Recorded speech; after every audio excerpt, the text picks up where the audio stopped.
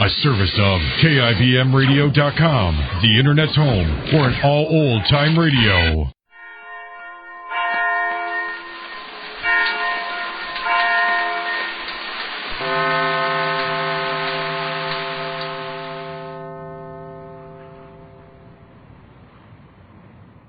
Well, Mr. Race complained last night that he isn't feeling well these days. He doesn't know what ails him, but he hasn't been up to par. Jane is worried and asked him to see a doctor, but Mr. Race refused. This episode takes place the following morning in two scenes. Mr. Race's office, and then later that evening at the Ace's bungalow.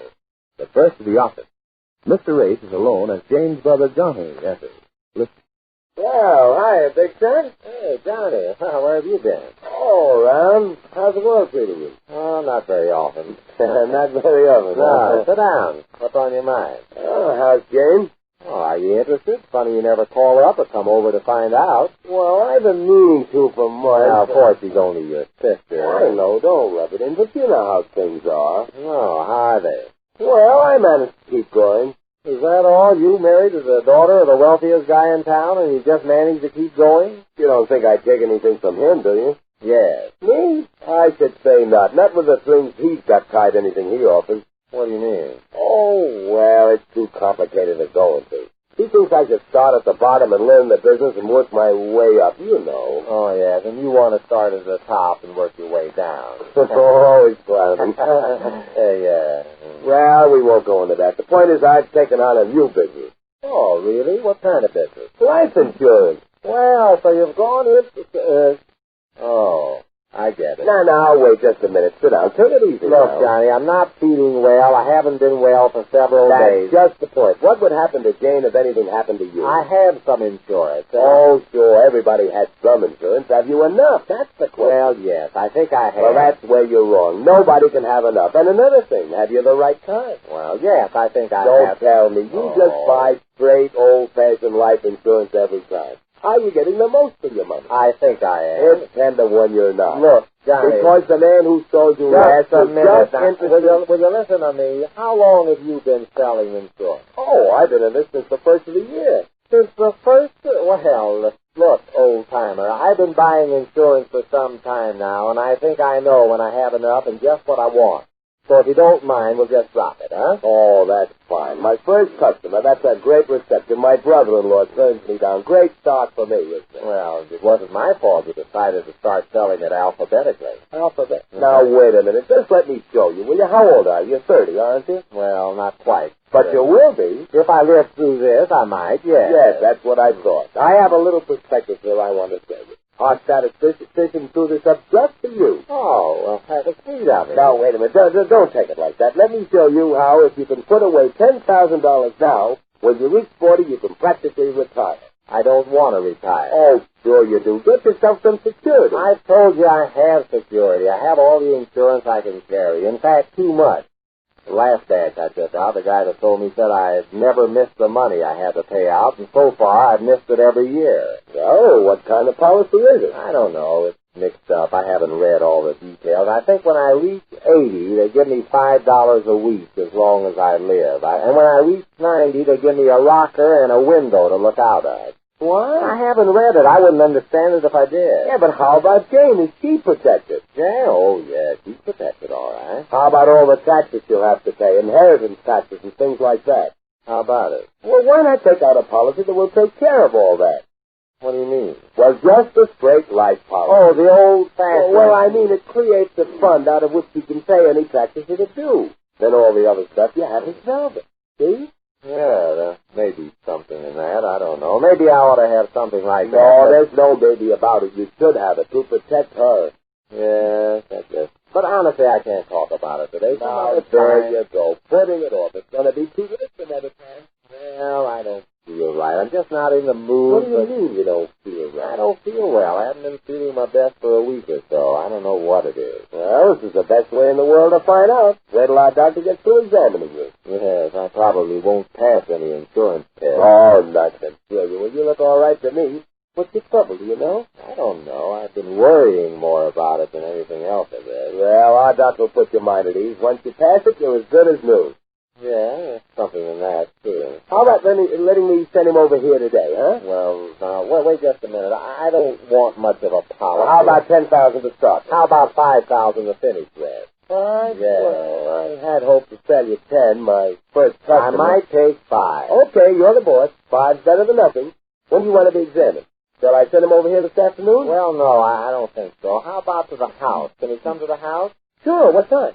Well, say about 6. I get home about that time. 6 o'clock, he'll be there. I'll have all the papers filled out for him. I hope I can pass. I really should have a fund to take care of the taxes. Sure you should, and you'll pass, don't worry. I'll have Dr. Lenrow there at 6 o'clock sharp. Okay, Johnny, 6 o'clock.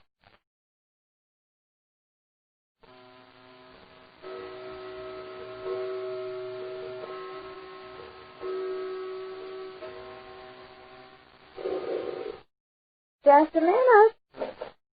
Is Mr. Ace home? Mr. Ace? Well, no, not yet. He should be here, though. I'm Dr. Lenrow. Oh, a doctor. Well, come in, doctor. I have an appointment with Mr. Ace for 6 o'clock. Well, come in. I know he'll be here any minute.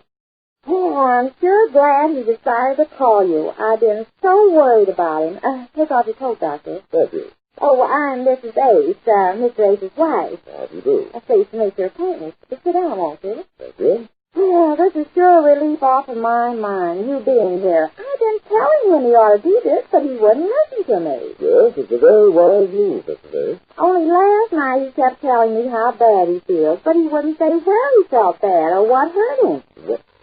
What's that? I say only last night he was telling me how sick he was. Sick? Yes, usually I always think he ate too much dinner and I fixed him some bichloride, but last night... Bichloride? Yes, you know, bichloride of soda. But last night he just sat here and he could hardly keep his head up. He just kept falling asleep. And no wonder, because he hasn't been able to fall asleep for a week at night when he goes to bed.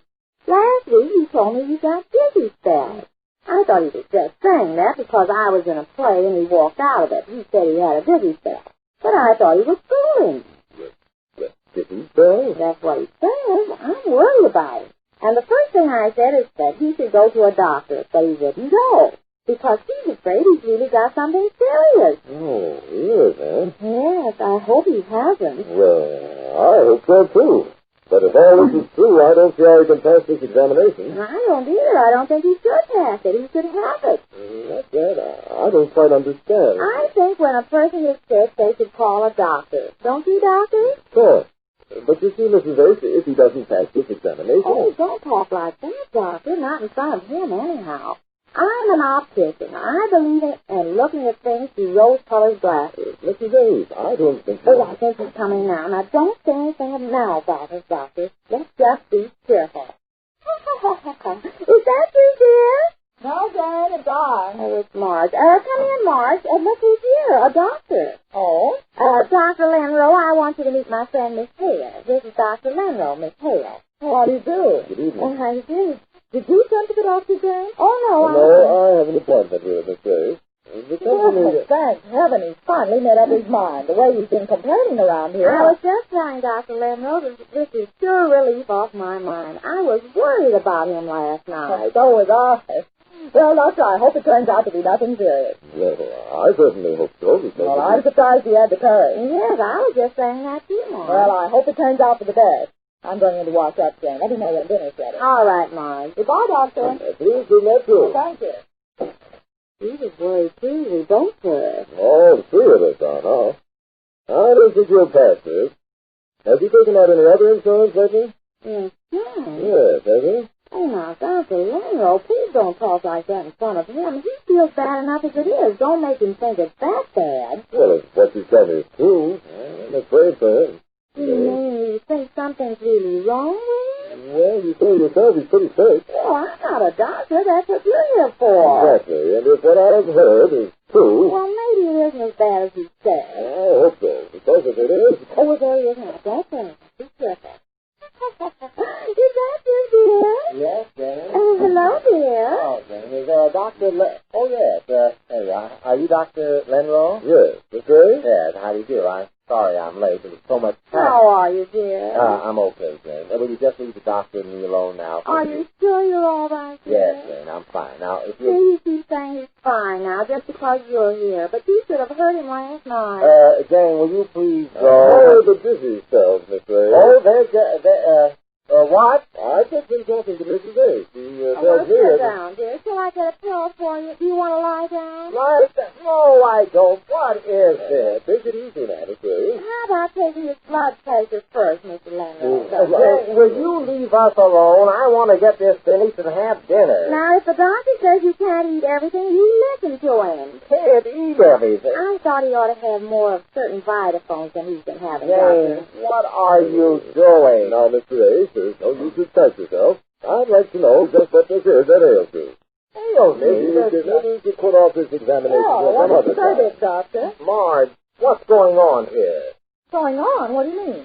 Have you been talking to him, too? Why, yes, I just met the doctor. I was telling him how you felt last night. Jane was Isn't this all... Now, look, Doctor, there's a misunderstanding. They don't understand what this is about. You can see I'm fine. Now, dear, just relax. I'm going to relapse if you don't keep out of it. I understand the truth, Miss Ray. I feel fine. But they just told me you were a sick man. Oh, what is the matter with you two? Well, what is all this? This man is here to examine me for a policy. What? I feel You fine. see, he won't even tell a doctor where he feels sick. Jane, I won't get this policy if you keep that up. Well, honesty is the best policy, dear. Oh, isn't that The awful? doctor and I'll try to get you well again if you only just Jane managed to ball that up quite completely. Just what the outcome is, we learn when next we meet the Easy Aces. Colgate Dental Cream to clean your breath while you clean your teeth and help stop tooth decay, and Palmolive Shave Cream for a smoother, more comfortable way to shave, bring you Our Miss Brooks, starring Eve Arden.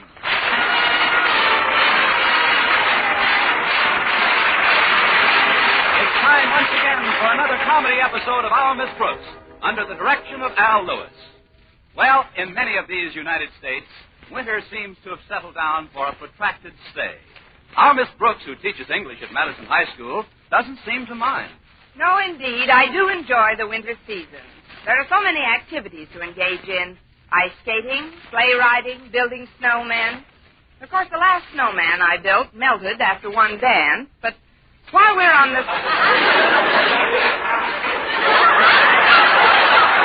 While we're on the subject of snowmen, I was speaking to my landlady just last Friday morning about one Philip Boynton. It seems the bashful biologist had come out of his turtleneck sweater long enough to invite me to Madison's annual matinee snowball dance. That's wonderful, Connie. And I just know you'll be the belle of the ball this afternoon. That outfit is so colorful and wrinkly looking, especially those lovely blue socks. I haven't put on my socks yet. Maybe we ought to turn the heat up, Mrs. Davis. Of course, dear. But I am crazy about that sweater. And the earrings are divine, even though they are a bit large. These are not earrings, Mrs. Davis. They happen to be ear muffs. I'm just wearing them a little lower than usual. You see, I have what is known in medical circles as cold lobes. Oh, I'm sorry. Oh, it's nothing to worry about. I just don't want my blue feet to get jealous. I'll put my socks and shoes on right now. I brought them in with me. Yes, you better get ready, Connie. Walter Denton will be here to pick you up any minute. But while we're waiting, you still haven't told me how you got Mr. Boynton to ask you to the dance. It wasn't easy, Mrs. Davis. I started my campaign weeks ago. First of all, I played hard to get for 2 days. And then? And then I played Available Jones for 3. After that, I changed my lipstick 4 times and used 6 different brands of perfume in as many days. And then? Then I bought 2 tickets to the dance and invited him. But it should be fun. Oh, that's Walter now. Coming, Walter! See you tonight, Mrs. Davis.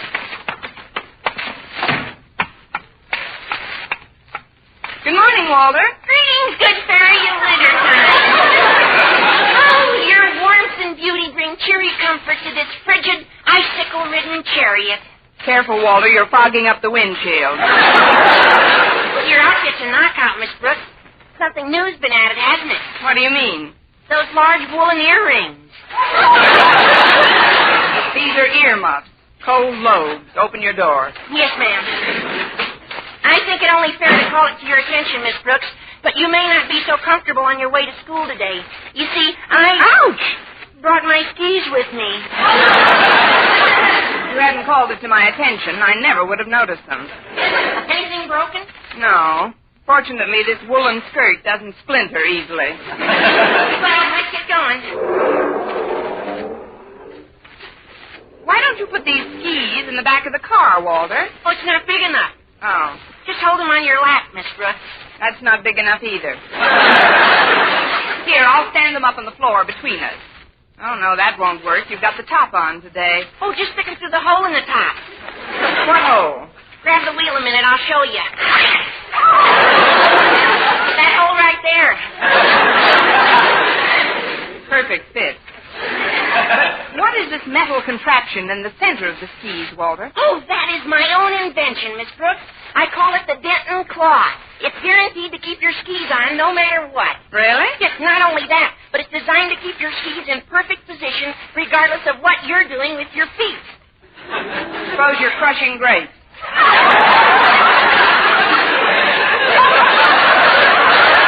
It's no laughing matter, Miss Brooks.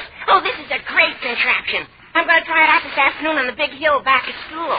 But aren't you going to the snowball dance in the gym today? Oh, sure. Yeah, but a bunch of us kids are going to go skiing for an hour before the dance. Say, maybe you'd like to come along, Miss Brooks. Not me, Walter. I've never been on a pair of skis, and I'm perfectly contented to keep it that way. You don't know what you're missing, Miss Brooks. There's nothing like sailing down those snowy slopes and taking a crack at some Christies and stems. There'll be no Christies on my stems. But it's a wonderful sport, and the exercise is great for you. You ought to see those kids after a half hour on that ski run. Their eyes are glowing, and their faces are red and tingling. And that's not all.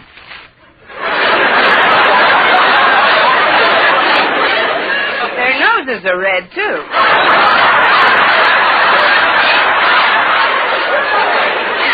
Yes, that's all I'd need. Why, with my blue earlobes and a red nose, I'd look like somebody stuck a flag in the snow.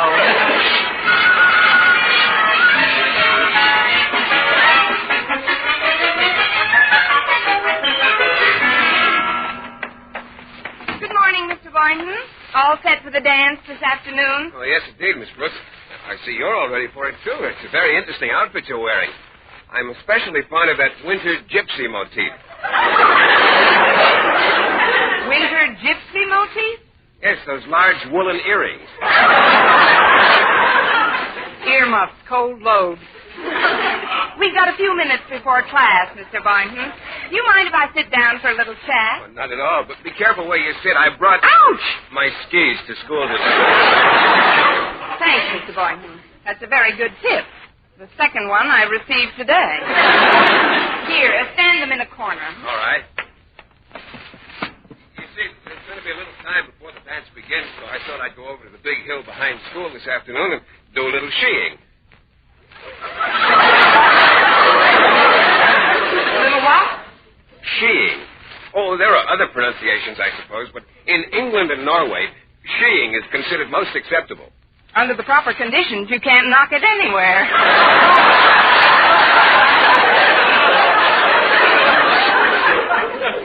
By the way, Miss Brooks, are you interested in the sport? Oh, quite a bit, Mr. Boynton. Except that I've always called it heeing. I've always called it skiing. Well, skiing or skiing, I'm going out on the hill after school. Would you like to come along with me? Certainly. If there's one thing I'm just crazy to do, it's to sail down that snowy expanse and try out my Christies and Stemmies. Of course, I haven't had much of an opportunity to ski since coming to Madison, but I know it'll all come back to me in a flash. Oh, I see you've got the poles that help you keep your balance. Just what do you call those poles, Mr. Boynton? Just poles. And what about those metal discs near the bottom? What are they called? They're just called metal discs. I've this thing down pat, haven't I? Well, if you'll excuse me now, I'm going to dig up a pair of keys for this afternoon. I don't have a pair of my own. Well, I don't have any extra ones. Do you think you can borrow some, Miss Brooks? Don't worry, Mr. Boynton. I'll be out on that hill with you this afternoon if I have to get a long splinter in each foot.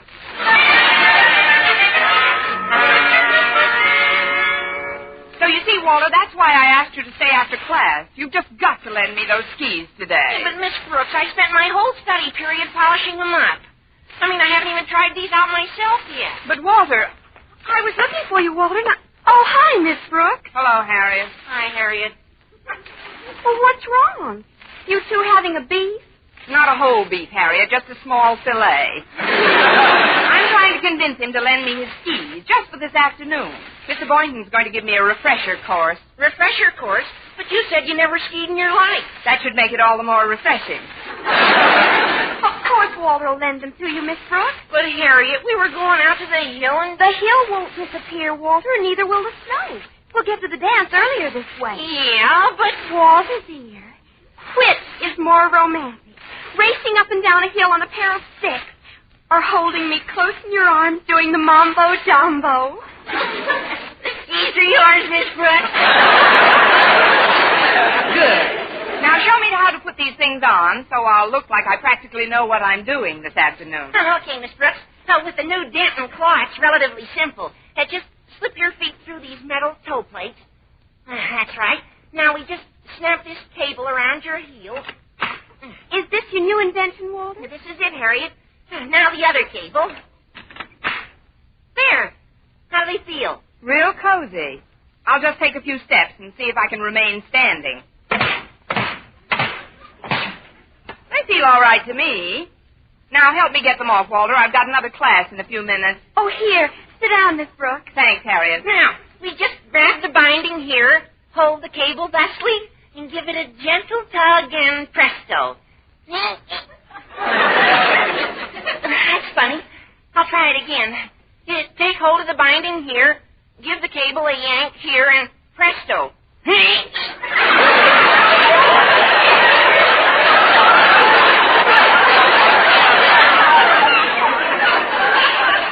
Once again, presto.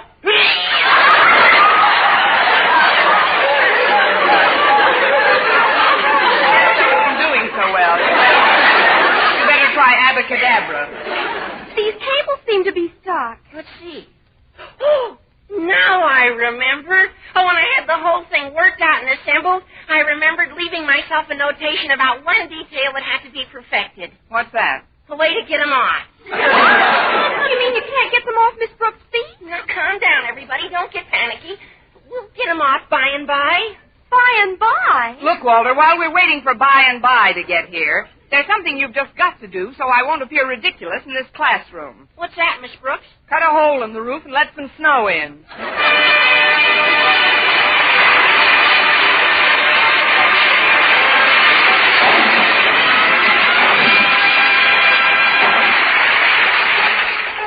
Brush your teeth with Colgate. Colgate Dental Cream. It cleans your breath. What a toothpaste. While it cleans your teeth. Colgate toothpaste. Cleans your breath. What a toothpaste. While it cleans your teeth. Colgate Dental Cream cleans your breath while it cleans your teeth. And the Colgate way stops tooth decay best. Yes, the Colgate way is the most thoroughly proved and accepted home method of oral hygiene known today. Over 2 years' research showed brushing teeth right after eating with Colgate Dental Cream helped stop more decay for more people than ever before reported in dentifrice history. The Colgate way stops tooth decay best. No other dentifrice, ammoniated or not, offers such conclusive proof. And you should know that Colgate, while not mentioned by name, was the only toothpaste used in the research on tooth decay recently reported in Reader's Digest. So always follow the Colgate way to clean your breath while you clean your teeth and stop tooth decay best. Brush your teeth with Colgate. Colgate Dental Cream. It cleans your breath. What a toothpaste. While it cleans your teeth. And the Colgate way stops tooth decay best. Well, the American teacher has been called upon to face many a crisis, and I refuse to let the fact that my ankles were locked to a pair of skis by the dent and claw faze me one bit. When it came time for me to conduct my class, I merely smiled, rose from my desk, and with my customary dignity and poise, stepped lightly to the blackboard.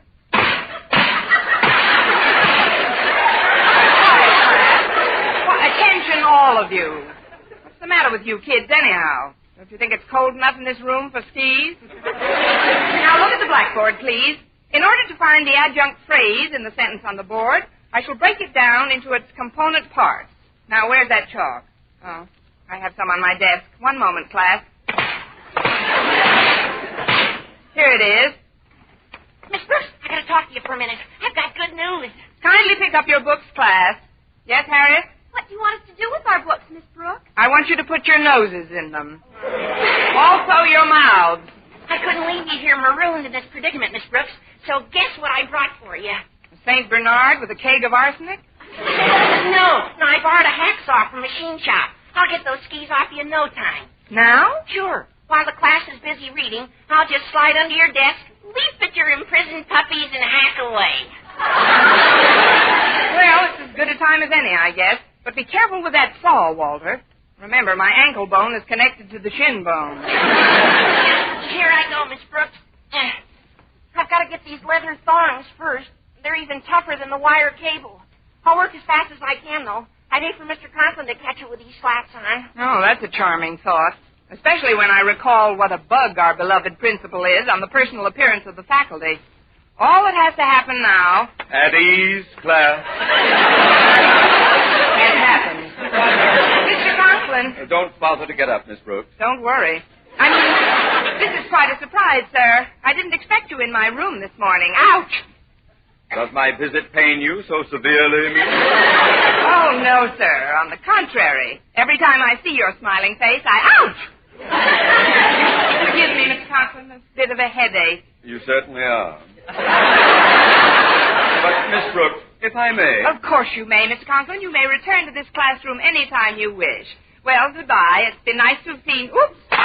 Oh, you dropped your chalk under your desk, Miss Brooks. Let me get it for you. No, thank you. I've already got it, see? Amazing. It fell to the floor, and you got it without even bending over. My foot handed it to me. My hand footed it to... I've got it, see? I don't know what's wrong with you this morning, Miss Brooks, but I came in to address your class, and with your permission, I'll do so. Permission granted, sir. Very granted. Go right ahead, Mr. Conklin. Thanks. And now then, most of you are aware of the fact that by dint of much argument and persuasion, I recently prevailed upon the Board of Education to appropriate $1,000 for the purpose of resanding and completely refinishing the floors throughout this building and in our gymnasium. This work has been done and done well. Yet only moments ago in the hallway, in flagrant violation of my posted notice to preserve the school floors, I discovered the soggy prints of a pair of skis. Something in your throat, Miss Brooks? Just my heart. Please continue, Mr. Conklin. Well, I don't like to have to resort to these methods, but I must ask all you students to swing your feet into the aisles, and I will pass among you to inspect them. I'll take this row first. Right over here. Now, quiet, class. Whatever you do, don't talk. This file isn't very sharp, Miss Brooks. And for heaven's sake, start biting, Walter. I'll do my best. I'm not down here playing this little piggy, you know. And more. The guilty one doesn't seem to be in this class, Miss Brooks. Have you looked in the cloakroom? Believe me, the skis aren't in the cloakroom, sir. I wish they were, but they're not. That is, if you have to go back to your office now... You'll have another class coming in shortly, Miss Brooks. I'll wait for them. Meanwhile, carry on with this one. But it's quite a boring lesson today, Mr. Conklin. You see, I was about to tell my class which is the adjunct phrase on the blackboard. Well, now, don't merely tell them, Miss Brooks. They'll retain it much better if you go to the blackboard and check it out. Go to the blackboard? Yes, Miss Brooks. And at once. At once? Yes, Miss Brooks. Now. March. Very well.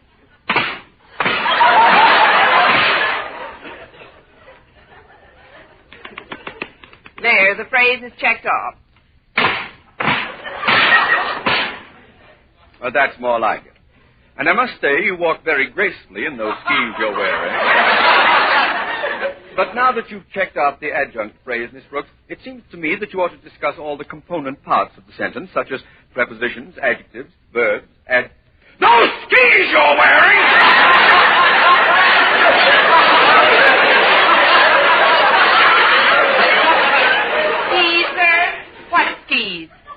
waiting, Miss Brooks?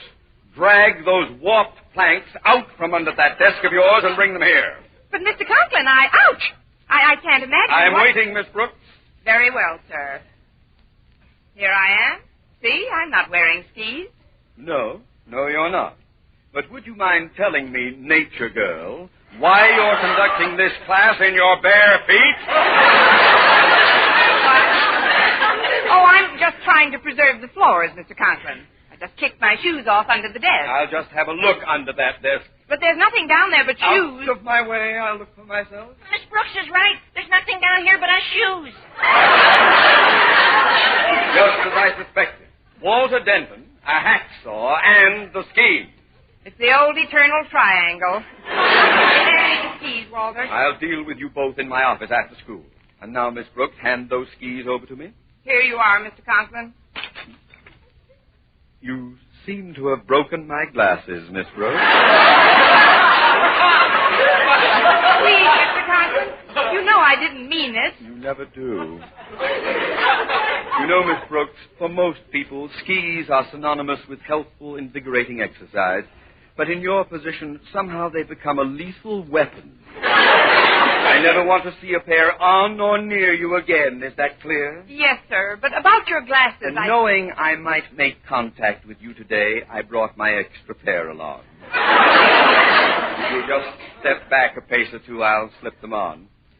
Ah, there. Now, if you'll be good enough to reach back and hand me the other ski. The other one? Oh, yes, here you are. Oh, what have I done? Oh, I'm terribly upset, Mr. Conklin. You must be. You only broke a window this time. Not very good aim for you. I still have my glasses. Yes, sir. And I still have the ski you asked for. Here it is, Mr. Conklin.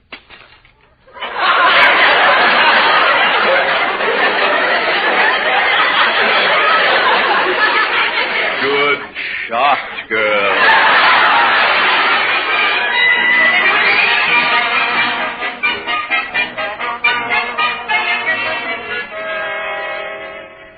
The summit of the old ski hill is just up ahead, Miss Brooks. I wish we could have started earlier. It's getting pretty nippy out. The delay was unavoidable, Mr. Boynton. Right after school, Mr. Conklin summoned Walter Denton and me to a meeting in his office. You know how strict he is about parliamentary procedure. Well, yes, I do. We had the floor for over an hour. You and Walter? Yes, he waxed and I polished. But that's all behind us now. Yes, let's forget about school and discipline. Well, this is the summit. We'll take off from here. You'll take off from here. I'm just a spectator. I don't even have any skis. Oh, I know, but we'll share mine. Ladies first, Miss Brooks. Here, I'll slip them on for you. Oh, no, please. I wouldn't think of it. Well, nonsense. Give me your right foot first, Miss Brooks. No, Mr. Boynton. Now, just lean down, lay your head close to mine, and put your arms around my shoulders. Well, if you're going to bribe me. There's one. And there's the other. All set to take off, Miss Brooks. Wait. It looks much different from the top than it did from below. Yee-hi-oh, Miss Boynton! Oh, it's Mr. Conklin. Oh, no. I've got to work fast. Ski-hi-oh, Mr. Conklin! Why are you covering your skis with snow, Miss Brooks? I'll explain later, Mr. Boynton. They're pretty well hidden now. Hello, Boynton. What a delightful winter's day. Hello, Mr. Conklin. Turned pretty raw, didn't it? Well, Miss Brooks, how have you been behaving yourself since I saw you last 2 pair of glasses ago? Just fine, Mr. Conklin. Oh, I notice you don't have your skis on, Mr. Conklin. Aren't you going to take advantage of the snow today? Me get on a pair of skis with my blood pressure? No, thank you. I just came up to look at the scenery and get a breath of fresh air before plunging into the fetid atmosphere of that dance in the gym. You make it sound like fun. Oh, the view's lovely from here, all right. But you'll have to step a bit closer to the edge of the hill, Mr. Conklin, if you really want to get a bird's-eye view. That, Mr. Boynton, is for the birds.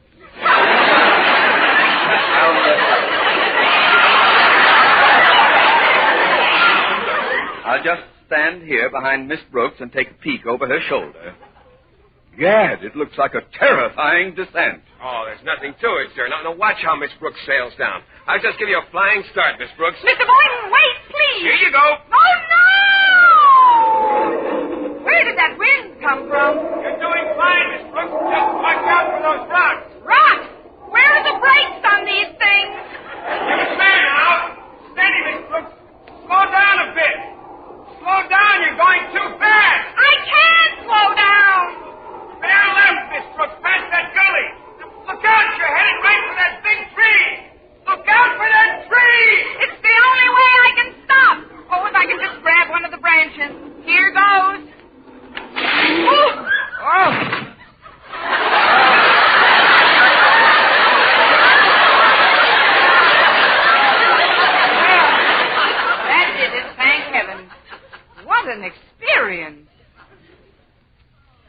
mind if I get off now?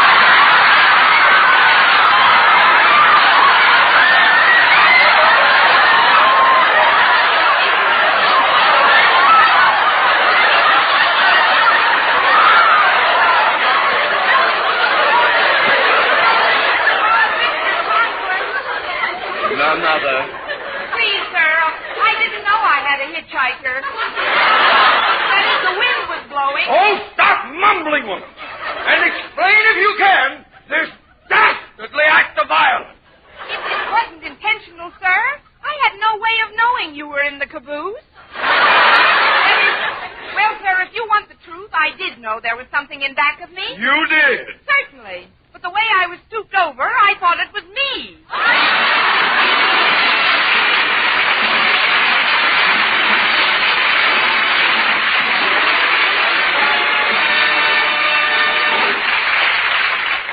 Arden as our Miss Brooks returns in just a moment. But first, you get smoother, more comfortable shaves by shaving the Palmolive brushless way. Get smoother, more comfortable shaves the Palmolive brushless way. Hey, that's a fact, men. You can get smoother, yes, more comfortable shaves the Palmolive brushless shaving cream way. Just rub velvet smooth Palmolive brushless into your beard. You'll find it wilts the toughest whiskers, actually protects your skin by providing a soft film that floats your razor's cutting edge. Remember, over 1,200 men tested the Palmolive brushless shaving cream way, following directions on the package. And no matter how they shaved before, 3 out of 4 reported beards easier to cut, less razor pull, smoother, more comfortable shaves. So men, try the Palmolive brushless way yourself. Even in cold or hard water, you get a close, clean shave. And a smoother, more comfortable shave. You get smoother, more comfortable shaves the Palmolive brushless way. Next time you shave, try the Palmolive brushless shaving cream way.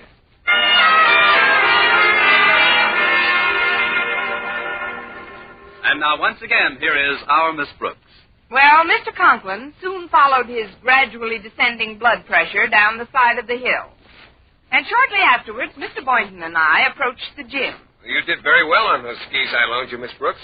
I'm still alive, if that's what you mean. But I was rather surprised that they didn't slip off when I hit the tree. Well, you've got to give Walter credit. That invention of his really does the job. What? You mean he put the dent and claw on your skis, too? Certainly. Well, I see the band's getting ready to play a number. May I have this dance, Miss Brooks? I wouldn't be without it.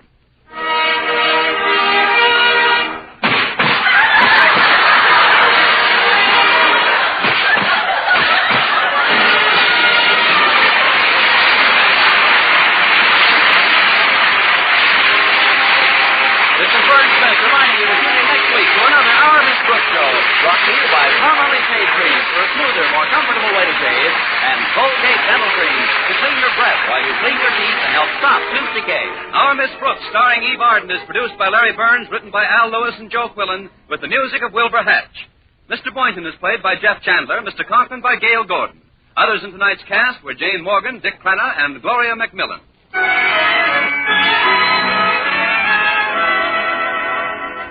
Listen to this. With Marvelous Vel, V-E-L, you can save 90% of dishwashing work. A quick soak in Vel suds gets dishes and glassware shiny clean. Even if a bit of food should cling, a touch with a dishcloth gets rid of it fast. Yes, Vel's activated suds lift off and carry away food and grease.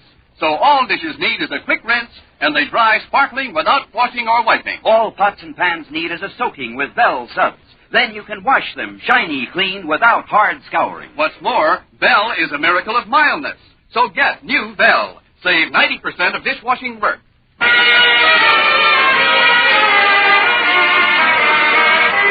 King's Row comes to radio tomorrow. If you loved King's Row as a novel, cheered it as a motion picture, you'll thrill to King's Row as an exciting Colgate radio drama. King's Row can be heard on most of these Columbia Network radio stations tomorrow and every Monday through Friday at 3:15 p.m. Eastern Standard Time. And be with us again next week at this same time for another comedy episode of Our Miss Brooks. Bob Lamont speaking. Stay tuned now for Jack Benny. CBS Columbia Broadcasting System.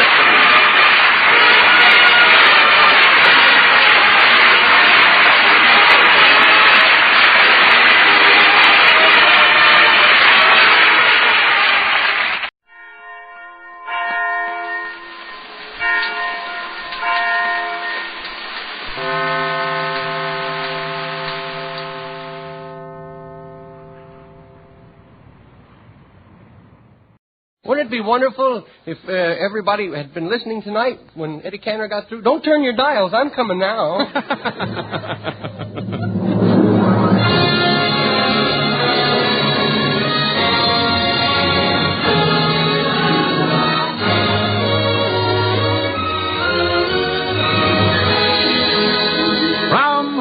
Procter & Gamble brings you the Red Skelton Show, starring Red Skelton, Dave Rose and his orchestra, our singing stars, the Four Knights, Verna Felton, Lorene Tuttle, Pat McGeehan, and yours truly, Rod O'Connor.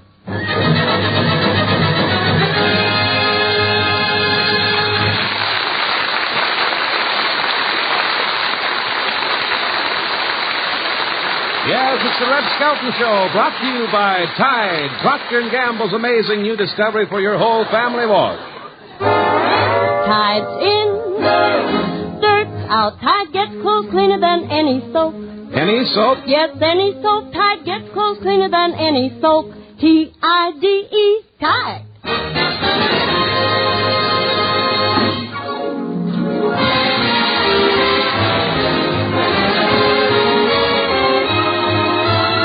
And now from Metro Golden Bear, the star of our show, Red Skelton.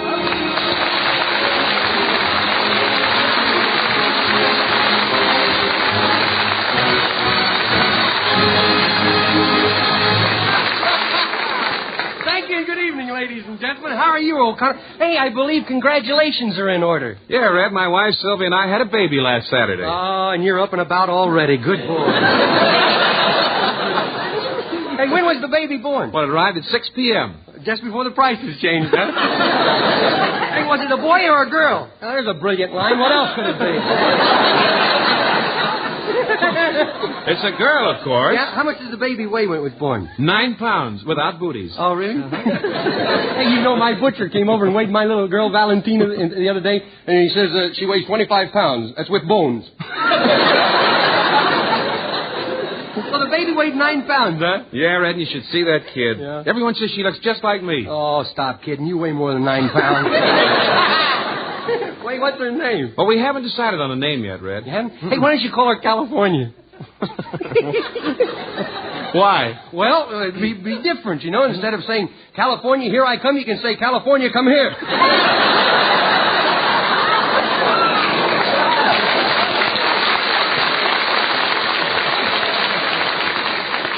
That's a good one. I wish it had been in. Well, back to the funny stuff now. Don't worry if they don't laugh, Red, you know. I say, don't worry if they don't laugh. You still have your newspaper out. Yeah. You know, for a guy with another mouth to feed, you take an awful risk, don't you? Well, speaking of newspapers, that reminds me, tomorrow is National Newsboys Day. No, just a minute. It's not newsboys. They prefer being called newspaper boys. Mm-hmm. I know how they feel, because I'd rather be called a comedian than a comic.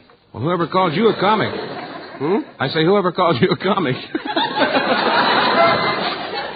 Nobody. In fact, as a matter, I don't think anybody ever called me a comedian either. But getting back to the newspaper boys, those fellows really have a tough job, and it's dangerous, too. You never know when a dog's going to bite you, you know. Well, now, that's stretching it a little too far, you know. Don't you know that science has proven that if you're not afraid, a dog won't bite you? I know science has proven that, but has science found a way to pass it on to the dog? Well, you've got to give those newspaper boys credit, you know. They really know how to sell papers. You're not kidding. They know all the tricks, you know. I get a kick out of the newsboys, the way they stick you're driving the car, and they stick the paper right up the windshield.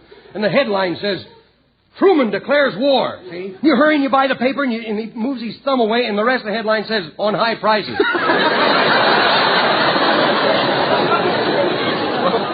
Tell me, Red, were you ever a newsboy? It's news, not newsboy, newspaper boy. Oh. We've got to have a little dignity about this thing. And they're not selling papers anymore. It's journals they're selling. Mm-hmm. Yes. Leave me alone. I'll make up something. And there's no more of that extra. Read all about it. That's out from now on. From now on, it's attention. Familiarize yourself with the content. You know, that sounded pretty good, Red. Huh? I said that sounded pretty good. Better than what was written, right? Seriously, we should all remember the newspaper boys in more ways than one. They're not just boys you're doing business with now. They are America's future.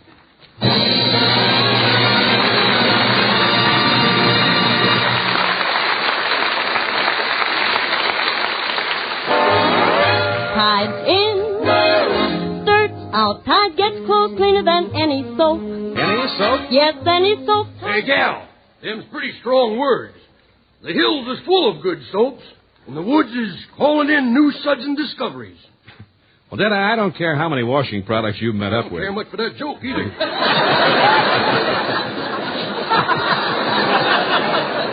The gal is right. Tide gets clothes cleaner than any soap, any other suds, any other washing product known. Procter & Gamble's amazing Tide gives you a cleaner wash all the way down the line. Sheets, shirts, work clothes, everything. Tide leaves them all free from dirt and more. Because Tide also removes dingy soap film. That's a remarkable kind of cleaning power. Yet Tide is safe. Truly safe for all your washable colors. In fact, colors come to life as Tide washes away dulling soap film. Tide actually brightens them. And here's the story on white things. In hardest water, Tide gets them whiter than any other washing product known. Tide keeps them white, too, week after week. Never turns them yellow. There are many washing products to choose from, but only Tide gives you all this. The cleanest, brightest, whitest wash you ever hung on the line.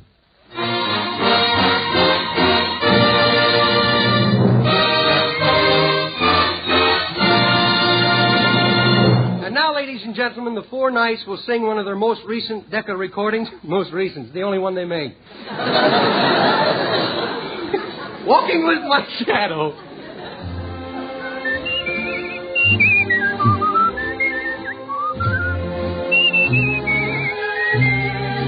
Walking with my shadow, feeling kind of blue. Walking with my shadow, wishing it was you. Strolling all alone every night, it just isn't right, 'cause you ought to be together with me, holding me tight, walking with my shadow, talking to the breeze, walking with my shadow, lost in memory. Darling, won't you please come back? Ever since we've been apart, I'm walking with my shadow, 'cause you're still in my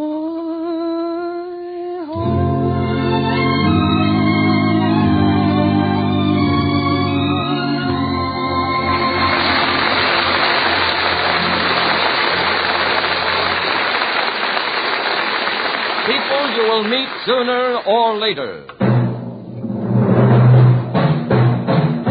Have you ever met a fellow that hires a lawyer to defend him and then he really messes himself up by telling the court in his own words how the thing exactly happened? They're called Willie Lump Lumps. And you'll meet one sooner or later.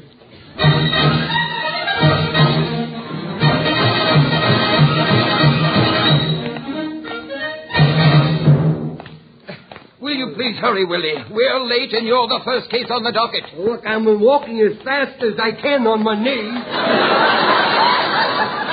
Willie, when you get on the stand, I hope you'll remember to let your lawyer here do the talking. Or you'll make a fool of yourself. Well, I'm tired of you doing it.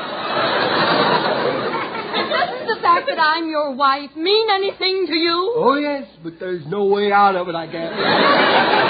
Oh, when I think of all the men I could have married when I was younger. Yeah, I know. Washington, Lincoln, Marconi. Look, I'm not so old. I haven't got a wrinkle in my face. Well, what are them things, Dent? You're the only one who thinks I'm old. Oh, yeah, then why was it the last time we went to the museum they tried to arrest me for walking out with one of their mummies? And why did you ever ask me to marry you? What's that again? Why did you ever ask me to marry you? You got an awful short memory for someone who put the cartridges in her father's gun. Look, Willie, if you want me to defend you, we'd better hurry. All right, take it easy. This court is now in session. First case, the city versus Willie Lump Lump for disturbing the peace and willfully destroying property. Yeah, that's me. I'm sorry I was late, Judge, but you know what a rotten parking facilities you got in this burg. Order in this court. I see you're charged with destroying a parking meter on Main Street. Is that what those things are? I thought they were to keep score on how many pedestrians you had. Did you know that I put a penny in one of them things and it registered 30 and it scared me to death? I thought I lost 110 pounds. You see, he thought it was a scale. Yeah, and I wrecked it because I didn't get my little fortune card out. Well, that was stupid. No, it wasn't, because just about then a guy with a badge came out from nowhere and he told me my fortune. He said I was going to meet the judge the first thing today, and I'm glad to meet you, fat boy. Order. Oh, look, you think I'm going to say I'll have a beer, you're nuts. Even I won't hear your joke right. Now, let's not get your gavel in it up. If I were you, I'd do something about those parking meters. Why? Well, it's going to cause a lot of confusion, you know. Next thing you know, everybody will be wanting to get their own little town and settle down.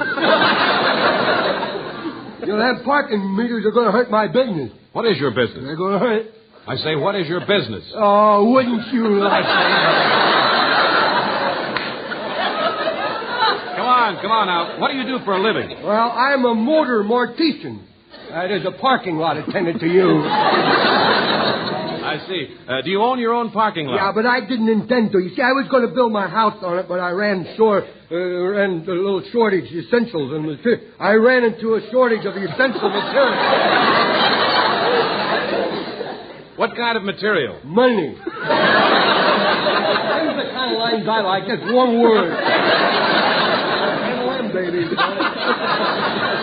Well, I couldn't build my house to open the parking lot. You see, Your Honor, my client is in a very nerve-wracking business. And irritation sometimes arises that cause him to lose self-control. Attaboy, Frank. I see.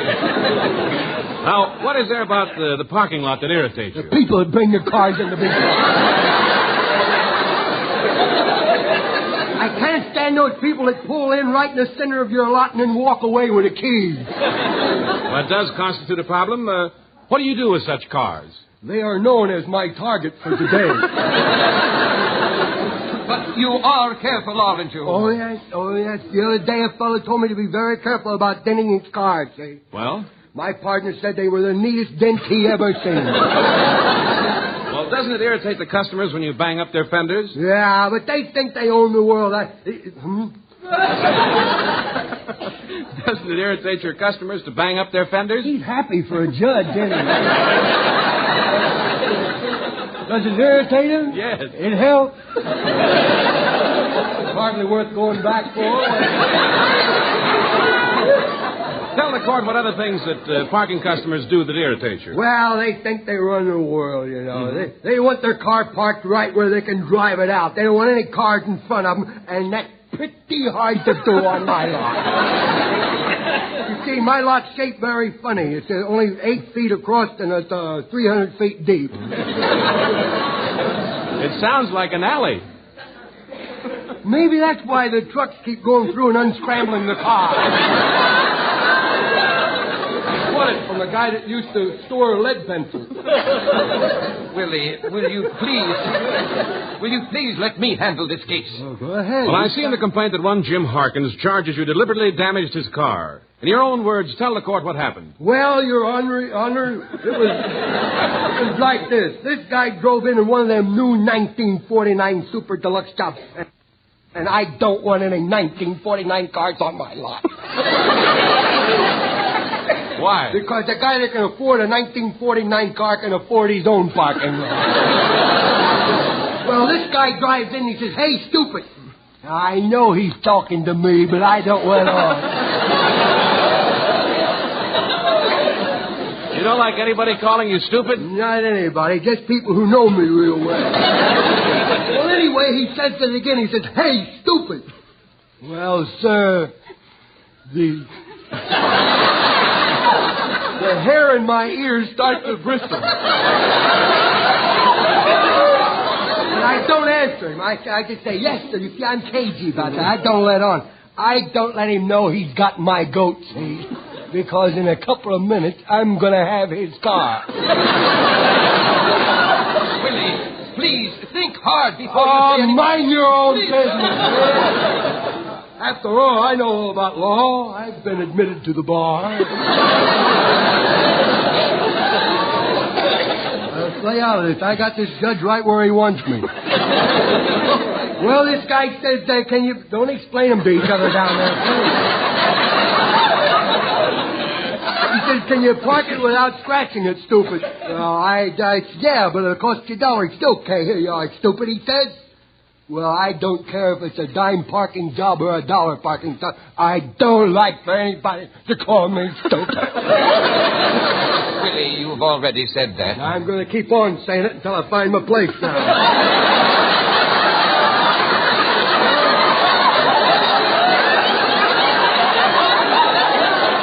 Well, sir, I open the car and I get in, I sit down, and I'm pushing them buttons that run the windows up and down, see?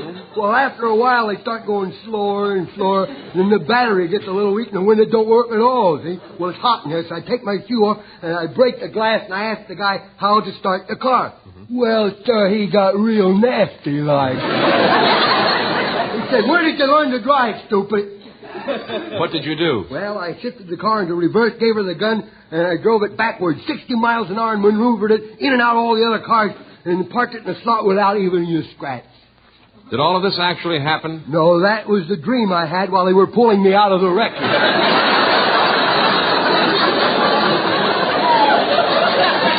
You should have seen that car. He couldn't have traded it in on a Stanley steamer. The engine was in the back. Fenders had a worried expression. Headlights were looking at each other. Pulling up, Lump. This court fines you $1,000 for destroying private property and for using city property for a parking lot, and orders you to pay for all the damages and claims of said property to Jim Harkins. Windy old bird, ain't he? I herewith revoke your permit to operate a parking lot. Next case. Well, how unreasonable can you get, anyway?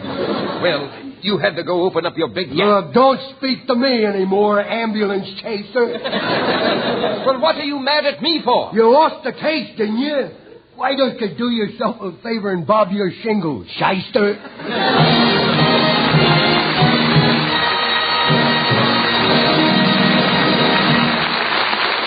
And now Dave Rose and his Procter & Gamble Orchestra play 12th Street Rag.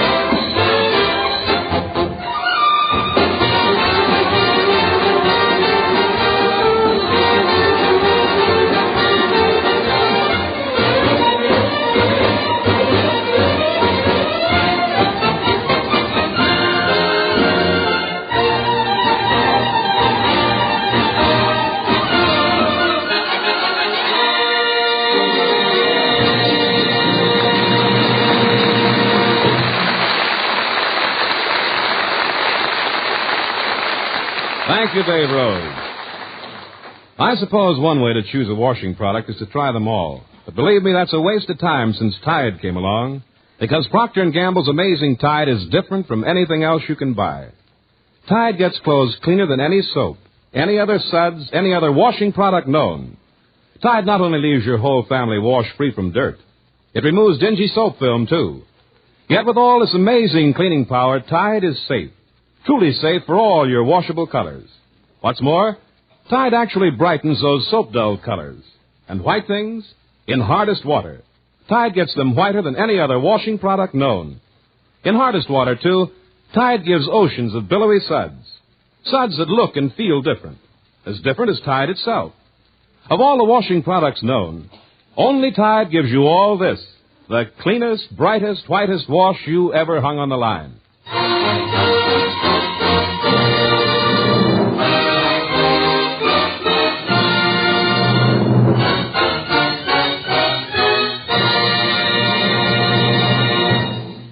A page from the Mean Little Kid's diary. Have you ever noticed that on the one morning that you can sleep late, that the city decides to tear up the streets, or Junior goes prowling around the house like he's on horseback? Well, let's look in on the Mean Little Kid and see what happened.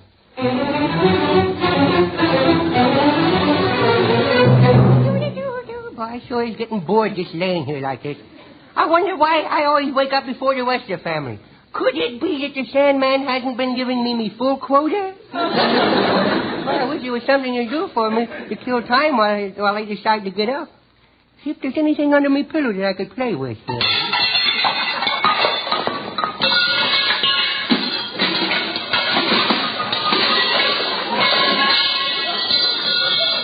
No, nothing interesting there. I could kill time by sucking me thumb. Oh, I just remembered. Namo put some medicine on me thumb to break me the habit. Of course, I could get up and wash it off, but then that requires soap and water, and there's no sense of getting drastic about it.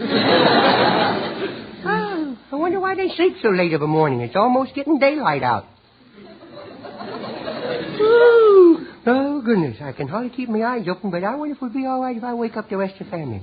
I could do it quietly, like putting a firecracker under each bed. That would start the day off with a bang, wouldn't it? Well, I think I'll crawl out of my little crib and look around. Go ahead.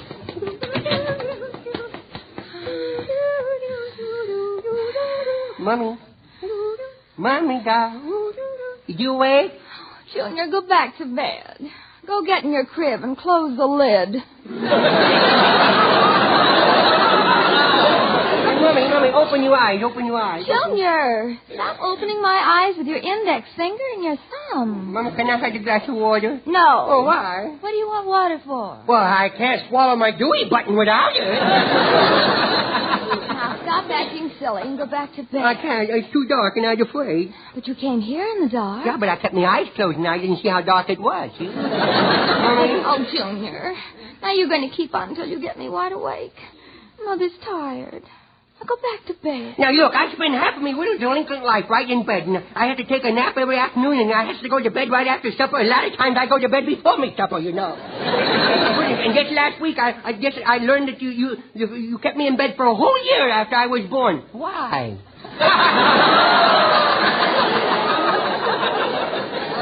Because we didn't think the world was ready for you.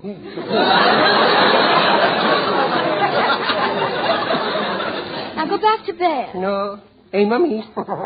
Guess what I got behind me back? I don't want to guess what you got behind your back. What have you got? My tongue. Look, I'm going to let go of it. Whoa! Boy, you snap back just like a yo-yo, don't you? Junior, for the last time, go back to bed. Now, it's only 6 o'clock. Okay, sleepyhead. I never see such lazy people. I am back in bed. I think I have a pillow fight and beat myself over the head with a pillow. Oh, look, it's snowing. Indoors, too. Uh-oh, them feathers. I better hurry out and get a chicken to take the blame for this, boy. I second thought I could get the broom and sweep it out. And then again, what difference do it make? I'm going to get a whipping anyhow. I wonder if Namo's awake yet. Well, if she ain't, I got the feeling that she will be real soon. I fall over a chair. Junior, is that you? I don't know. It's so dark I can't tell. Did you hurt yourself? Yes, I did. That's a good boy. People say when they're asleep. I'll go check in on that. Come on here now. It's locked. That old gal is a mind reader, boy. Here, let me out! Let me out! That's silly. I want in. Junior, stop that. You went wake up the whole house? Yeah. Can you give me a few tips? Yes, I'll give you a tip. Get right back into your bed. Boy, I ain't sleeping no more. Well, we are. So go on back to bed. Well, I've been in bed so long that all my dreams are playing return engagements like Warner Brother Pictures. Yeah, I'll go back to sleep if you'll fix me with a leg. Well, what's the matter with your leg? I stumbled over a chair. Would you rub some alcohol on it? Oh, don't say that word. You'll waken your grandfather.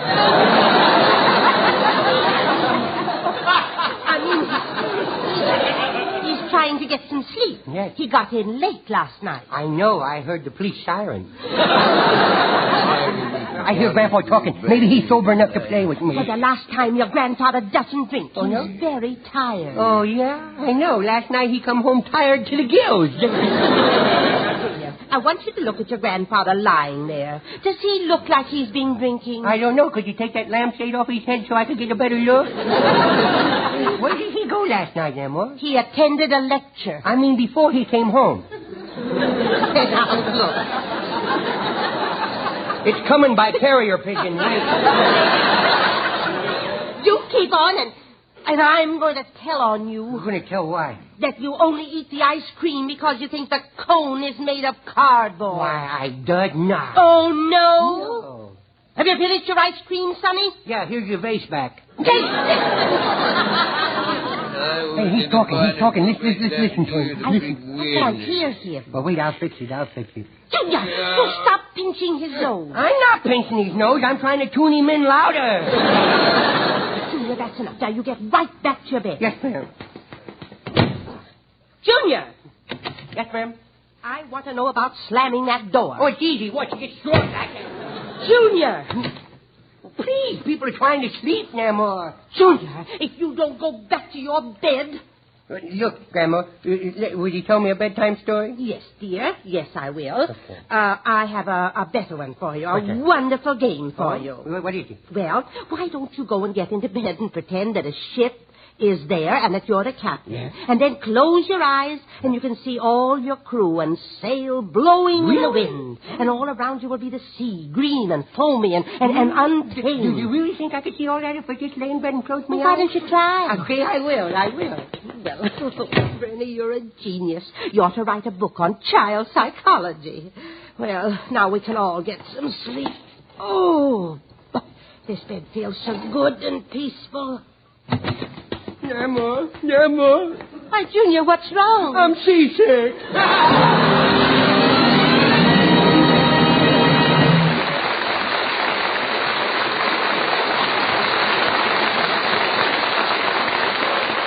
This is NBC, the National Broadcasting Company.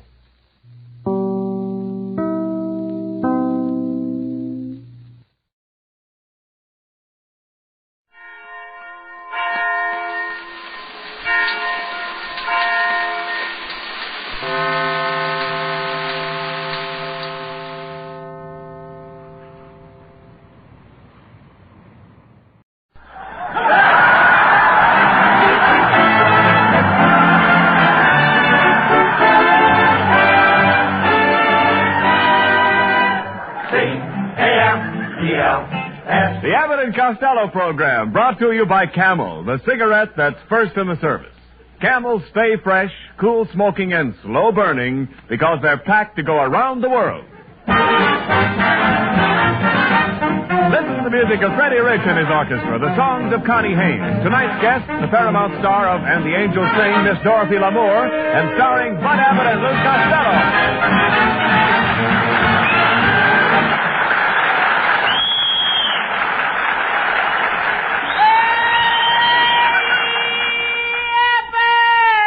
Oh, Costello, stop all that noise. Well, good evening, Your Honor. What do you mean? How are you, Your Honor? All right. How are you feeling, Your Honor? What's the matter? Greetings, Your Honor. Costello, please don't call me Your Honor around here. Abbott, don't be so modest. Ladies and gentlemen, I want you all to know that my old pal, Bud Abbott, has just been elected mayor of Sherman Oaks, California. So help me, this is no gag. It's on the level. And I say... and that's the truth. And I say, let's give his let's give his honor a great big hand. Speech, Abbott. Speech. Come on, give him a speech. All right. It's a little too short, Abbott. Make another one that we'll understand. Make another speech. I didn't start yet, Costello. Come on, what are you waiting for? Go ahead, make a speech. Okay. Ladies and gentlemen. That's all. Now, just a minute, Costello. Notice the way he talks now. Ladies and gentlemen. Now, just a minute. So fluently. Now, listen, Lou, please. I'm very Lights proud. in my eyes. Never mind. I am very proud to be mayor of Sherman Oaks. It's a beautiful little town. Yes, I'll say it is. I just drove through it on the way down here, Abbott. You did? What's that little green building right next to the pool room? Oh, that's the city hall. Well, you better get out there right away. The rats are dragging it down the sewer. Costello, are you insinuating that Sherman Oaks is a small town? Brother, that town is so small, the motorcycle cop goes around on roller skates. Oh. Boy, is it a lonely place. Lonely? You heard me, Abbott. It's so lonely out there, the mosquitoes go around stinging each other. No. But I like the way it's laid out. What do you mean? It's a graveyard with lights. All right, Costello, go ahead and laugh, but wait until next week. I'm moving into the mayor's residence. The mayor's residence. Mm-hmm. Now, there's a lovely house. 2 rooms and a path. No. Not bath, path. All right. You wait until you see it next week. I'm going to have the most beautiful house in Sherman Oaks. I'm putting a wing on it. Why don't you put 2 wings on it and fly it over to Glendale? Oh, Costello, there's no sense discussing politics with you. You're too ignorant. Ignorant? I'll have you know that in my class of school, I was a moron. A moron? Is that good? In my class, it's excellent. Oh, never mind politics. We have something more important to think about. We're starting our new picture at MGM next week, and we've got to find a new leading lady. Abbott, you're right. The last leading lady we had, boy, was she murdered. Why? What was wrong with her? Every time I kissed her, she sounded like she was gargling. And what was she doing? Gargling? Well, you have nothing to worry about this time. Metro says we can cast the whole picture ourselves. Oh, good. Well, good evening, boys. Oh, it's Ken Niles. Well. Say, Ken, Costello and I are getting ready to cast our next picture, and we are looking for a leading lady. Well, of course, my beautiful wife would be wonderful for the part. Look, Niles, we're not making a horror picture. Now, look here, Costello. I'll have you know that my wife is a prize beauty. I stole her from Cary Grant. That ought to teach Grant to keep his stable door locked. I heard that remark. It's Mrs. Niles, Luda. I said it for you to hear. Take it easy. Dribble push. Now. I'll have you know, Costello, that I could be a star in pictures. Why, only last week a director told me that there was character, dignity, strength, and intelligence in my face. He must have been reading between the lines. Costello, that's very unkind. Mrs. Niles has no lines in her face. Oh, no. If she had a string on each ear, she'd look like a Venetian blind.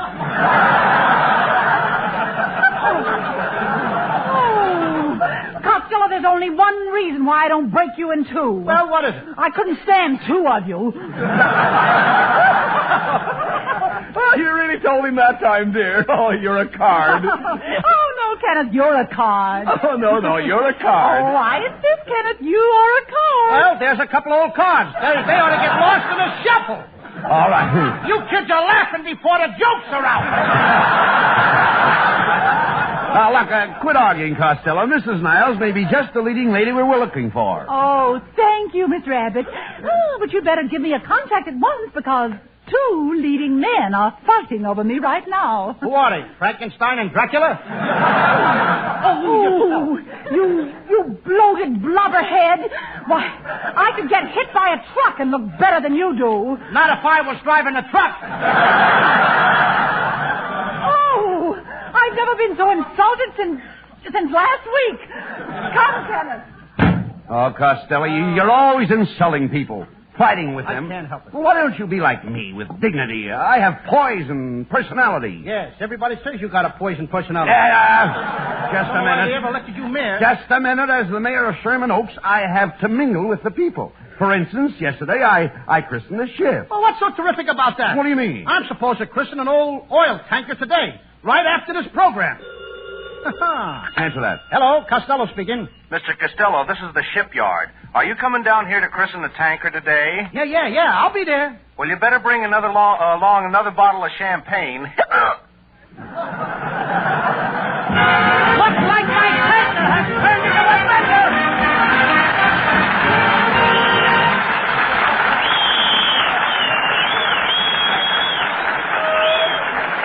Hundreds of miles south of Pearl Harbor is Christmas Island, pinpoint of land in the South Pacific.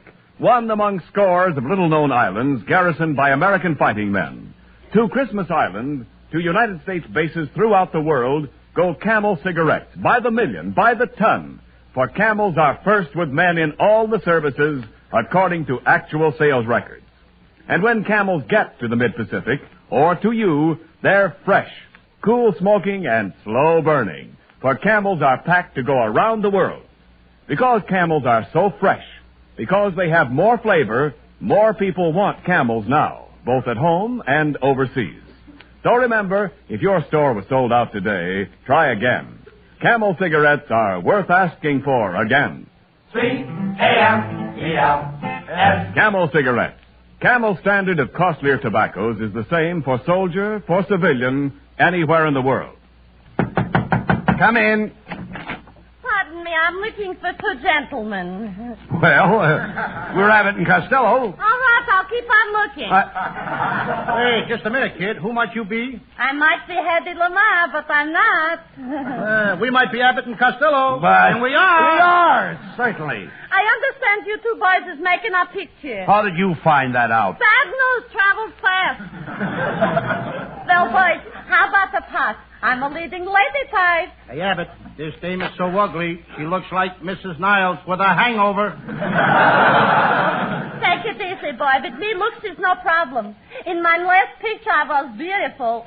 They photographed me to a cheesecloth. They should have photographed the cheese. Just a minute, miss. I'd like to know who sent you over here. I'll have you to understand I'm a personal friend from Goldwyn. He thinks I'm a very fine actress. Goldwyn. Hey, Abbott. What? If she's a friend of Goldwyn's, we'll have to give her a chance. You're right, Costello. Go ahead, miss. Do something. Well, I'll do for you a little poem I'm using only for auditions. It's a shorty. Goes like this. My mother sent me to the store to buy a sour pickle. The man gave me a pickle, and I handed him a penny. What kind of poem is that? It don't rhyme. When the guy gives you a pickle, you hand him a nickel. Nickel, pickle. Pickle, nickel. That rhymes. I should pay a nickel for a pickle just to make it rhyme. Look here, miss. Are you sure Sam Goldwyn sent you over here? What's Sam Goldwyn? Max Goldwyn by the Max! Get out of here! Get out! Max Goldwyn. Hey, listen, Abbott. Now, what kind of dames are we going to be getting in our picture? Well, now, don't get excited, Costello. I've already talked to Dorothy Lamore, and she's going to come over and discuss the part of our leading lady. Dorothy Lamore? Yes. Boy, oh boy. I can hardly wait till she gets here. You know, I feel like kissing her again. Again? Did you ever kiss Dorothy Lamore? No, but once before I felt like it.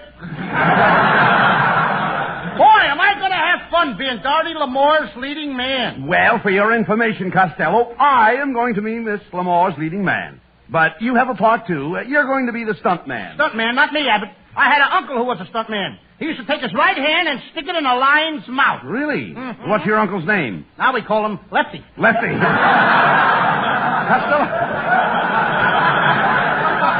Costello, you love the part of a stunt man.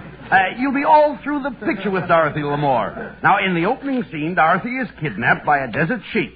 He rides away with her on his horse. Look, there he goes. Which way? What's the difference which way? I gotta know where to look. Quiet. Look, there he goes. There. Quiet, listen, we have no time to lose. We must chase after the kidnapper. You jump on your horse. I jump on my horse. As you land on the saddle, your grip is sure. Yeah. Your face is sturdy. My face is sturdy. Your clutch is strong. How's my transmission? Okay, never mind. Your horse leaps forward. Yeah. And you give him the bit. I give him a bit? Yes. I give him a what? You give the horse a bit in his mouth. What kind of talk is that? Give him a bit in the mouth. You mean I give him a bite in the mouth? No, Costello. You dig in the spurs. Your horse leaps forward. You soar through space. Sore where? Sores on the horse. You can say that again. Finally, we head off the kidnapper, and we must throw myself in front of the kidnapper's horse. That's where you come in. What do you mean? Well, you're the stunt man. Now, to rescue Dorothy Lamour, you take my place and stop the runaway horse with your manly chest. I ain't stopping my horse with my beautiful body. No. Listen, Abbott, how much money do I get in this picture for risking my life? What do you care about the money? It's the experience you need. Oh, so it's the experience I need. Yes. Now, the horse is running madly toward you. He's frothing at the mouth. You jump in front of him and grab him by the mane. By the mane what? No, the mane, the horse's neck. Horse's neck? Yeah. Let him neck. What do I care if they're like the romance? Oh, quiet. Oh, horse. There's a horse. Just a minute. They gotta go with other Now, horses. wait a minute. Let me finish this. Where do you think we get little horses? Never mind that. Everything has gotta... All right. There's a fierce struggle. And the horse drags you for 100 yards trying to throw you. Your head is bouncing over the ruts in the road. Boy, am I in a groove. But you hang on. I hang on. You don't mind the ruts. No, I've been in a rut for years. At last, the horse stumbles over you, throws you to the ground with a terrific force, and comes to a stop. Where am I? Under the horse. That's a horse on me. And then with a sigh... Now, wait a second. How much money did you say I was going to get for this? I said forget the money. It's the experience you need. Oh, yeah, I forgot. It's the experience that I need. That's right. Now, let me continue. And then with a sigh of gratitude, Dorothy Lamour slips off the horse into her hero's arms. Gee, into my arms? What? Wait a minute. What do you mean, your arms? I'm the hero. And I bend down and I kiss Miss Lamour tenderly. What's the big idea, Abbott? I mean, I saved her. Why can't I kiss her? Costello, you're not being paid to kiss Dorothy Lamour. What do I care about money? It's the experience, Dorothy. Get out of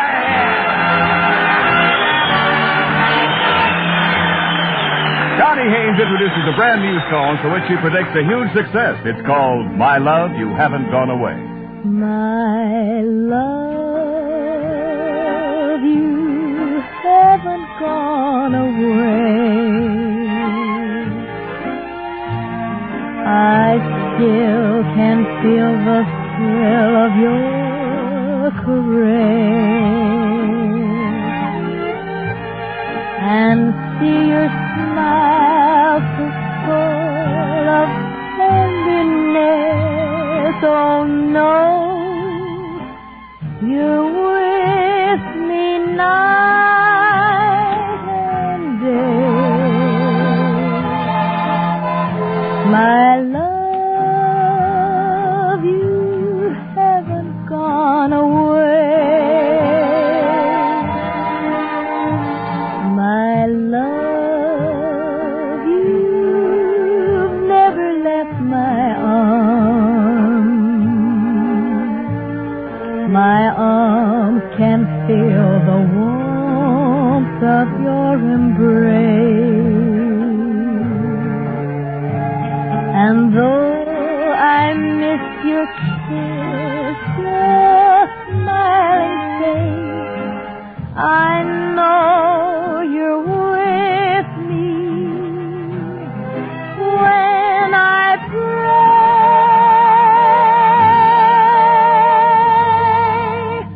My love, I miss you more each day. Oh no, you haven't gone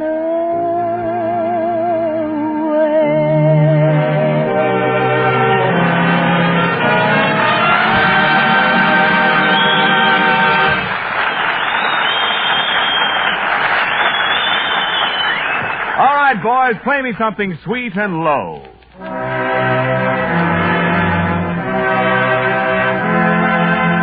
No, I mean something sweet and low and flat.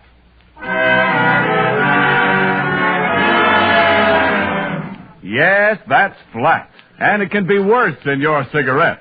If your cigarette has developed a case of wartime flatness, then you're looking for a cigarette that won't go flat no matter how many you smoke. Get Camels.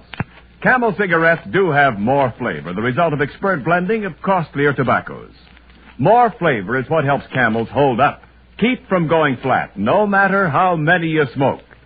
Prove that for yourself in your own taste and throat. your T-Zone proving ground for Camel cigarettes' rich extra flavor and smooth extra mildness. And remember, Camels stay fresh, cool smoking, and slow burning because they're packed to go around the world. C-A-M-E-L-S. Camel cigarettes. They're first in the service. They've got what it takes.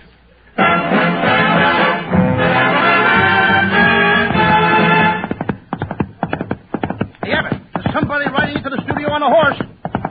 Whoa, crooner!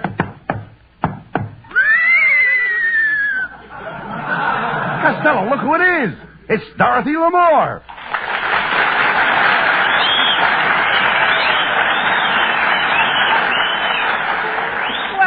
Fellas, sorry I'm late. Dorothy, what took you so long to get here? Well, I rode over on one of Crosby's horses. Dorothy. Dorothy, you look beautiful tonight. You know, I've always been one of your picture fans. And Thank you, Bud, and I've always been one of your radio fans. And I... Now that I've met you, I'll be one of your personal fans. Yes, and Now that I've met you, Bud, I'll be one of your picture fans. If you don't stop fanning each other, I'm going to get pneumonia. I was one of your fans. You're one of my fans. Why don't the two of you go with Sally Rand or something? All right. Never mind. No remarks. He's a fan and a sarong. Oh. But who in the world is this overstuffed grubworm? Grubworm? Now, listen here, Dorothy. I became a star before you were born. Really? Really? And I didn't have to dress up in a torn shower curtain to do it either. Now, Costello. That's no... That's no way to talk about Dorothy Lamour's sarong. Why, that sarong has earned a lot of money for Dorothy. Yes, I can see it runs into a nice figure. Yeah. Quiet, Costello. Dorothy, I invited you over here because I'd like you to be the leading lady in our next picture. Well, I haven't finished the picture I'm making now with Bing Hope and Bob Crosby. Bing Hope and Bob Crosby? Read it right, kid. What kind of talk is that? Sounds like Abbott's bitten them out. Well, you know who I mean, Hope and Crosby. Oh, those guys. Why, they're just a couple of golfers, ain't they? Don't be a caddy. Bob and Bing are very good friends of mine. As a matter of fact, I call them Gabby and Flabby. That sounds like us. I'm Gabby. And I'm Flap. Well, so I'm low man again. Oh. Shut up, Costello. Listen, Dorothy. What's the name of the picture you're making with Hope and Crosby? Well, it's another road film. It's called Road to Utopia. The road to what, Hopia? Utopia. It's a place where nobody works. The moon is always shining and the people just sit out under the stars and make love. That's Utopia. That ain't Utopia. That's Griffith Park.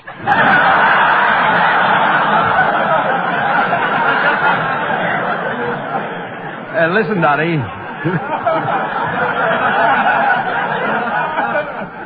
Dottie, I'm sure you'd like our picture.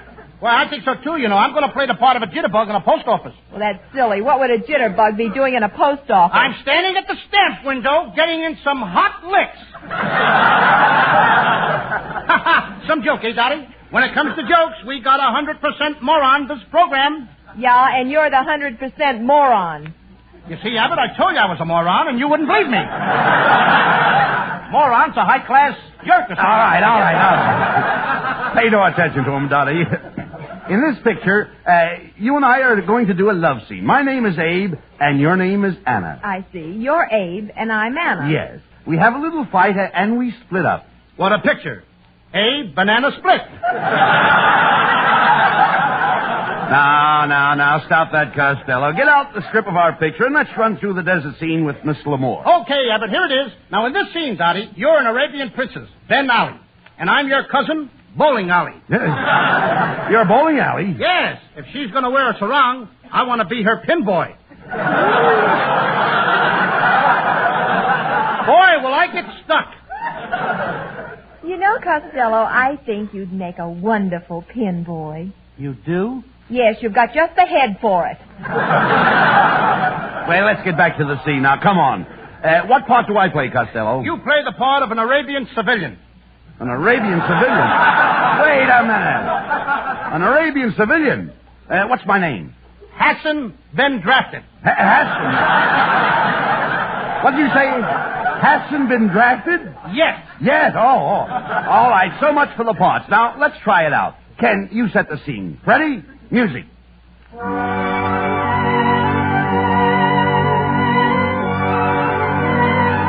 Ladies and gentlemen, we now present a soggy, sagging saga of the Sahara, starring Dorothy Lamour and Abbott Costello.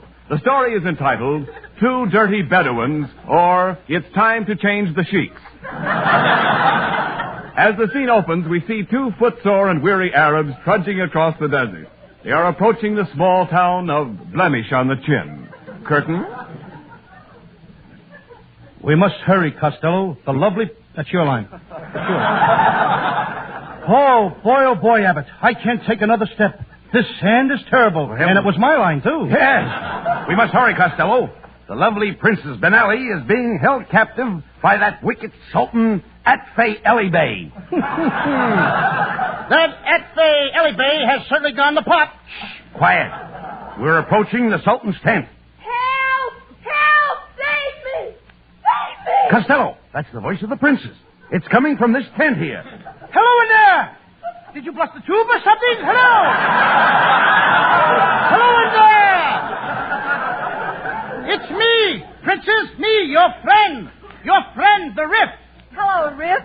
What do you hear from Raff? Oh, things are pretty rough with the Riff, rough, Riff. Aye. All right. Quiet, please. Wake up, everyone. It's dark in this tent, Princess. I can hardly see you. There she is, Abbott.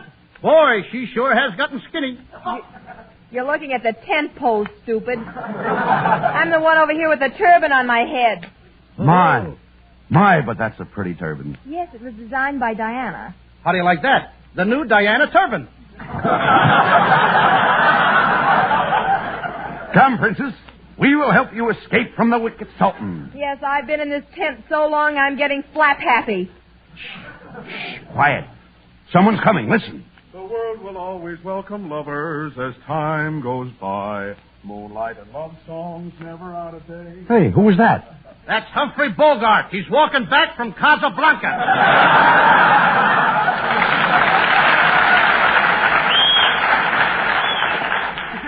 Oh, please, you must get me out of here. The Sultan is going to sell me as a slave. Don't worry, Princess. We will help you get out, escape. But it's 500 miles across the desert. Do you have a car? Nope. Do you have a Jeep? Nope. Well, do you have horses? Nope. But I got a wagon. But who's going to pull the wagon? My little Pekingese dog. How can a little Pekingese dog pull the three of us in a big wagon? We've got whips. And before we go, Dorothy, I will give you the kiss that made me famous. The kiss of fire. Like this. You ain't kidding, are you? That's what Don't pay me this week. That's what I call fire. You better throw on some more coal. Hey, it's the Sultan, Atfei Ali Bey. So, I catch you red-handed trying to steal the beautiful princess. Aha! Oh, a double feature. Hey, Abbott, when I give you the ignal say, I'll stay the I'd slay. All right. You got it? All right, come on, Put out the Costello. lights. I've got the Sultan's horse. Let's go. Okay. Hey, we did it, Costello. We escaped from the Sultan. Wait a minute. We have to go back. I forgot the princess. Oh, you dummy. I've got it right here in my arms. Look, she's fainted. She may be dying, Abbott.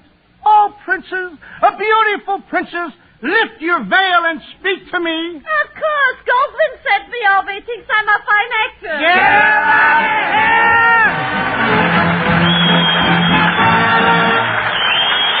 Abbott and Costello will be back in just a moment. Thanks to the Yanks of the Week. Tonight we salute Private Grady Robbins of Enid, Oklahoma, one of a small unit of Americans attacking German positions near the Onzio beachhead. After the men in his unit were thrown back 4 times before barbed wire defense works, Private Robbins took a light machine gun off its tripod and, holding it in his hands, fired it as he walked forward. enabling the other infantrymen to pour through the entanglements and take the position. In your honor, Private Grady Robbins, the makers of Camels are sending to our soldiers overseas 300,000 Camel cigarettes.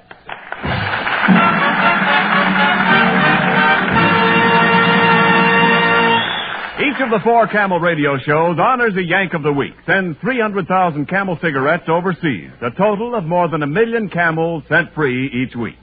In this country, the traveling Camel caravans have thanked audiences of more than 3.5 million Yanks with free shows and free Camels. Camel broadcasts go out to the United States 4 times a week, a short wave to our men overseas and to South America. Listen tomorrow to Gary Moore and Jimmy Durante, Saturday to Bob Hawke in Thanks to the Yanks, Monday to Blondie, and next Thursday to Abbott and Costello with their guest, Mr. Sidney Greenstreet. And now here's Abbott and Costello with the final word. No, folks, we're a little late, so I'll just say good night and God bless you all.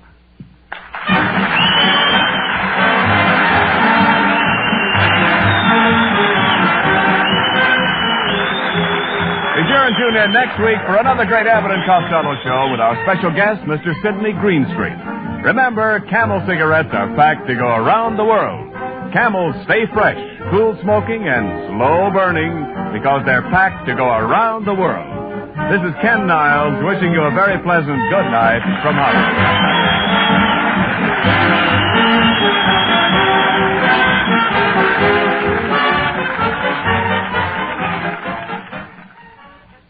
This is the National Broadcasting Company.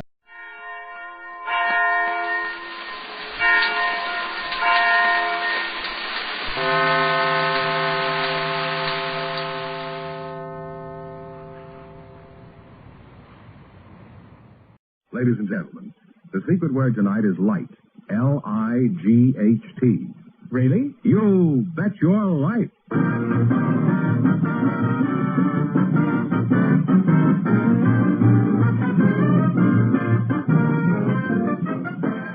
And here he is, the one, the only... That's me, Groucho Marx.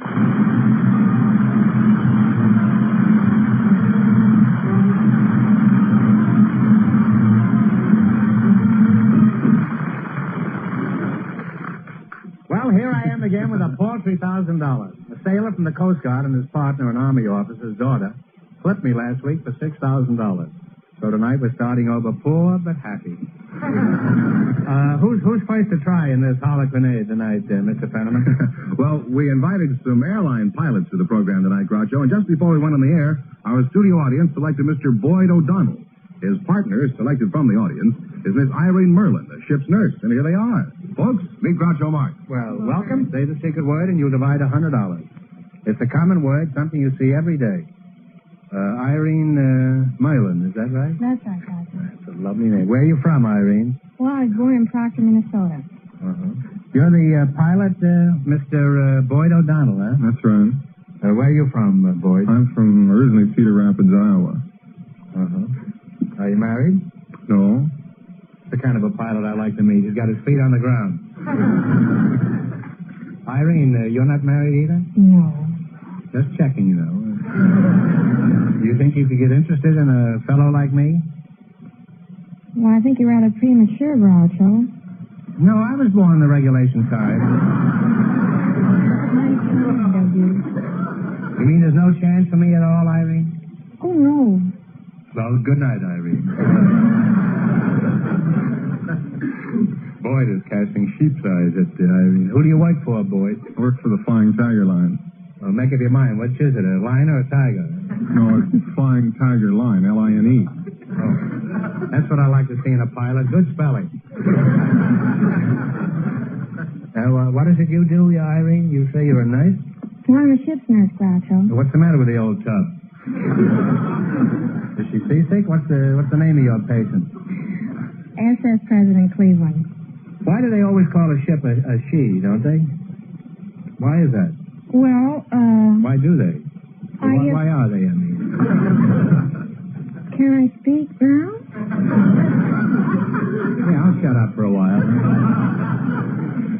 Every skipper, every captain is a male, and whether a ship is called a he, a she, or an it has to take the place of the captain's affections.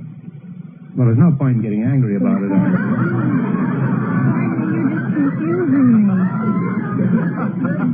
I'm trying to be as benevolent as all get out here. Now, who owns the President Cleveland? American President line. Where do you travel on your ship besides fore and aft and port and starboard? Well, pretty nautical stuff, eh? Avast there, mate. Does that do anything to you, Irene? Terrific. Does nothing to me, eh?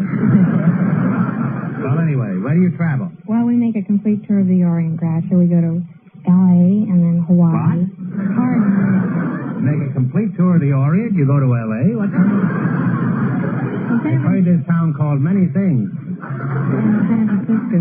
Oh, I see. From San Francisco to Los Angeles every other trip. Mm-hmm. From there we go to Hawaii and then Japan, China. You go to where? What was the other place? Hawaii. I'm all right. How are you? I always say that if anybody says hello. But it never gets a laugh either. But it's something to live with. Irene, you're not married, and neither is Hotshot Charlie over here, right? No. Would you be interested in a flying tiger? Well, it would be a change. I won't ask you what it's a change from. We'll just let it go at that. Thank you. Well, maybe I can arrange it. Do you like to fly? Well, frankly, Groucho, I've never been off the ground. Irene, you old ship's nice. Your anchor's dragging. Why didn't you tell me? How would you like to ride in Boyd's plane? I think I'd like it. Boyd, would you like to have a passenger like Irene on your next trip? Couldn't take her. Well, it's possible she couldn't take very much of you either, Boyd.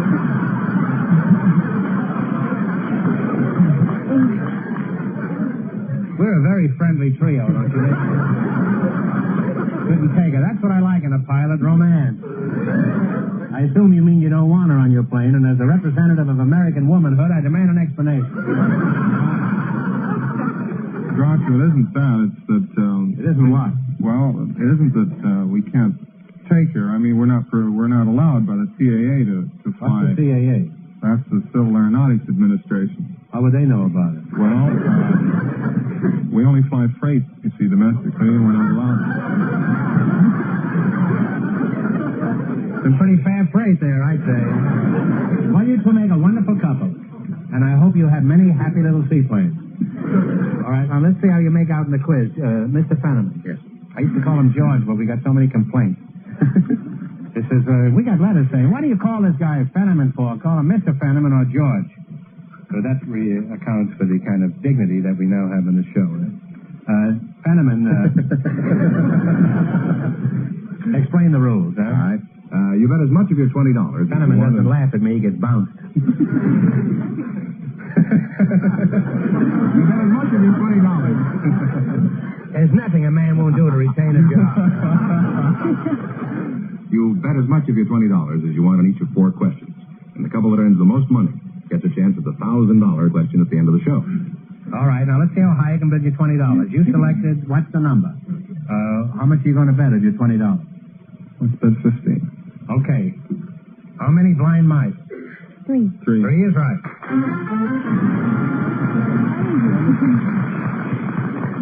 Some rat out there started the applause. You're on your way with $35. Remember, you're going for $1,000 tonight. Now, how much of your 35 are you going to risk? $34.50. $34.50, huh? You're betting, okay. How many leagues under the sea? 7. 7. 12. 12. Think it over. Talk it over. Let's discuss it. Let's go. How many leagues are there? 12. 7. 14. I'm sorry, it's 20,000. Oh, You have 50 cents.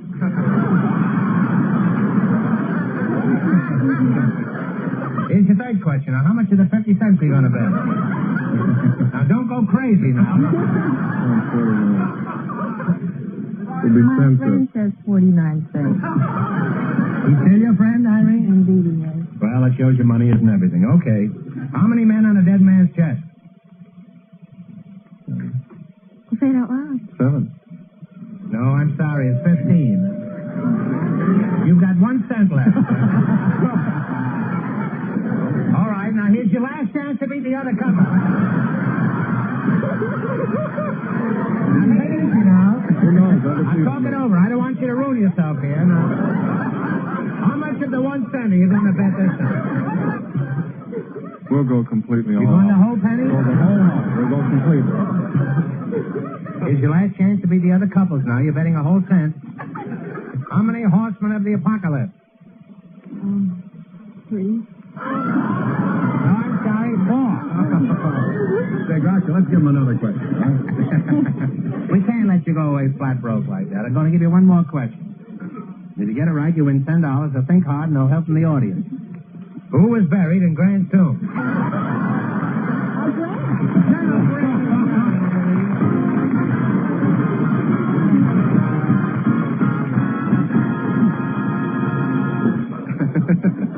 We invited... I bet they make a fat living on quiz shows, those two. I hear they go from quiz shows to quiz shows, cleaning up all over.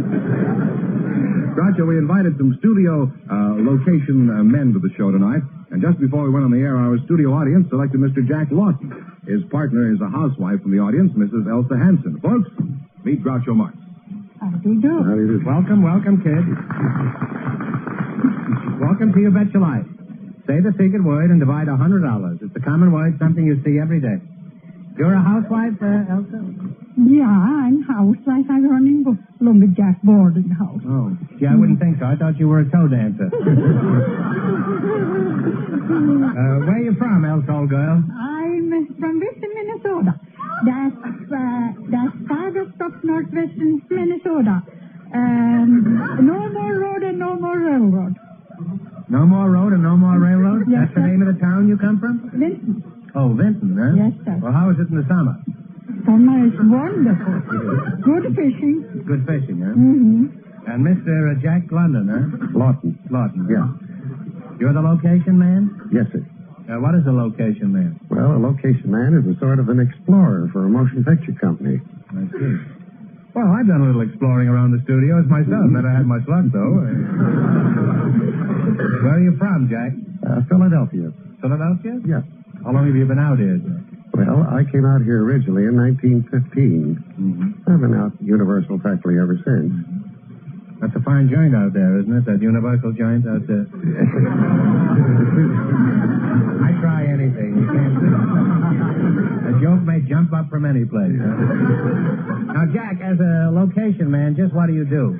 Well, usually find locations for the company to shoot different parts of the valley out here and around the surrounding country. Well, pretend I'm a big producer and I'm spending millions on a picture about Africa.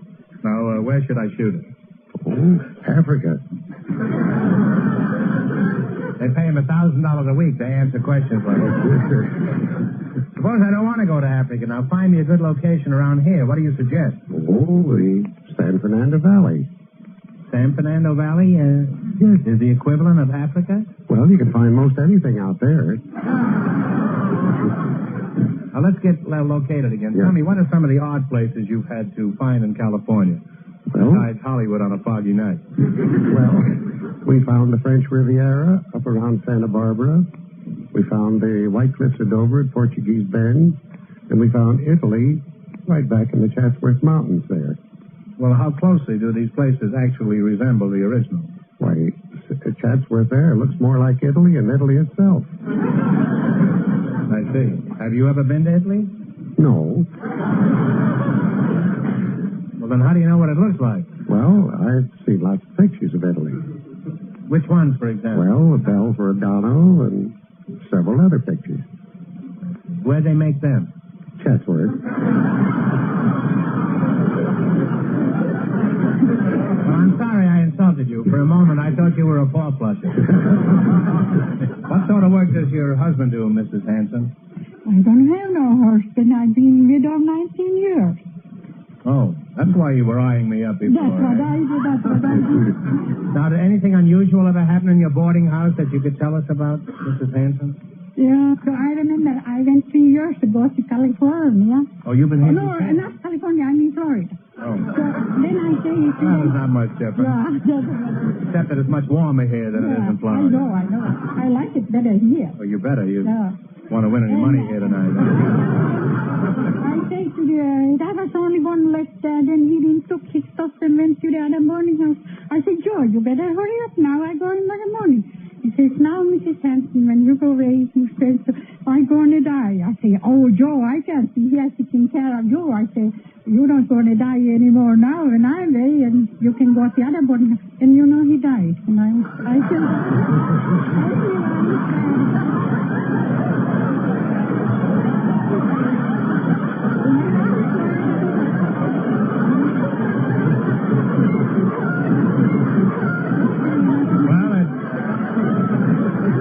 was a dirty trick to play on the boarding house.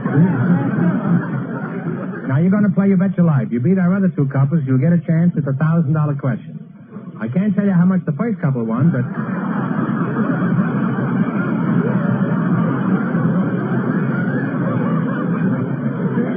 I'll give you a hint. They didn't win all the money.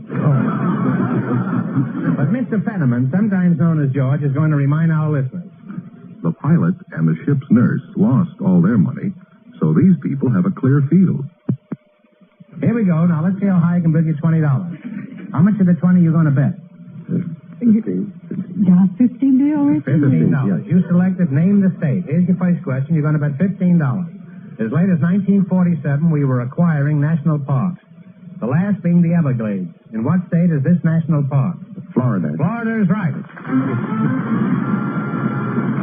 And you're off to a good start. You have $35. I have a hunch that you're going to beat the first couple. Remember, you're going for $1,000 tonight. Now, how much of the 35 are you going to bet? Do anyone? Yeah. Mm-hmm. That's $25. 25. In Hannibal, overlooking the Mississippi, there's a statue of Mark Twain. In what state is this statue? Missouri. Missouri is right. You're really on your way to have $60. You're sharp as a tack, and here's your third question. How much will you bet? We bet 50.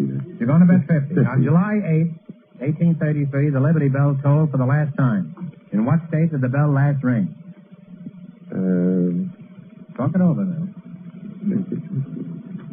In what state? That was in... I'm sorry, it's Pennsylvania. They now have $10. Well, you're down to $10. That's a shame. Yeah. All right, here's your last chance to beat the other couples. How much of the 10 are you going to bet? Well, bet it all. Bet it all. The Creoles are the descendant of original French and Spanish settlers. In what state are they located? Louisiana. Louisiana is right.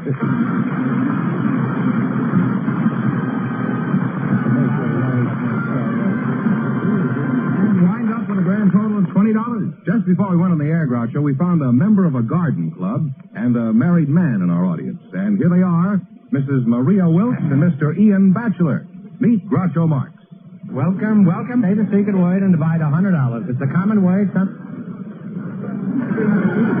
you see every day. A married man and a garden club member. Is that right? Mr. Ian, is that the way you pronounce it? That's right. Mr. That's Ian right. Batchelor, Yes. huh? I thought you were a married man.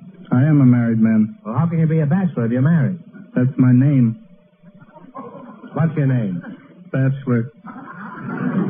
You know, we can get sued by Abbott and Costello for this. Who's on first, you know? Let's see, you're a member of a garden club? I am. No, you. No, I'm a bartender. You don't belong to a garden club? No, I don't.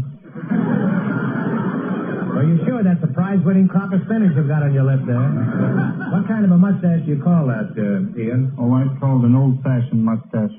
Well, cut it off and put a cherry on it. I like old-fashioned. What is your name? Maria Wilkes. Oh, Maria Wilkes, that's right. Where are you from originally? I'm from Italy and South Africa. You were born in Italy? Born in Italy, went to South Africa, and then came here. How old were you when you were in South Africa? Well, that would be telling too much. Why do you object to telling too much? Women don't like to tell their ages. I didn't ask you your age. I just asked you how old you were when you were in Italy. You're a good mathematician. I was a child. You're still a child. Thank you. It's nothing, really. Ian, where are you from? Are you a bottle baby from County Cork? No, I'm from San Francisco. San Francisco, huh? Yes. I can't keep calling you Ian. Well, what do your customers call you? Well, they call me Big Mac. Well, I can understand why, Mac. You look as big as a full-grown bull. Just how big are you? I'm 6'1" in height and I weigh 300 pounds. Well, that's certainly a lot of bull. You know, if you hadn't told me you were a bartender, I'd have sworn you were a jockey. I mean, on the horse I bet on last Saturday. What size shirt do you wear, Mac? This shirt I've on is a sports shirt and it's size extra, extra, extra large.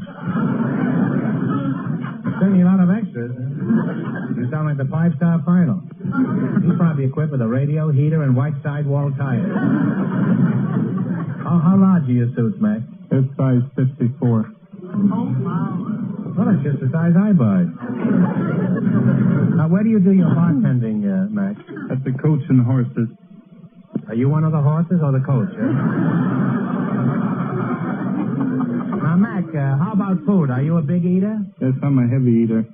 For breakfast, I often have 2 ham steaks, a side of hash brown potatoes, a quart of milk, and a dozen eggs. Doesn't anybody ever send you a care package?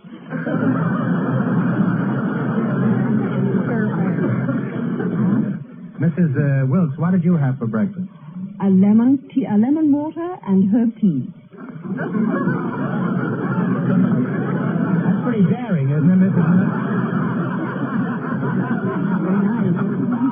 Lemon water and herb tea. I used to know a fellow named Herb Tea. I wonder if he's any relation. Mrs. Wilkes, which garden club do you belong to? The Los Angeles Garden Club, the Begonia Society, the Fuchsia Society, the Bulb Society, the Anthroposophical Society. What was that last one? Anthroposophical? What does that mean? That means the study of the higher culture of plants and all the things that go with the higher culture of plants. Could I join one of your garden clubs? We'd be delighted to have you. Let's not overdo it.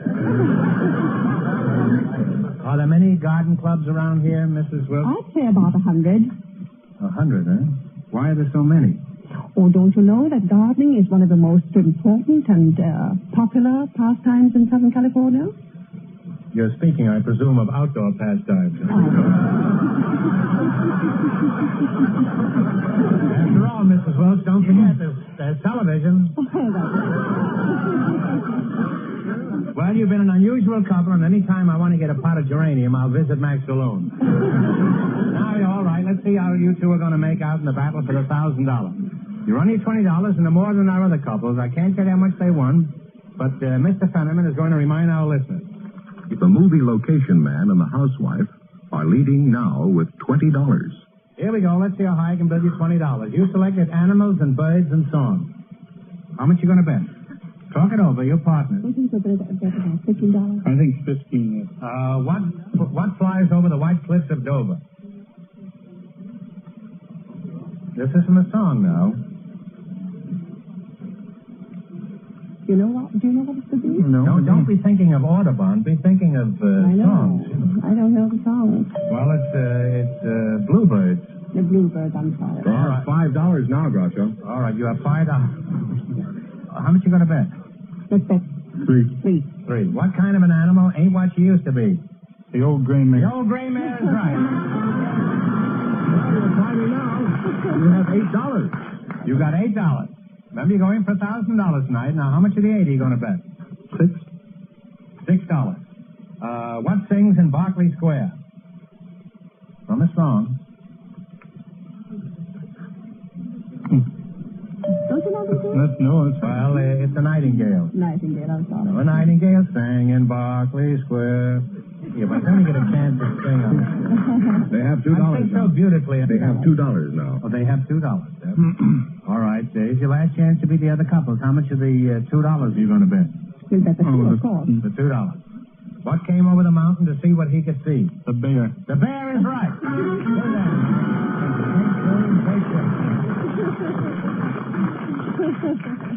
Here's one more chance to win some money. Get this one right, and I'll give you $10. No help in the audience, please. What kind of birds do you find on the Canary Islands? Canaries is right.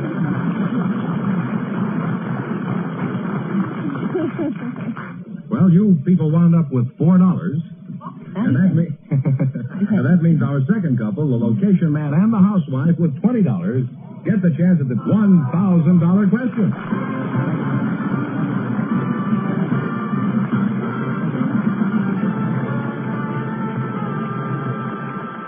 All right, here we go for $1,000. I'll give you 15 seconds to decide on a single answer between you, so think carefully and please no help from the audience. Here it is.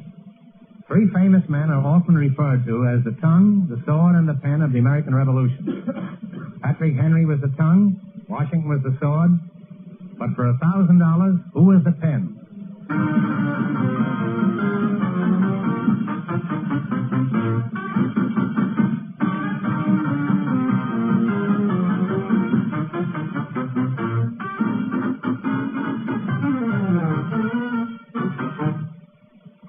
What is the answer you two have decided upon? Franklin. No. I'm sorry. It's Thomas Jefferson. So that means the big question next week will be worth $1,500. Well, you lost the big money, but you cleaned up, didn't you? How much did they win in the quiz, George? $20 in the quiz. $20 in the quiz. Congratulations and thanks to both of you and to all of our contestants on the show tonight. Your Life, starring Groucho Marx, has come to you through the facilities of the United States Armed Forces Radio Service.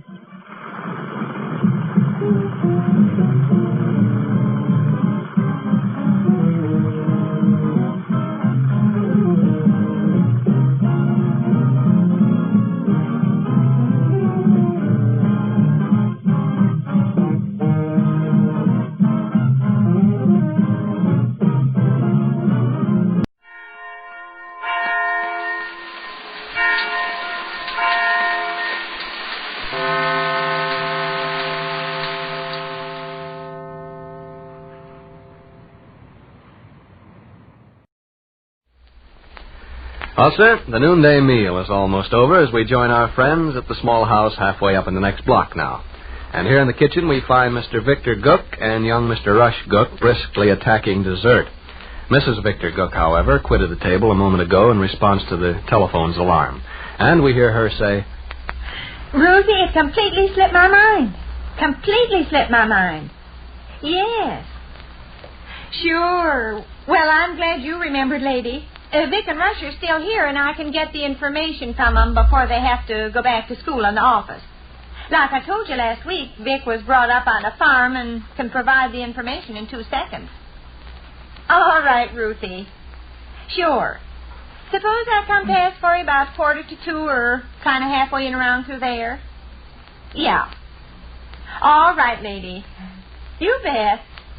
Goodbye. I demand to know the Will you trot in the living room and get a sheet of paper and pencil out of the library table drawer? Finished your dessert? Got a couple of bites left. Well, run along. You can eat them when you get back. I'm the most forgetful ninny in town. Promised 5 separate ladies I'd dig up some information for them. They need a thimble meeting this afternoon, and let it completely slip my mind. What kind of information? Wildflowers. You'll have to help me. You want your good stationery, Mom? No, any old piece of scratch paper will do. And a pencil. Okay. You know all about wildflowers, don't you? Oh, you do so. Raised on a farm. I was raised on a farm, but my horticultural education... Well, you certainly give me half a dozen names of wildflowers, can't you? I might possibly perform that. Sure. Here's the way it is. At the last thimble meeting, the chairman, Ms. Apparat, told us we'd have to answer to roll call this week by giving the name of a wildflower and some interesting fact about it. Mighty sweet idea. And I have to accumulate this information for 5 separate ladies. Well, it was 6, counting myself. I ripped a page out of my algebra notebook. All right, thanks. Give it here. What's the name of a wildflower? Dandelion. Oh, lands, everybody knows dandelion. Bluebell. Oh, can't you think of some good ones? Well, bluebell is good. As pretty a posy as you'd want to see. I mean something unusual. I had the notion you brought up in the country that way. You'd have 100 wildflowers on the tip of your tongue. I worked when I was a boy. I didn't trip over the meadows gathering blossoms. I got up at 5 o'clock in the morning and milked cows and watered horses. Yeah, I know, but same time, seems to me you'd recall 1,000 wildflowers. Well, maybe I do. Let me ponder a second. I put down bluebell. What's an interesting fact about bluebells? Their color. What about their color? It's blue. Oh, my. Well, heck, let a guy think a minute. I could probably recollect a trash basket full of dope if you'll give me time. Some farm boy. What's the trouble, Ma? Well, I need the names of Wildflowers for a Thimble Club meeting this afternoon. Why? Oh, new stunt of Miss Applerots.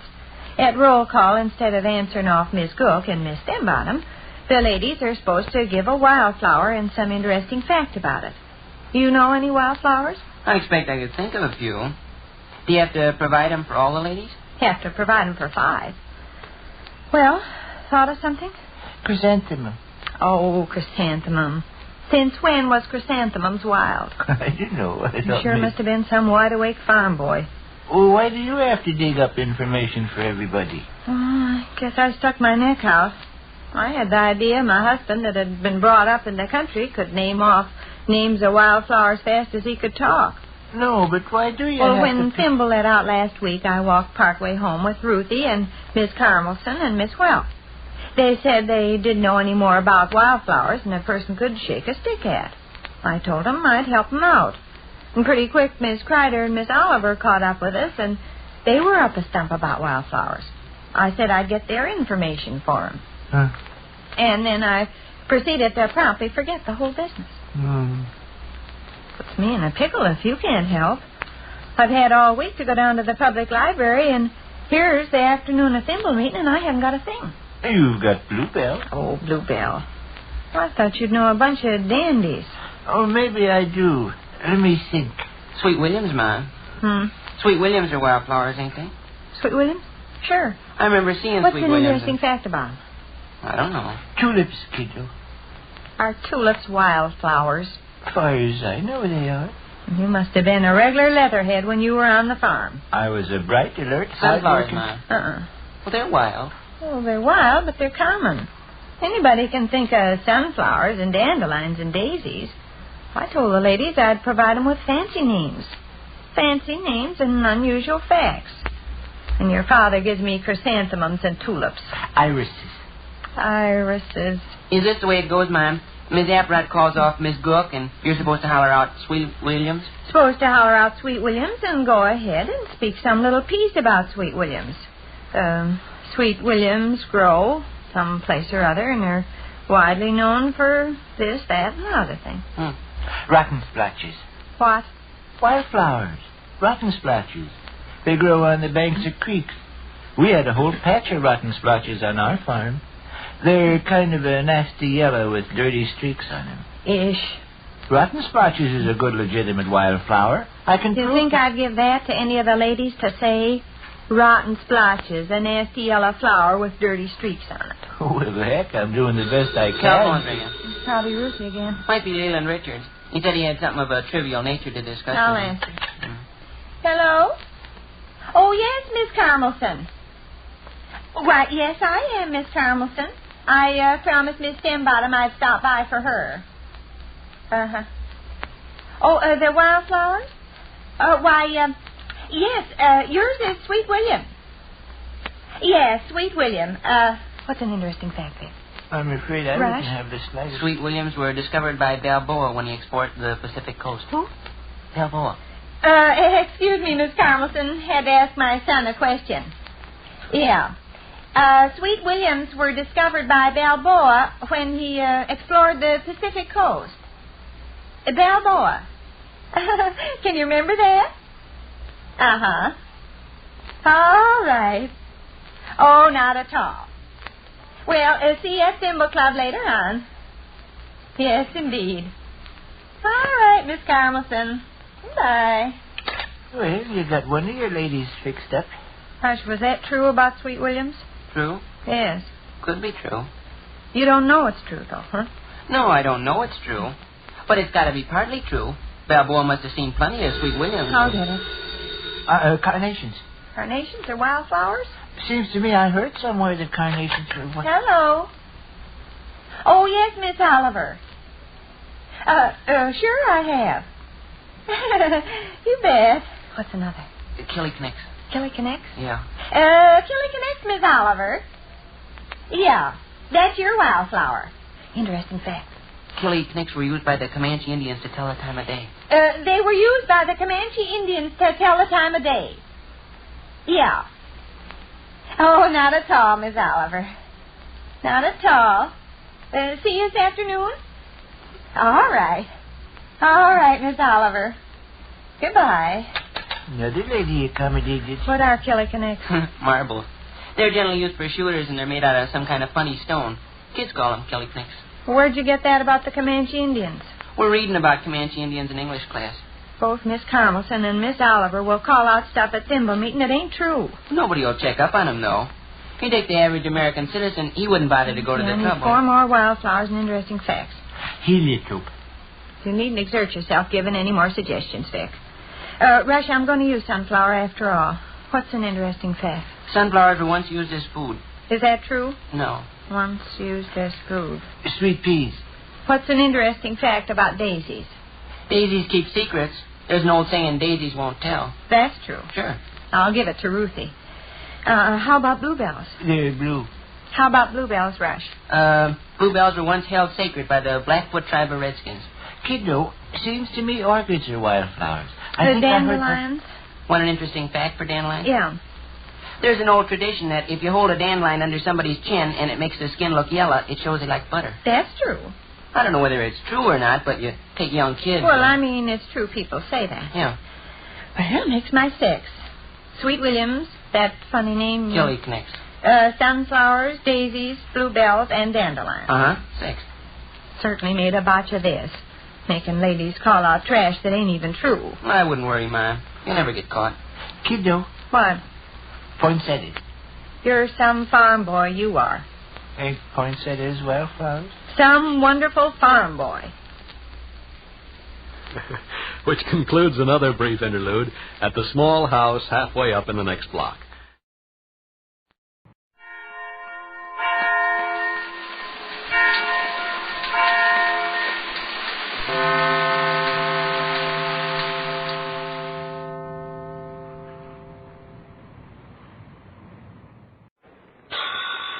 It's Duffy's Tavern, the Friday night transcribed feature on NBC's All-Star Festival of Comedy, Music, Mystery, and Drama. Brought to you by RCA Victor, world leader in radio, first in recorded music, first in television, and by the makers of Anacin for fast relief from pain of headache, neuritis, neuralgia. And now, here we go, friends, to Duffy's Tavern, starring Archie himself, Ed Gardner. Hello, Duffy's Tavern, where do you eat meat to eat? Archie the manager speaking. Duffy ain't here.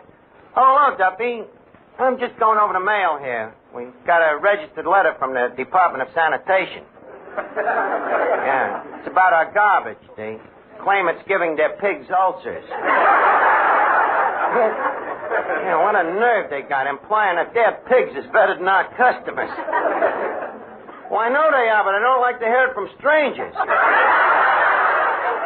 Also, we're in touch with the health inspector. Well, yesterday he put a rat trap in the kitchen, and when he comes back today, the rat has eaten the trap. And it's sitting there with a hungry look in his eye, waiting for the inspector. Well, it hasn't all been good news today, though, Duffy. The sad news is that Peaches Latour, the striptease, gave me back my engagement ring. Well, it'll save her a lot of embarrassment, of course. Now she won't have the finance company hollering, take it off.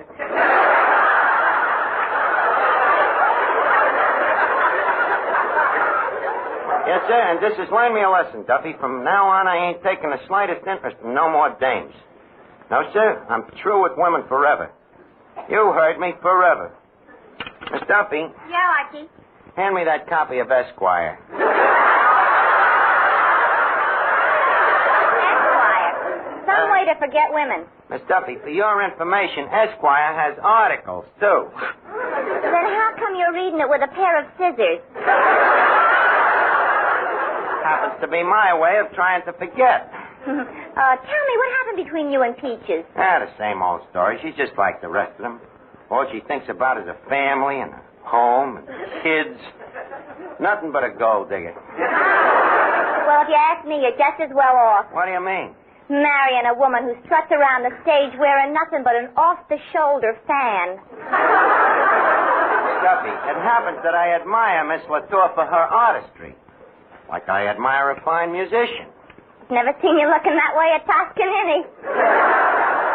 Well, that's all in the past. From now on, I'm through with the female species of the sex forever. It's far as dames is concerned, I'm the world's biggest hermit.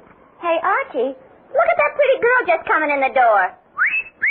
Mother, buy me that. I thought you said you were the world's biggest hermit. I'm also the world's biggest liar. Well, what can I do for you, Mrs.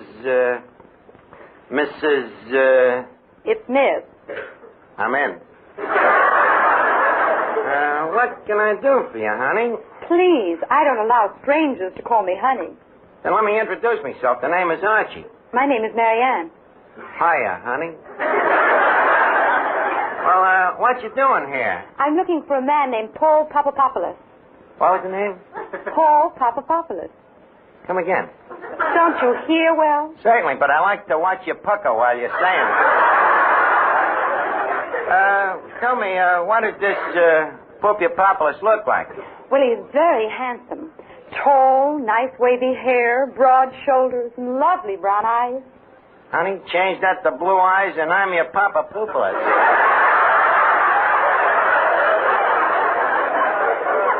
Please, we're wasting time. We're wasting time? Okay, in that case, leave us get married. Well, what do you say?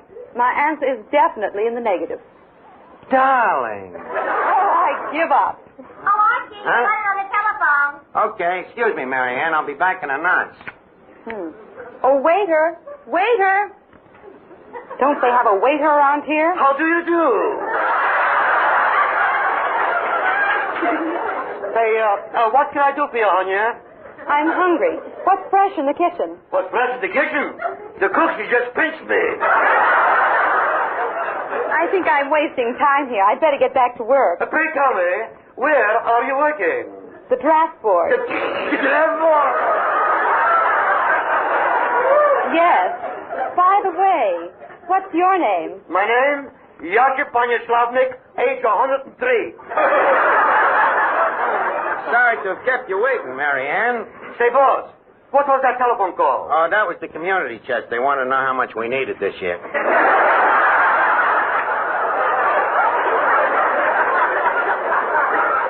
Well, now leave us get back to romance, honey. Romance? But the difference in our ages. How old are you? 20. How old are you? A little older than that. I'm going on 24. 24? Yes, I'm prematurely young. Yep, honey, I'm single, 24, happy. But not for long. Say, boss. Huh? I have news for you. What? This girl is working at So what? Suppose she does work. I ain't too proud to marry a working girl. But what I'm trying to tell you is... Yeah, you get back in the kitchen, will you? When I want any information, I'll get in touch with you. Just send me a card from Camp Dix.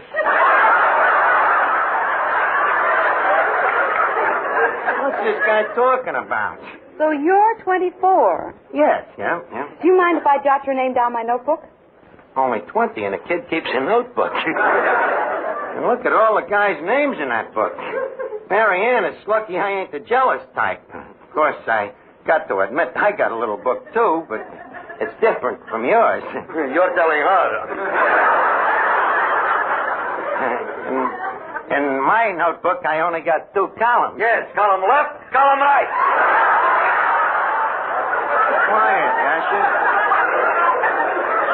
Yeah, Marianne, see, in one column I write down the dames I go out with that like the neck, you know. And the other column? That one is blank. You get it? Yes, I get it. And with jokes like that, it's hard to believe you're only 24. But I am. Besides, you look so much older. Those wrinkles. Oh, damn. Well, you see, I was born on a farm, and I got squeezed when I was an infant. I had to share my incubator with 2 fat hens. Besides, youth is only skin deep, you know. You mean beauty. Honey, you flatter me. Well, Archie, I have to be getting back to the office. Well, okay, if you have to go, but I hope I'll be hearing from you very soon. On that, you can count. Now, you stop butting in, will you? Now, get back to the kitchen. Well, Marianne, as me frat brothers would say, it's been ginger peachy meeting you. Well, goodbye now. Goodbye. 23 skidoo. Don't be smart, Miss Duffy. You, 24. What's so funny? It's been your favorite age for years. Well, how come you picked 24? Well, I don't know. 20 seemed a little too young, and 40 seemed a little too old, so I split the difference. Well, that would make 30. Miss Duffy, when a guy's in love, do you think he's got time for algebra? Now, thank you to stop throwing clinkers into the furnace of me passion. You just don't know what it is. When little Dan Cupid sneaks up on you with his bow and arrow, and he softly whispers, hello, Art. Tell me, old friend Dan Cupid. Oh, Finnegan, you should have seen what was just making love to me. The prettiest little... Hey, what's that dirt doing all over your face? I've been watching some guy dig a grave. Oh. Well, this flashy little 20-year-old struts in here. Wait a minute. If they was digging a grave, how come there's dirt on your face? I just got out in time. Well, anyway, her name turns out to be Mary Ann, and before you know it, a grave. Who was they burying? Me Uncle Louie. Your Uncle Louie? I didn't even know he was dead. He ain't. Well, then what did they bury him for? A skunk got him. In the case of a skunk, you don't bury the guy, you bury the clothes. Art, you forget. Uncle Louie's a nudist.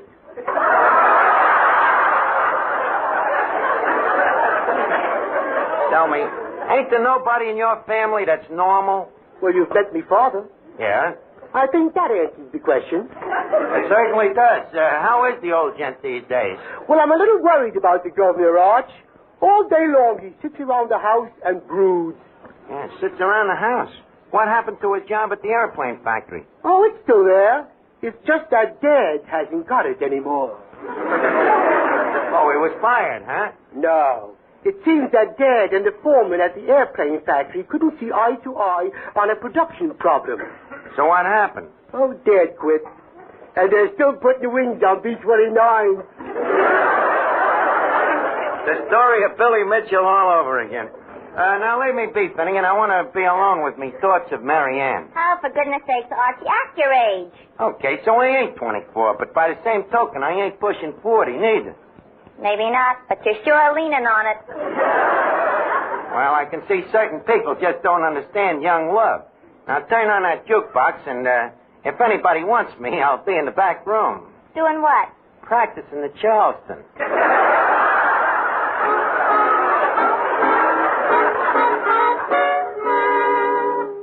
Here's a word from RCA Victor. For you people who are buying television now, that word is combination. Yes, an RCA Victor combination, which brings you AM and FM radio, recorded music in all 3 speeds, and famous RCA Victor million-proof television. Now, you can have all these in one beautiful cabinet for one beautiful price. Ask your RCA Victor dealer to introduce you to the kingly RCA Victor combination, the Rutland. With its doors closed, the Rutland looks like a furniture masterpiece straight out of the 18th century. With its doors open, it's like an electronic masterpiece straight out of the 21st century. So superb are its RCA Victor features: AM and FM radio, 2 automatic record changers to play all record speeds, and exciting RCA Victor million-proof television, proved in well over 1 million American homes. Yet, all these great instruments combined actually cost you much less than comparable console instruments would cost separately. Yes, with an RCA Victor Rutland, wonders never cease, but go on pouring out show after show, record after record. Not just for one person, but for the whole family.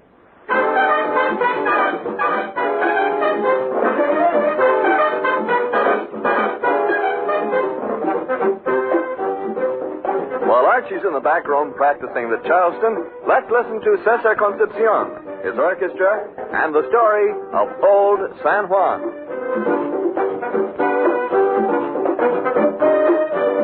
Que sigan con nosotros, para que así viva, que yo me quedo aquí, con mi plena en San Juan, que vuelen para allí, que vuelen para allá, que yo me quedo aquí, con mi plena en San Juan, me quedo con la plena, cojan todo lo demás, me quedo con la plena, cojan todo lo demás, mujeres con quemo aquí, más dulces no las hay, y yo me quedo aquí, con mi plena en San Juan, bombas atómicas, aquí eso no lo hay, por poco estoy aquí, con mi plena en San Juan, me quedo con la plena, cojan todo lo demás.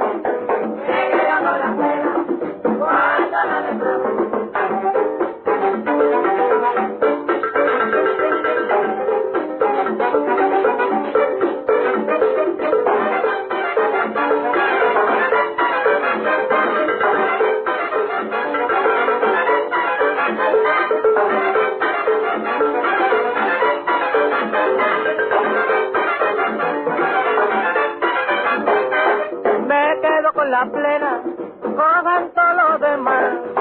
Me quedo con la plena, cojan todo lo demás.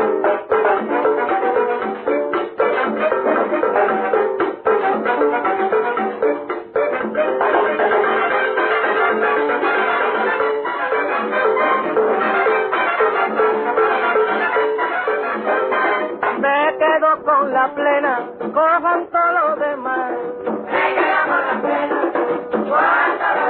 Ay, pero cojan todo lo demás, cojan todo lo demás.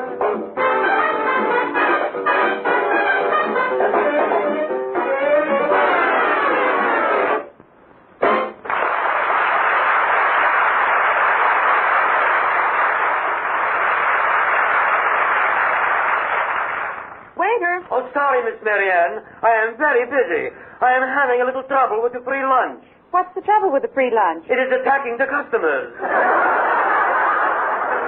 Oh. And where's Archie? Archie? You mean Junior? He's in the back room trying on his Hopalong Cassidy suit. You know, I'm a little concerned about Archie. Yes? I've just been back to the draft board, and I couldn't find his name on our list of 24-year-olds. Not at the draft board, eh? No. Try checking Social Security.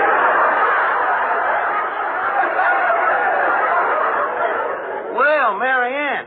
Yes, I told you she'd come back. The dame really goes for me. Yes, and if you don't watch your P's and Q's, she is going to get you. Archie, I'd like to ask you a few questions. Okay, Marianne, I got nothing to hide. Now, you say you're 24 years old. Yep. I see. And where were you born? Right here in the good old USA. Which at that time was known as the 13 Colonies. Yes, Age, birthplace. Tell me, are you married? Are you kidding? Free as the breeze and do as I please. Asher, will you stop butting in here? Let's check this. 24, U.S. citizen, unmarried. Archie, I think you're just the man I'm looking for. Yasha, I'm in. You are not kidding. Go ahead, Marianne. Ask me some more questions. I don't blame you for trying to find out if we're mutually compatible. Well, how's your health? Sound as a nut. And how do you feel about hiking? Hiking? Oh, I love it. Nothing I'd rather do than get up at the crack of dawn and go out for one of them real long walks, you know. I got terrific lung power. Oh, yes. Very long-winded. Thank you, Yasha. Well, you do look fit. Now, what are your shoulder measurements? 27? Make it 52. And what about vision? 20/20? 40/40. Yep, Marianne, I'm a perfect specimen of youthhood. And someday in the future, when the two of us is all alone... Alone? Archie, remember, there'll be others. Oh, ain't that sweet?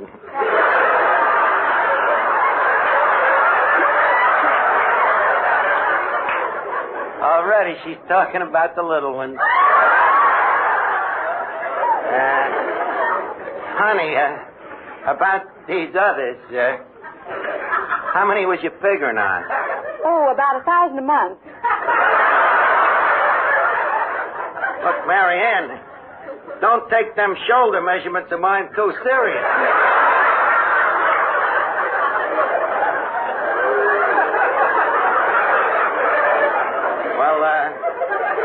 Got any more questions? No. I have all the information I need. Goodbye, Archie. Wait a minute. Can I expect to hear from you real soon? Oh, yes. Real soon.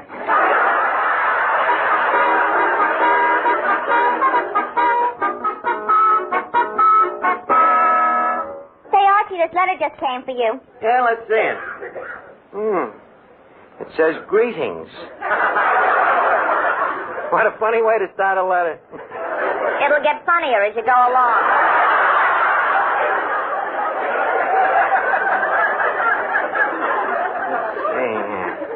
You have been selected by a committee of your neighbors. Holy cat, a draft notice. Mr. Duffy, the Army must have got the wrong man. If they got you, they have. But where did they get me name? How about Mary Ann? What? My little dove, a stool pigeon? That innocent little cherub with them long curls and cute little dimples? Yes, but take away those curls and dimples, and what have you got left? What? General Hershey himself. Archie, I have been trying to tell you Mary Ann works at the draft board. The draft board? That traitress in civilian clothing. That Matza Harry.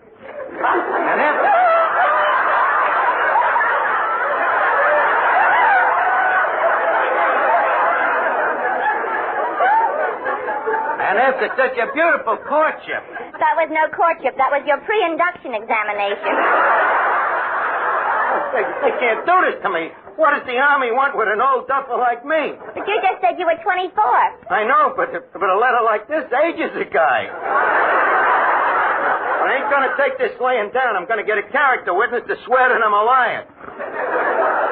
Wait a minute. I think they'll call me old family baby doctor. Yeah, he's probably got me birth record in his files. Hello? Is this Dr. Watson? The obstetrician? Yeah. Huh? Well, this is Archie, former baby.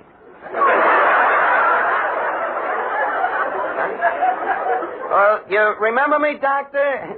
No hair, one tooth, and a blue ribbon? You don't, huh? Well, it was quite a while ago. Don't you remember holding up a tiny infant and slapping life into it? Huh?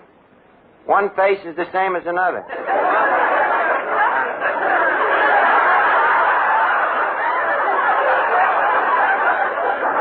Okay, forget about it.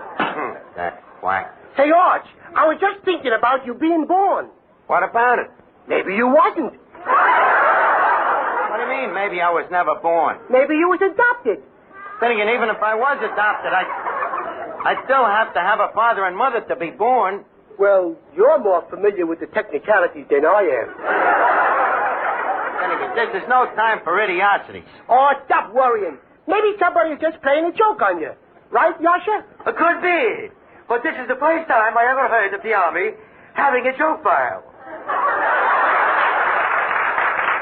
Well, they got me with me pins down, so there's only one honorable thing to do. What's that? Tear up the draft notice. That's showing them, Arch. Let's see the Army get around that one.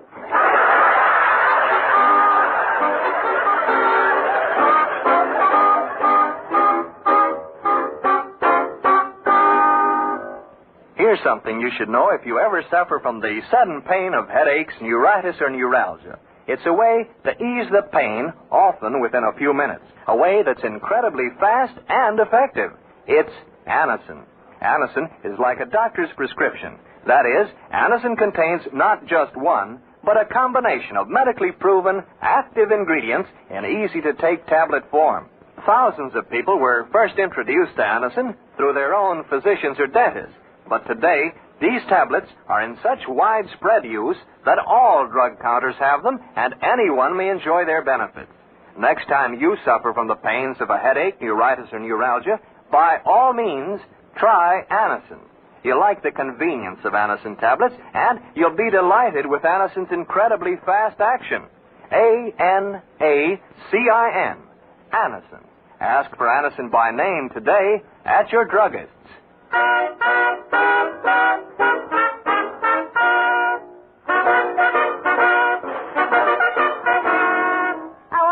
Yes, Miss Duffy? Another draft notice came for you. Tear it up. Another draft notice. Burn it. Archie, here's another draft notice. Throw it out the window. I can't. Why? There's a recruiting sergeant on the other end. That's right. I'm from the draft board. I'm looking for a man named Archie. He's over there. Where? Under that table. Oh, hey, you. Why didn't you report to the draft board? What's that, son? You'll have to speak up a little. I'm holding deep in the ears. Didn't you get a notice to join the Army? What, join up again? Son, I served my country back in 62. The Civil War? Yes, sirree, by cracky. Seems like only yesterday I was in there fighting for the blue and the gray. The blue and the gray, they were fighting each other. No wonder I was getting shot at from both sides.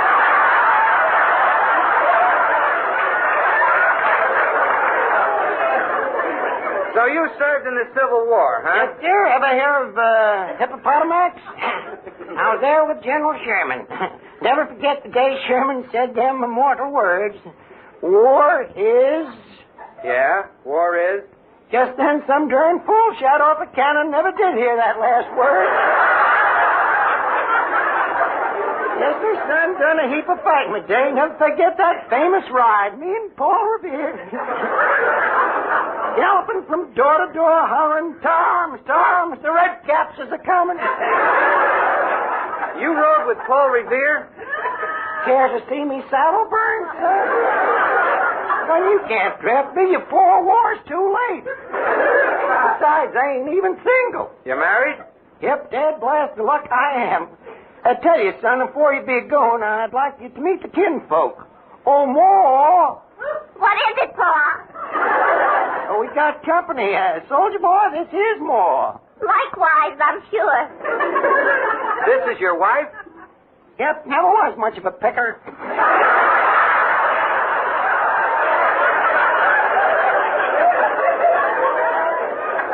How do you do, ma'am? Say, soldier boy. Yes? You know, you're cute enough to be in the Navy. Oh, remember your age. Say, George. Well, if it ain't me little son. Who? Hi, Dave. Hello, Pop. Howdy, son. Well, what?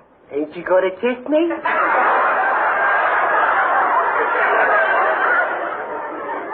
Rather go in the Army. And this is your son? Yes, as you see, soldier boy, ours was a childless marriage. Say, son, how old is your father? 75. And how about you? You look like you might be at draft age. How old are you? Going on 86.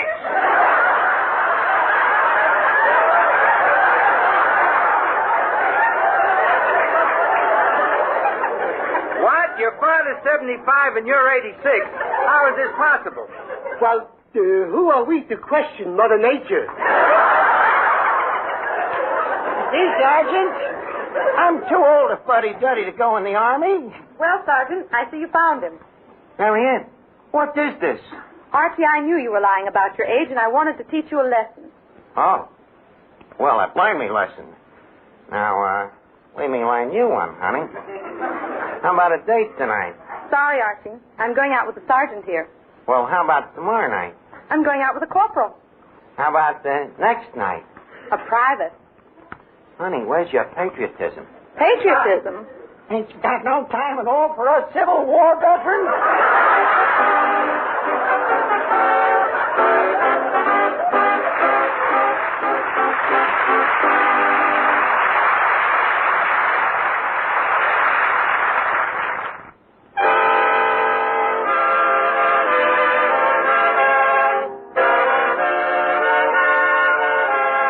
Listen again next week, friends, to Duffy's Tavern, the Friday night transcribed feature on NBC's All-Star Festival of Comedy, Music, Mystery, and Drama. Brought to you by RCA Victor, world leader in radio, first in recorded music, first in television, and by the makers of Anacin, for fast relief from pain of headache, neuritis, neuralgia. Listen tomorrow evening for The Man Called X, starring Herbert Marshall, the Saturday night feature of the All-Star Festival.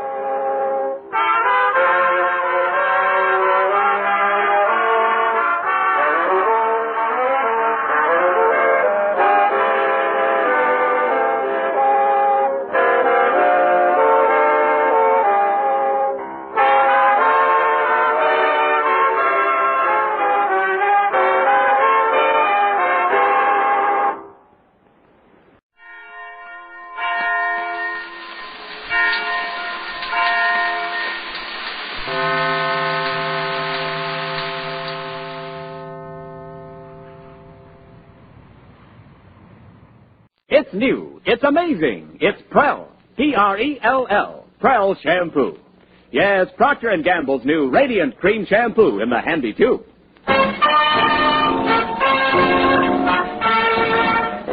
Prell brings you The Life of Riley.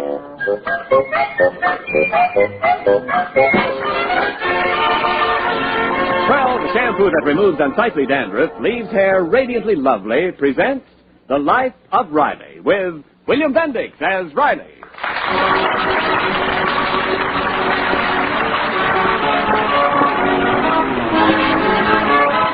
Well, things are a bit quieter this week in the home of Chester A. Riley. The family has returned from Cincinnati, where they attended the world premiere of a new motion picture, The Life of Riley. And once more, things are serene. Particularly today, for it's an anniversary. 18 years ago today, a significant social event took place. The marriage of lovely Margaret Barker to Brooklyn's most eligible young bachelor, Chester A. Riley. The ceremony was performed in the banquet room of the Waldorf Cafeteria. And immediately following the ceremony, the bride and groom posed for the usual wedding picture. All right now, I'm ready to take the wedding portrait. Where's the bride? The bride, please. Oh, here I am. Now just stand over here. So. Ah, lovely, lovely. Oh, this is going to be a sublime photograph. Now, where's the groom? The groom? Here I am. Oh. Must we have the groom in the picture? You bet I'm going to be in it. I'm paying half, you know. Oh. Oh, very well, if you insist. All right, now, watch the birdie. Mr. Riley, would you please close your mouth? What's wrong? From here, it looks as if the bride is at sea, standing next to a porthole. Now, watch the birdie.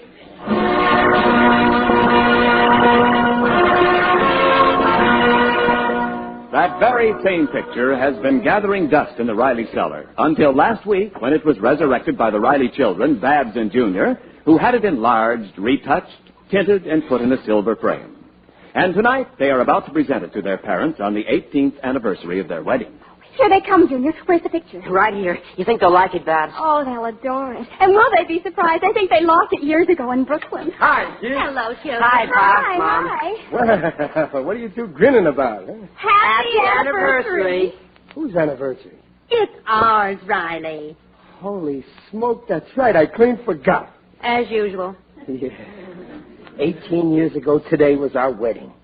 I forgot, and those two kids remembered, and they weren't even there. Mother, Daddy, we have something for you. Oh, yeah, here. Many happy returns of the day. Oh, children, you're darling. Oh, thanks, kids. It's just what we needed.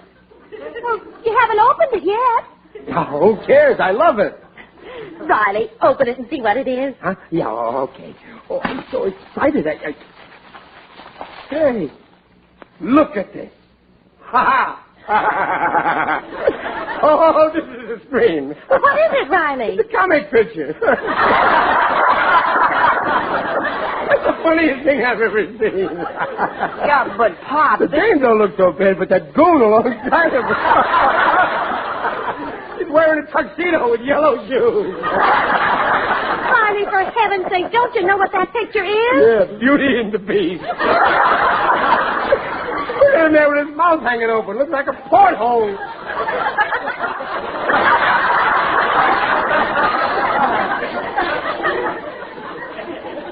Wait a minute, that's my porthole. That's That's our wedding picture. Well, we thought you'd like it. Oh, but we do, dear. You couldn't have given us a nicer present. I've been looking for it for years. I thought we'd lost it. Where on earth did you find it? In the cellar at the bottom of the trunk.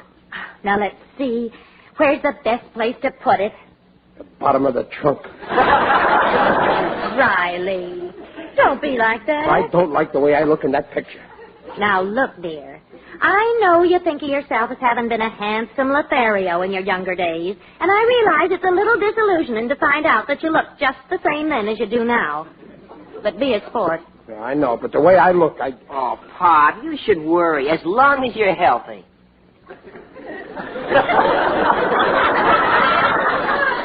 Well, I guess they had cheap cameras in those days. Okay, I can take it. Well, that's better. And just to show you the kind of a sport I am, I'm taking you all out to celebrate our anniversary. Oh, that's wonderful. I'll get your things. Go ahead. I have to change my dress. Yeah, I'm going to wear my new slacks. 18 years. Hard to believe, Peg. Yes, it's been a long time. Peg, tell me, if you had to do it all over again, would you pick me? Never mind, don't answer that. Forget it. Of course I would, dear. Yeah, I don't know why. Ain't much on looks. I'm not so hot on brains. I just make a living. But you're the best husband a woman could have. Yeah, you're right. I guess we're both pretty lucky, and we got 2 great kids. Oh, yes, we certainly have. What did we ever do to deserve such wonderful children? We got married.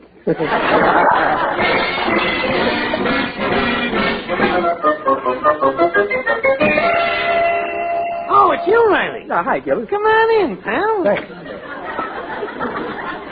I just got home. I took the family out to dinner. I saw your light, so I thought I'd... Hey, what's that thing there on the table? A wire recorder. A what? A wire recorder. It takes down music and talking, and it sends it back. It's got better ears than I got. Yeah? Where'd you get it from? Oh, I win it on a quiz program. The Crackpot Jackpot. Oh, yes, well, that's my favorite program. And you actually won it, Gillis? Sure. The guy who runs the program, Professor Weirdo, he sang this song for me, see? And he left out one word, and I had to guess the correct word.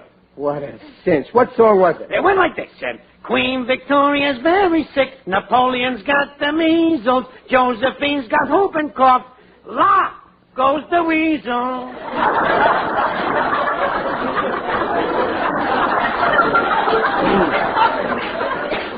That's a tough one. How did you guess? I missed it. If I'd have guessed, I'd have won $30,000. So instead, they give me this here wire recorder for a booby prize. Yeah, gee, that's a great thing. Show me how it works. All right. You see this here spool of wire? Oh, yeah. Now, I turn this here switch on. Now, say something in this mic. Hello, folks. What's new?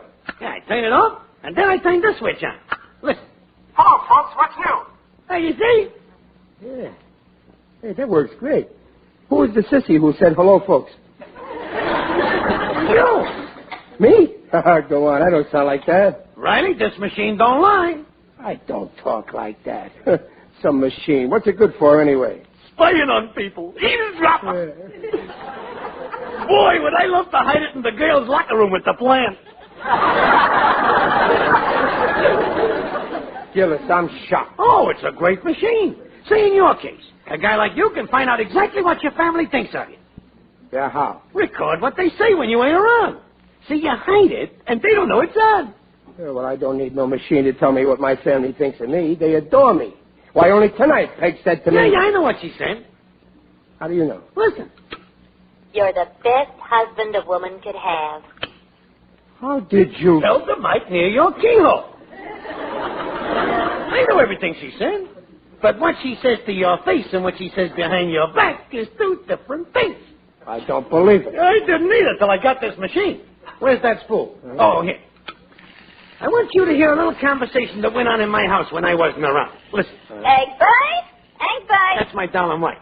Yes, Mama? That's my darling son. How many times have I told you not to leave your socks on the piano? You're getting to be more like your father every day. He's the sloppiest thing I ever seen, and you're just as bad.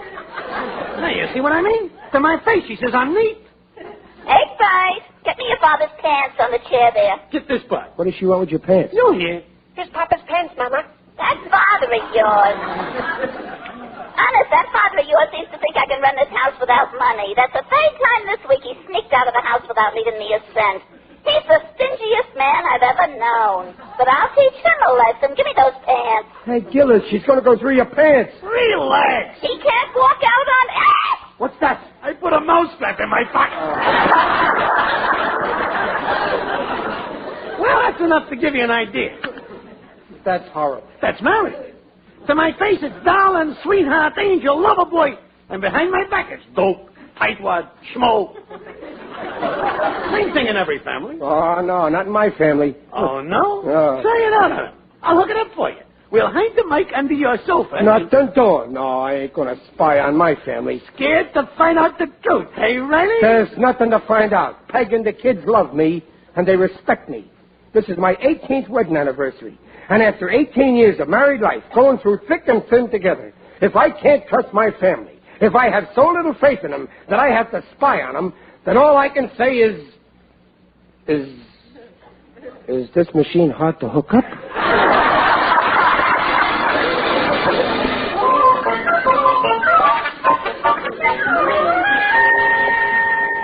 Hurry up, Gillis. I think Peg is coming. We're all set. The mic's behind the couch.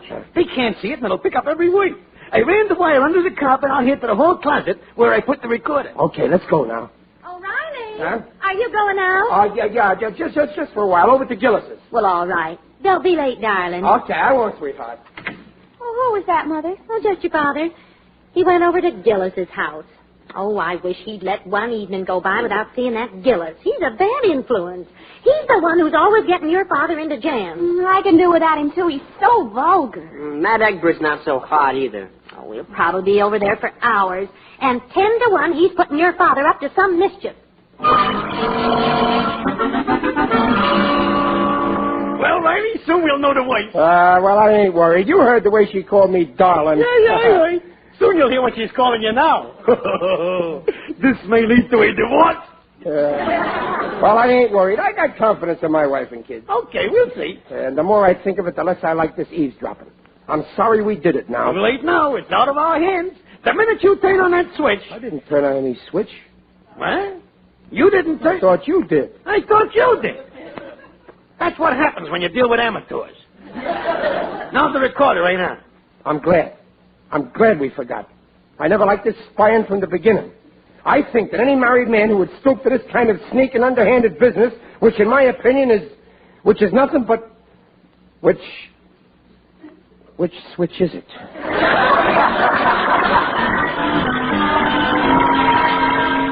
Oh, I'm really getting fed up with that Gillis. If your father isn't over there, he's over here. It's been going on like that ever since we got married. He's always lived next door to us. You know, I remember when we were first married that Gillis... Who's there? It's only me. I forgot something in the hall closet. Oh, what, dear? Maybe I saw it. Nothing. I found it. See you later. Now, what was I saying? Oh, yes. When we were first married, he was out of a job, and he'd hang around the house all day long. I just couldn't stand having him around.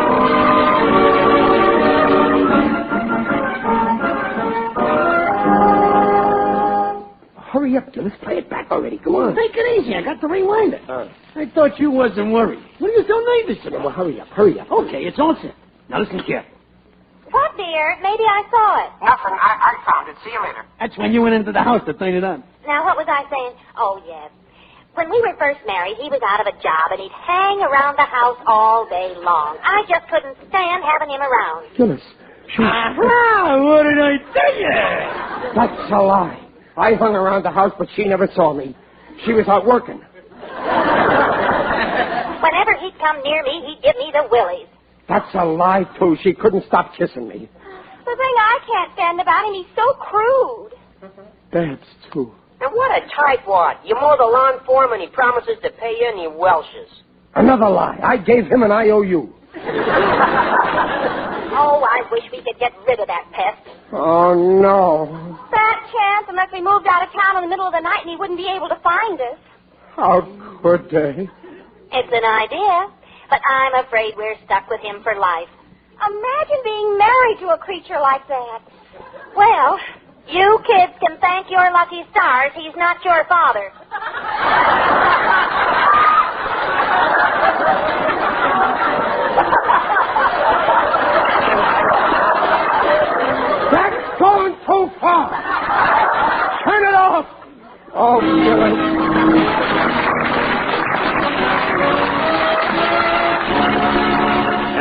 the Glamour Girl of the Year. I'm Tallulah, the tube of proud, and I've got a little something to tell. Your hair can be radiant, oh, so easy. All you gotta do is take me home and squeeze me. I'm Tallulah, the tube of proud, and I'll make your hair look swell. It'll shine, it'll glow, so dandruff-free. For radiant hair, get a hold of me. Tallulah, the tube of proud shampoo. Yes, take it from Tallulah. For radiantly clean, radiantly lovely hair, it's Prell, Procter & Gamble's Radiant Cream Shampoo. Because Prell leaves hair more radiant than any soap shampoo you've ever used. Soft, smooth, gleaming with natural highlights. And Prell removes embarrassing dandruff in as little as 3 minutes. Doctors' examinations proved it. So for hair that looks swell, shampoo with Prell. Try it tomorrow. Before we rejoin Riley, just a word on a swell new movie you'll be seeing soon.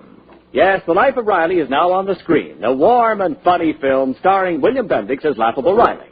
And this week, our NBC listeners can see The Life of Riley in Kansas City, Cleveland, Baltimore, and many other cities. It's a movie you won't want to miss. And now back to Riley, but not the sweet, lovable, kind-hearted, generous Riley of old. Bitter thoughts are running through his mind. So this is how they pay me back. It don't pay to be good. From now on, I'm going to be mean and vicious. And so Riley sits in his living room, scowling fiercely, determined to be a hard-hearted father and husband. Daddy? Oh, what's the matter, Daddy? What do you want? Aren't you well, Daddy? Mind your own business. Now speak up. What do you want? Well, Daddy, I'm down to my last pair of nylons, and they're a mess, and I've got a date tonight. Lend me $2. No. But, Daddy, what do I do? Go barefoot. Oh, don't be like that, Daddy. No! Come on, please, be a sweet Daddy. Please don't be a meanie. Please. How much do you want, honey? Only $2. Here's 3. Oh, thanks a million, Daddy. You're a doll, baby. See you later. I didn't do so hot there. Well, it'll take a little time. I can't change my sweet nature overnight. I need more experience. Pop, where are you, Pop? Oh, Junior, you'll be a pushover. I won't go soft like I did with Babs. I'll teach him. Oh, here you are, Pop. Say, Pop. Hey, that's funny. Do it again.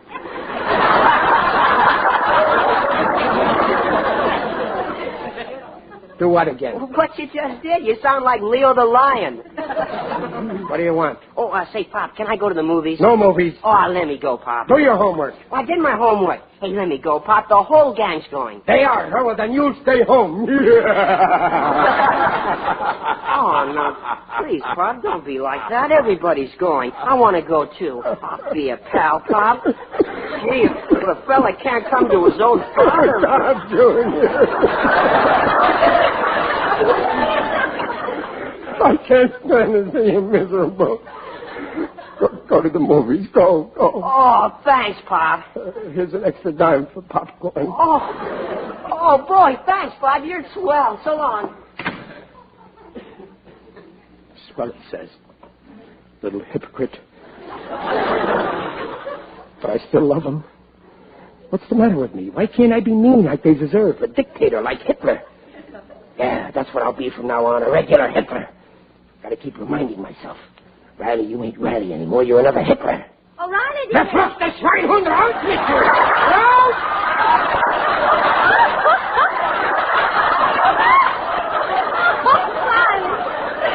Oh, you're a scream. Oh, come here, you big clown. Don't touch me. Well, what's wrong? I was just going to give you a kiss. You'll wait a long time before I kiss you. Have you gone crazy? All right, if that's the way you feel about it. But wait, come back. Kiss me. I'm only flesh and blood. Oh, Riley, what's the matter with you? You know what's the matter. Well, no, I don't. Now, come on, tell me all about it. What's bothering you? How could you tell the kids that I don't want to discuss it.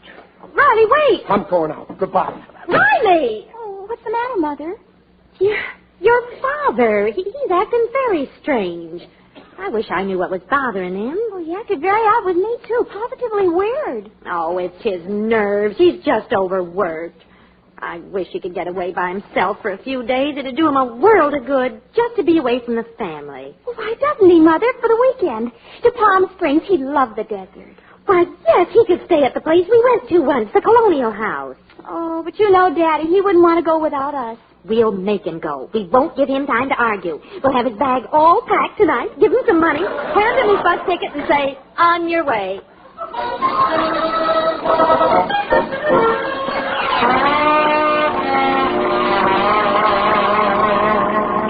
What's the use of going on? When a guy's family thinks about him the way my family does, he may as well phone the undertaker. Just dial Hollywood 4111. Who's that? It is I, Digby Odell, the friendly undertaker. Sorry, wrong number. Greetings, Riley. You're looking fine. Very natural. Figure. You're looking at a man who's reached the bottom. Standing up? What's the trouble, Riley? Oh, everything. My family, my kids. Ah, yes. Families can be most vexing. My dear brood keeps nagging me to give up my business and buy a farm. They're right. People should go back to the soil. If people wish to go back to the soil, I'm here to help them. That's nothing compared to my family. They hate me. Oh, nonsense. I got half a mind to go away someplace and stay there forever. Good. But what place? I know a couple of spots. But you wouldn't like them. Riley, I'm sure you're imagining the whole thing. No, I got proof, Digger, and before I'm through, I'll tell them off good. I'll really rip it into them. Oh, Riley, I beseech you, don't say things you may regret. Go to them. Talk it over. You'll find you're wrong. Well, I don't know. All right, I'll give him one more chance. I can be big. That's the spirit. Always give the other man the benefit of the doubt. Make sure he is what you think he is before you lay him out. Cheerio. I'd better be shoveling off.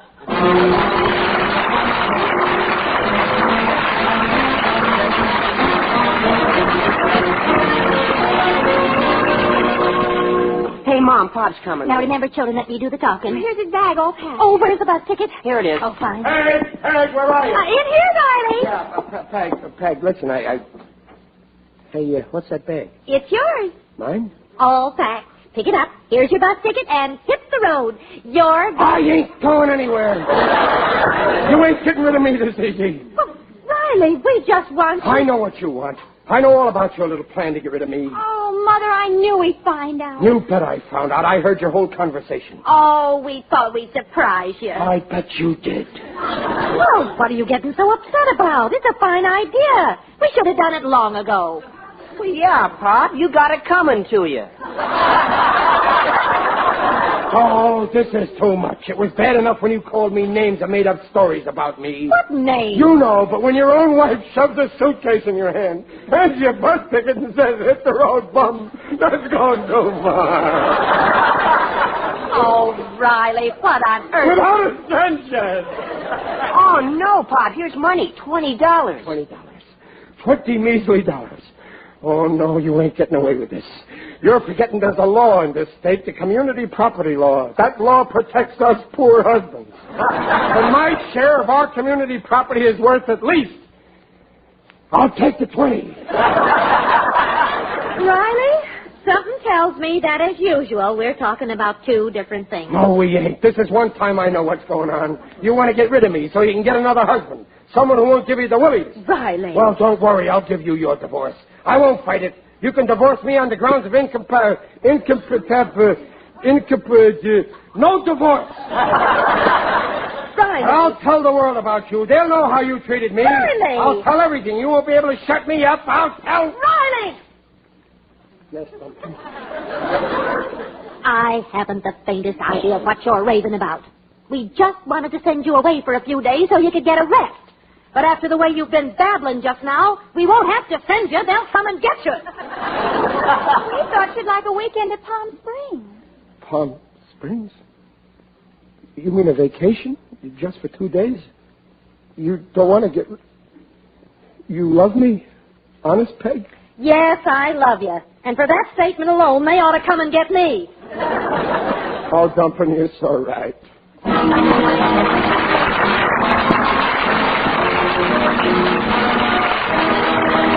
Rileys will return in just a moment. Does unsightly dandruff spoil your well-groomed look? Then do as thousands do. Use Prell Procter & Gamble's Radiant Cream Shampoo. For besides leaving hair radiantly lovely, Prell leaves hair radiantly clean, too, free of embarrassing dandruff. Yes, in as little as 3 minutes, Prell removes ugly dandruff.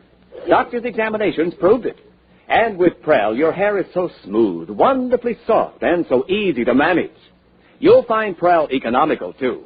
It goes farther than any known shampoo because it's more concentrated. As Tallulah says, I'm Tallulah, the tube of Prell, and I'll make your hair look swell. It'll shine, it'll glow so dandruff-free. For radiant hair, get a hold of me. Tallulah, the tube of Prell shampoo.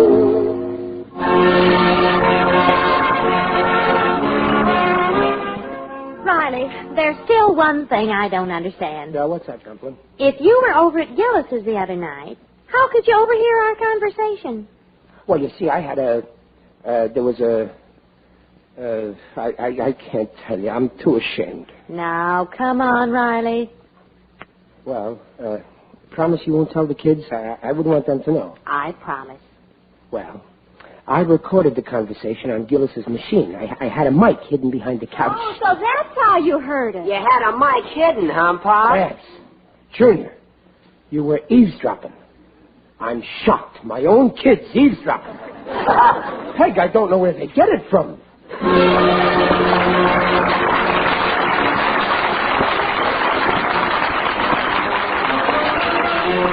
Procter & Gamble invites you to join us again next week to hear The Life of Riley with William Bendix as Riley.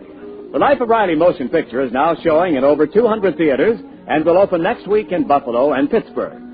Tonight's script is by Alan Lipscott, Reuben Ship, and Dick Powell. Mrs. Riley is Paula Winslow. Digger Odell is John Brown. The Life of Riley is produced by Irving Brecker. And remember, for more radiant hair free of unsightly dandruff, get the shampoo in the tube. P-R-E-L-L. Prell Shampoo.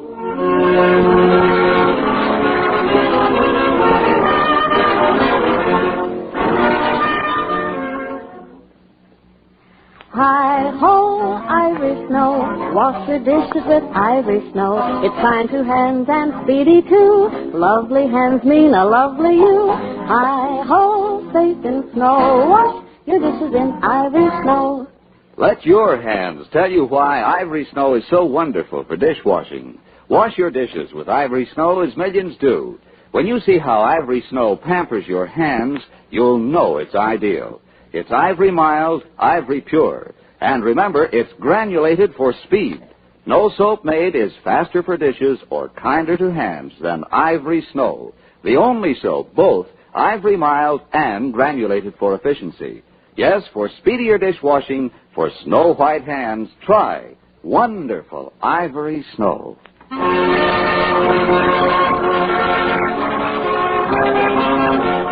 And this is Ken Niles reminding you to tune this NBC station every Friday night for Jimmy Durante, Eddie Cantor, Red Skelton, and The Life of Riley.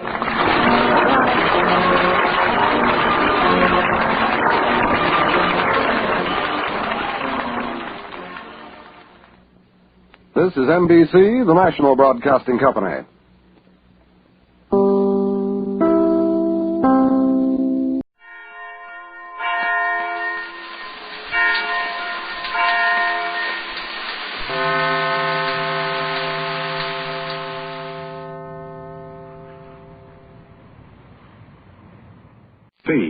Hello, jot 'em down, store.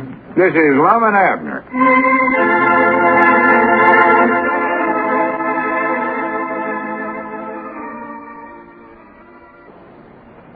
And now, Let's see what's going on down in Pine Ridge. Well, Lum and Cedric are still missing, and no one has been able to dig up any clues that might shed light on this mystery. Mr. Fremont, the detective on the case, thought he was hot on Lum's trail yesterday when he overheard a phone conversation in which Abner was talking about hiding somebody in the barn loft. However, this turned out to be nothing more than a dog that belonged to Abner's daughter, Little Pearl. As we look in on the little community today, we find Squire Skimp in the Jot 'em Down store. Mousey Gray has just entered. Listen. Well, howdy, Mousey. Come in, come in. Howdy, Squire. Wonderful world. Yes, wonderful world, Mousey. Yes, anything I can do for you? No, sir, I'm just looking for Mr. Fremont. Have you seen him? Well, no. Well, that is not today. I'm sure he's still in town, though. Well, I guess I'd better be going then. I thought sure I'd find him here at the store. No, I'm the only one here, Mousey. I'm taking care of things while Abner's off on some wild goose chase up in the hills. Up in the hills? Has he disappeared, too? No, he just went up there to look for Lum. He has some harebrained idea that Lum is hiding in one of those old caves on Piney Mountain, which, of course, is ridiculous. My guess is that Lum's a lot farther away from Pine Ridge than that by now. Yes, sir. Well, I guess I better be going. If you see Mr. Fremont, why, tell him that I want to see him. Yes, all right, Mousey. What shall I tell him that it's about? Oh, just say that Operator XW9 is ready. Operator XW. Well, what's the meaning of that, Mousey? I'll see you later, Squire. Oh, well, now, wait. Come back here, Mousey. Wonderful world, Squire. Yes, wonderful world. Operator XW9. What in the world can that boy be up to? Hello, Squire Skimp's office, insurance, bonds, and real estate. Jot 'em Down store. I beg your pardon. Oh, hello, Caleb. No, Abner isn't back yet. Yeah, well, now, if he finds out anything about Cedric or Lum, well, I'll have him call you. You saw who? Oh, Mousey, yes. Wearing a mustache. Well, I do know. Just a minute, Caleb. I see someone coming in the store. Oh, it's Mr. Fremont. I better hang up, Caleb, but now, if I hear anything, I'll let you know.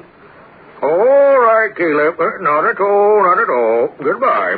Well, howdy, Mr. Fremont. Come in, sir. Come in. Hello, Mr. Skimp. Where's Peabody today? Is he in? Why, no. He went up. Well, I sworn to goodness, Mr. Fremont, what's happened to you? Oh, you mean these scratches on my face? Yes. That's only half of it. You should see me in a bathing suit. Well, what happened, Mr. Fremont? Well, I'm not sure. All I know is that it's part of some diabolical plan Peabody has cooked up to get rid of me. Well. Last night he gave me some hot tips where Edwards might be hiding. Well, I followed them, and look at me now. I don't believe I quite understand, Mr. Fremont. Whereabouts did Abner send you? Well, one of the places was a farm just north of town where there's a bunch of big fenced-in cages or something in the back. Cages? Oh, yes. It must be the Macmillan place, yes. The Macmillan boys are great hunters. They're always bringing back wildcats or something to keep in those cages. Wildcats? Yes, sir. Is that what they were? I could have sworn they were tigers or lions. Why, I thought I'd never get out of there alive. Man, those things nearly scratched me to pieces. Yes, well, I must have a little talk with Abner. He shouldn't resort to such tricks. Well, I'm awful sorry to hear this, Mr. Fremont. I'm afraid that Abner is a trifle, impulsive. Well, whatever it is, I wish he'd stop it. I don't know why he can't understand that he's only doing Edwards a lot of harm by keeping him hid this way. The longer Edwards stays away, the tougher it's going to be on both of them.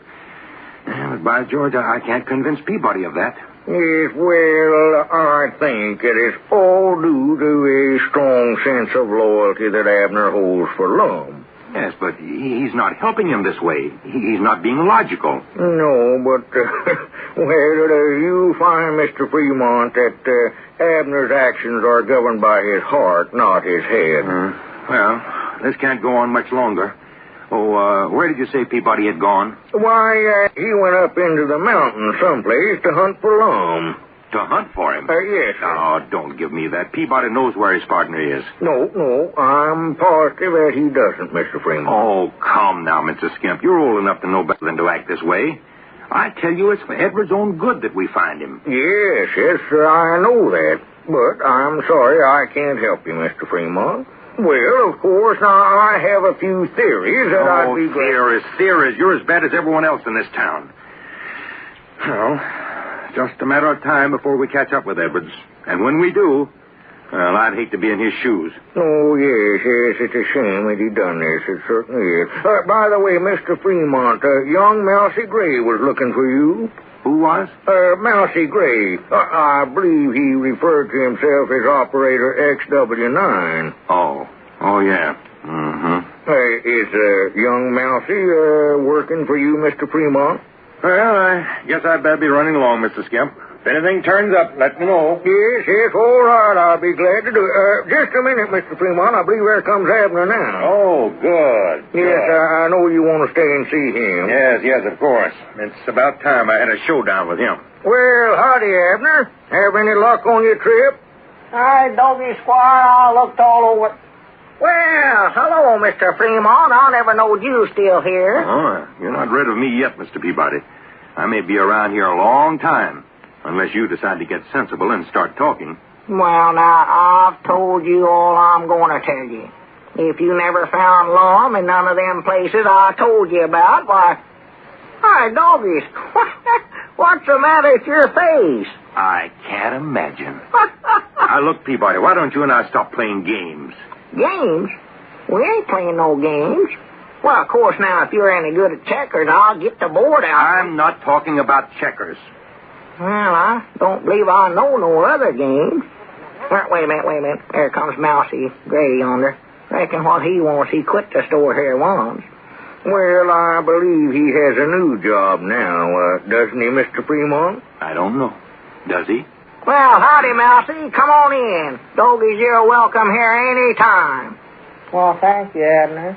Oh, hello, Mr. Fremont. I've been looking for you. Oh, you have? Well, fine. Well, could I talk to you now? Why, yes, certainly. Alone? Alone? What do you want to see him alone for, Mousey? Come along, Abner. I guess you and I had better step out of the store for a few minutes and let these gentlemen do their talking in private. Come along now. Well, now, here's what... Come along, Abner. Well, all right. Doggies, every time something secret comes up around here, I always have to get out of the way. All right. We're alone now, Mr. Gray. What have you found out? Well, you promised if I'd help you, why, you'd call me Operator XW9. Okay, Operator XW9 then. I'll call you anything you like. You're the only person in this whole town I've found who's willing to help me. Well, sir, I've always wanted to be a detective, Mr. Fremont. Well, that's fine.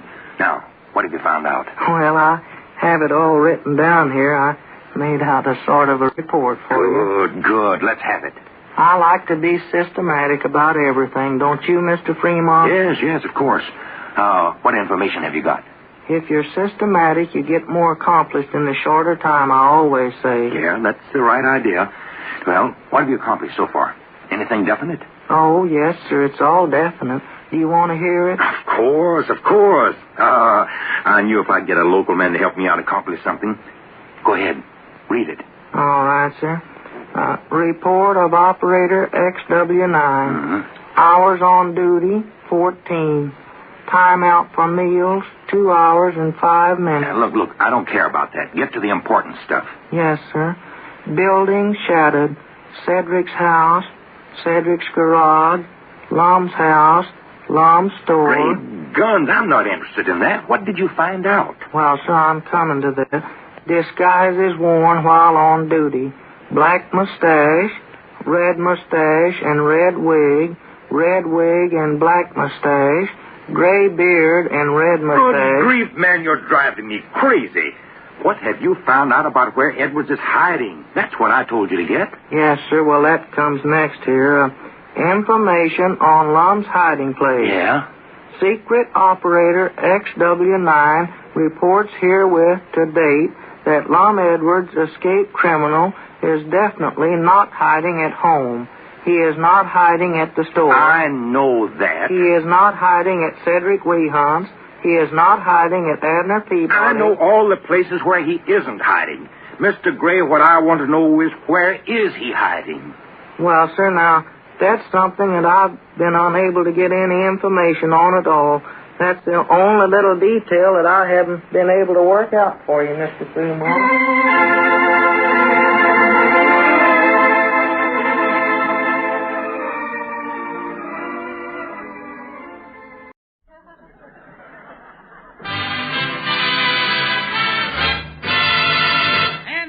That music say? Yes, sir, Amos. That music say good health to all from Rexall, the stores with the orange and blue sign.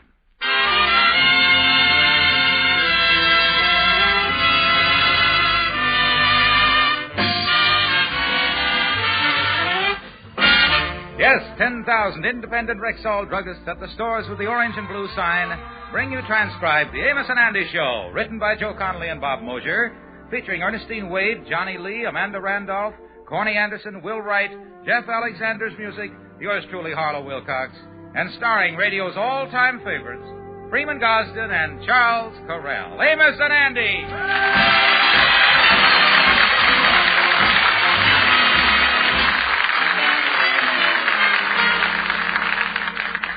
How do you do, ladies and gentlemen? I'm Freeman Gosden. You know, in all of my years of buying things at Rexall drugstores, I have never had to take anything back. But in case you ever did have reason to return a Rexall drug product, well, it's the easiest thing in the world. Your Rexall druggist gives you all of your money back at once in cash, no questions asked. And that's why the Rexall guarantee is famous as an honest-to-goodness money-back guarantee. And it applies to any item that bears the famous name Rexall.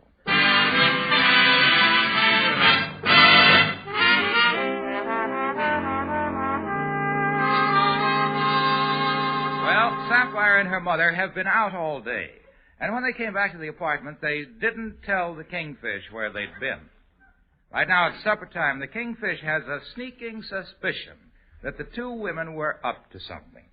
Hey, what's the matter with you two? I don't like the way you was acting around here. What's all them shy looks between you two? Why, we ain't up to nothing. Is we, Mama? Of course not, daughter. Nothing at all. You was up to something, all right. The last time you come home looking like this, I found out you done traded my cemetery light in on a silver fox jacket. That's what... Oh, don't be silly, George. By the way, son-in-law, you ain't found no work yet, is you? But, of course, you has a good reason. Oh, yeah. I can't go out looking for work on account of my feet. They's all bunioned up on me here. I got so many bunions that I can play This Little Piggy Went to Market without leaving my big toe. But, of course, George, if you was offered a good job, you'd take it, wouldn't you? Oh, certainly I'd take it. I'd jump at the opportunity. Jump at the opportunity. Well, start hopping, Baldy. What do you mean by that? Well, me and Mama went down this afternoon and got you a job. We signed you up to work for a construction company in Guam. You done what? Holy mackerel, how could you do this to me? What a double cross. Now I know how Julius Caesar felt when the boy started using his toga as a dartboard. Well, what's the matter? You said you'd be glad to take a job. Yeah, but Guam. I ain't going to go to South America.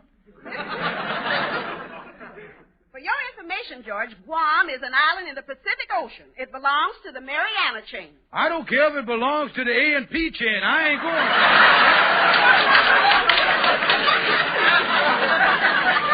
Now, see here, George. It's a wonderful job. They build an airfield. It pays a good salary, and they furnish living quarters for your family. Me and Mama will go with you. Yes, sir. The man said things is cheap there. We figure to stay there 2 years and save enough money to come back here and live in style for the rest of our lives. He gave us a folder on the place. The island is a beautiful place, and it's a tropical paradise. Yeah. Now, wait a minute here. I ain't going to travel no 3,000 miles to take no lifting job. At my age, that kind of stuff can lead to spleen splitting and pancreas popping. Now, see here, George. Me and Mama done signed you up for the job, and you are supposed to take the physical examination tomorrow morning. Here's all the details in this envelope. Now, you either take this job or out you go. Now, wait a minute, Sheriff. And this time, we ain't fooling. When we throw you out this time, you're going to leave here like the 20th Century Limited. What are you talking about? In 2 sections, Baldy.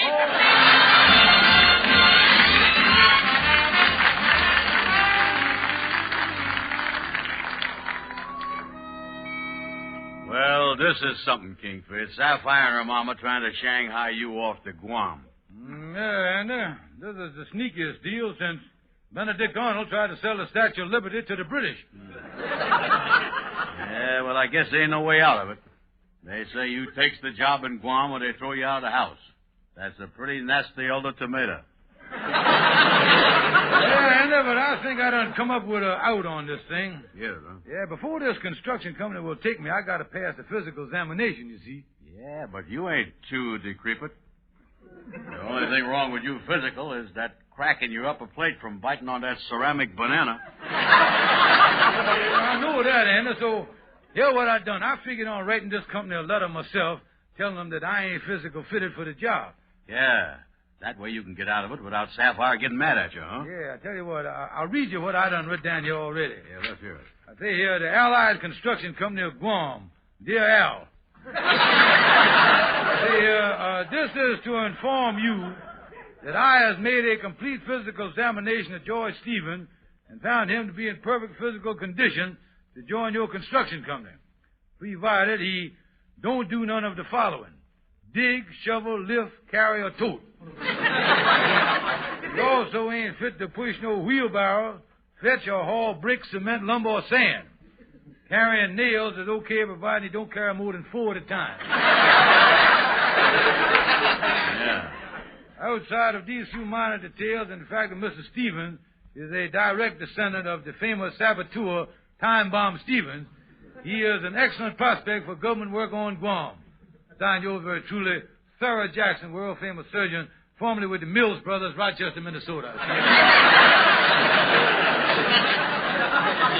Listen, Kingfish, if a fella's building airports on Guam, he must be pretty smart. Now, I don't think they're going to fall for that letter. You ought to get a real doctor to write that thing. Yeah, I think of that, but no real doctor would lay it on thick enough. Yeah. Well, them doctors done took the hypocrite's oath to stick to the truth and all that, you know. They got a pretty nasty code of ethics over there. They honor us all the time. Hey, wait a minute. I just thought of something. What about that fella that belonged to the lodge here, that old Doc Walton? He ain't no real doctor, but he done studied a little medicine or something. Oh, yeah, that's right. He ain't no doctor, but they call him doctor, don't they? Yeah, that's right. Maybe he could write the letter for you. Yeah, I got his number here someplace. Let's see. Yeah, look him up. Yeah, here it is on the delinquent dues list here. Yeah, I'll call him up. Yeah, it's his place of business, yeah. I'll call him up where he's working, you see. You think he'll charge me much, Andy? Oh, no. He'll do it cheap for you, Kingfish. I remember last winter he offered to take out my appendix for $1.25. Hey, wait a minute. Doc Walton speaking. No more bets. The race has started. No, Doc. Hello, Doc. This is the Kingfish.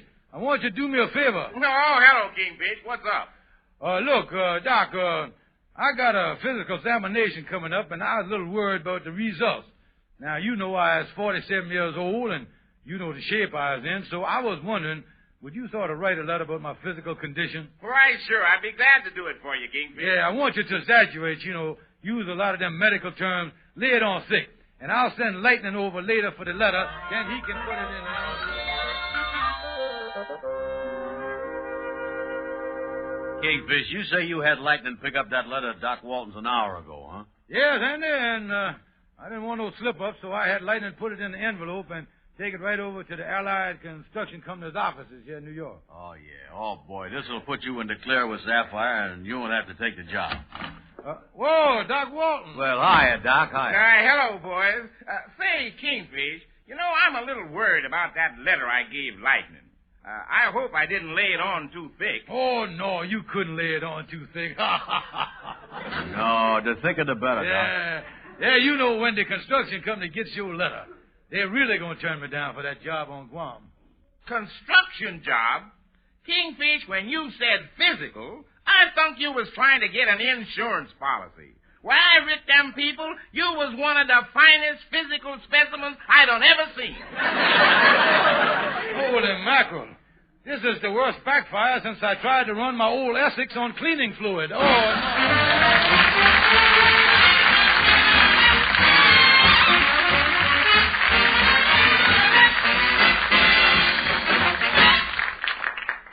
Good evening. This is your Rexall family druggist, one of the 10,000 independent druggists who have made the word Rexall part of our own store names. We've done that because we recommend and sell Rexall drug products. One Rexall exclusive is the Ann Delafield reducing plan, developed at doctor's request in 2 different ways. One Delafield plan was created just for men, with special man-sized meals and exercises. The other plan was created just for women, with special beauty treatments and beauty menus. Both Delafield reducing plans provide appetite-reducing wafers, a reducing book with menus, and vitamins to help maintain your dietary needs, while you lose as many as 5 pounds a week.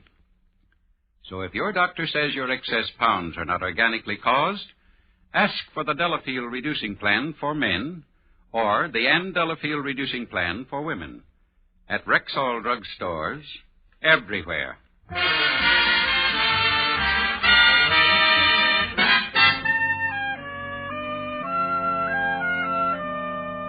Oh, me, Andy, what a mess I in here. With that letter the doc writ the Allied Construction Company, they'll probably take me without no physical examination. Yeah, it's a shame, Kingfish. Here you is struck down by employment in the prime of life.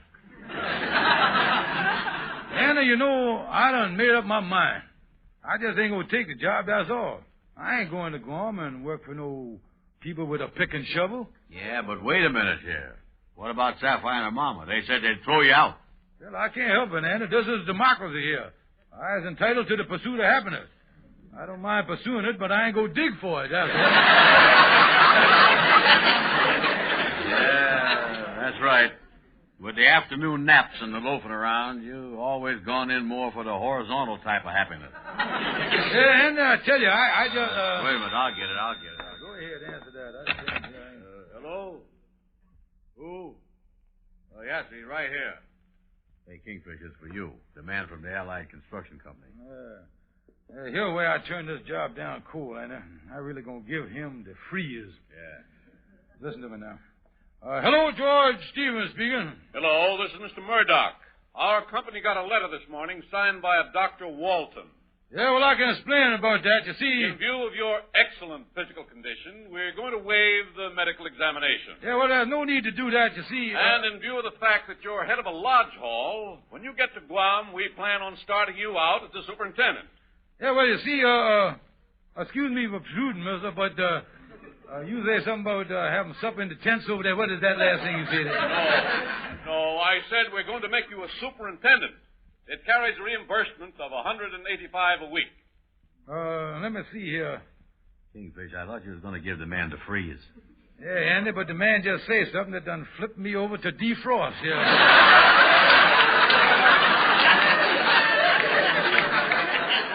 Wait a minute, sir. Hello there. Yes?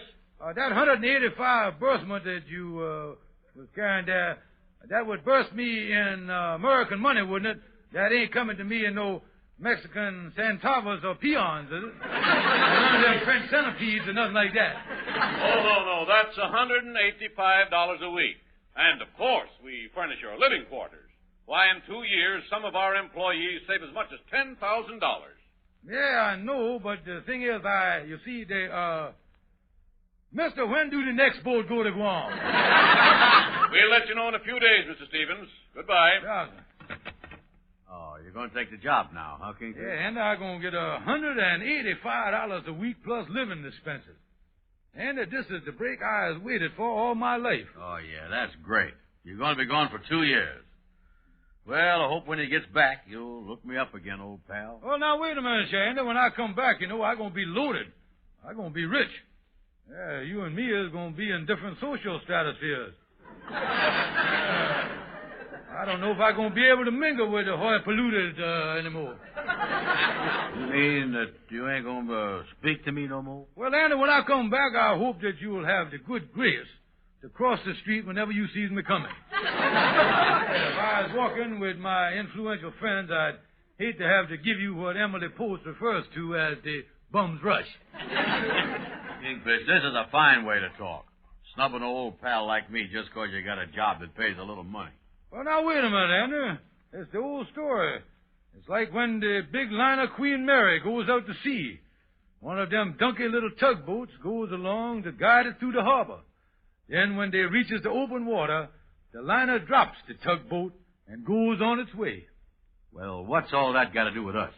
Well, in the future, Tugboat Andy, I'll thank you to stay clear of my poop deck. That's all.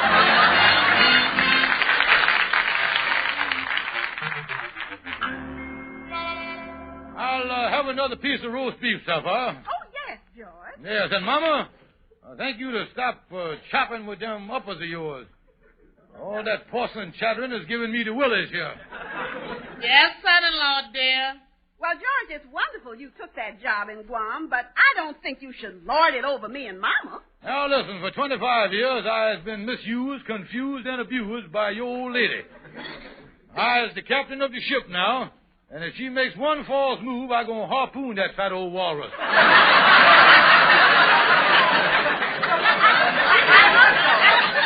Don't you dare talk about Mama that way. Now, wait a minute. While we was on the subject, Sapphire, you have screeched at me all your life.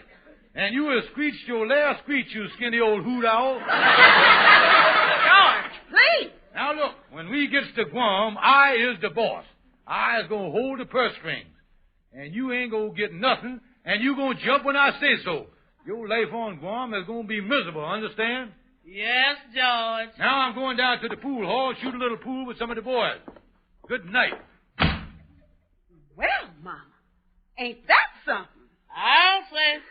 I knew a worm could turn, but I never seen a rat make a U-turn like that.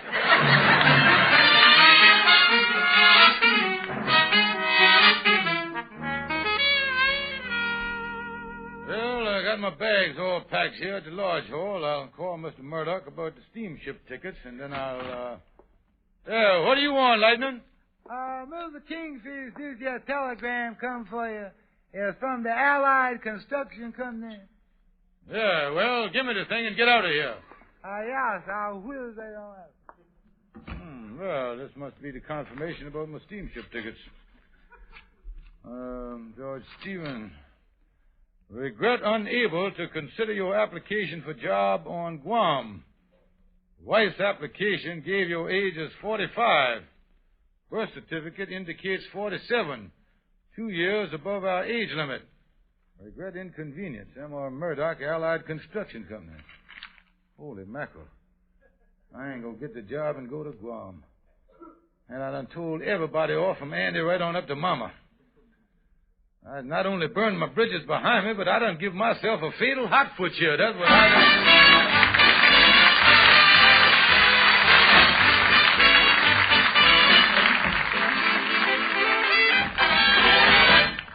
For coughs and for a tickling throat, Get the Rexall cough syrup called Cherasote. Rexall Cherasote is a popular favorite in thousands of families for relieving coughing sessions caused by common colds. Cherasote loosens coughs. Cherasote soothes because it contains a local anesthetic. In fact, Cherasote combines 12 active ingredients to relieve coughing and soothe an irritated throat effectively. Yet this cough syrup contains no narcotics, and it's so easy to take.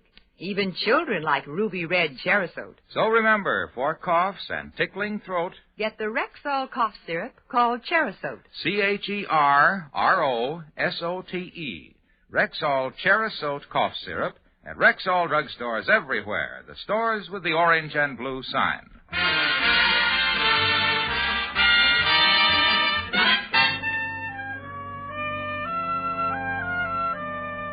Holy mackerel, what is that going to do? No job in Guam.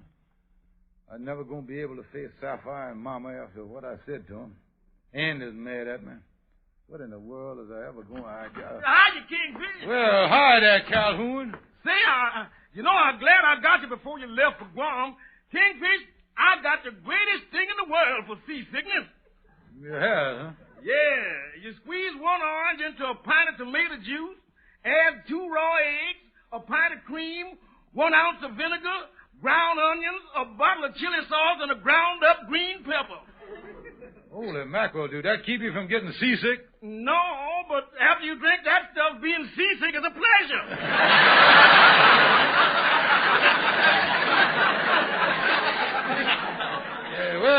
The truth of the matter is, I ain't going to Guam. I was too old, and, well, they won't give me the job. Oh, holy mackerel, Kingfish. And you done told everybody you was going. Yeah, not only that, I done told off my wife, and I done fought with Andy. Oh, I was in a spot. Sapphire and Mama will throw me out of the house when they finds out. I don't know what I'm going to do. I shot off my mouth all over town. Well, now, wait a minute, Kingfish. I'm just thinking here. If your wife and friends thought that losing this job done broke your heart, they'd feel sorry for you, wouldn't they? Yeah, that's right. Yeah, get their sympathy. Yeah. Yeah, if Sapphire and Mama felt sorry enough for me, they might forgive me. Yeah. Now, look here. Andy is my best friend and the stupidest one. Yeah. You know, Calhoun, I'll try this sympathy angle on him first. Yeah. Now, if it work on Andy, I could get him to go to Sapphire and tell her that I was heartbroken, and then she'll forgive me, see? Yeah. You know, Kingfish, that sympathy stuff sure gets results. Oh, yeah, you got something. Yeah, I remember my dear old mother pulled it on my father once. You see, he never would bring home his paycheck or give her any money, so one night she decided to really play on his sympathy. She did, huh? Yeah, she dressed us kids up in rags and throwed away our shoes, tore up our clothes, turned off the heat and electricity, knocked out the windows and broke holes in the plaster. And then she met my father at the front door with a shawl on her head. Well, sir, he took one look around the place, and my father went out and done the only thing a real red-blooded man could do. What was that, Calhoun? Moved to a hotel. Oh, yeah.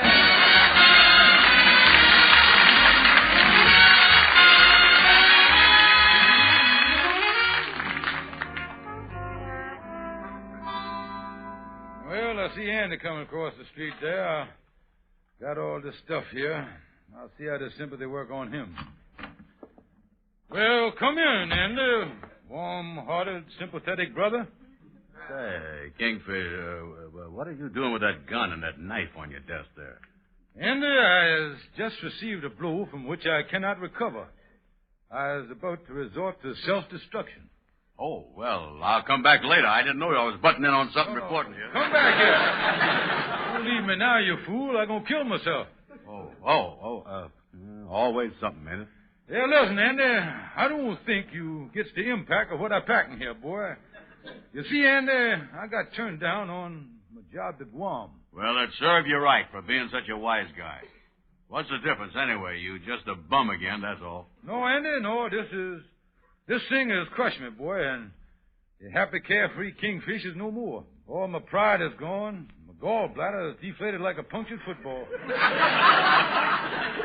Hey, Kingfish, is you on the level with it? Certainly I'm on the level, Andy. This ain't the first time that I attempted doing away with myself.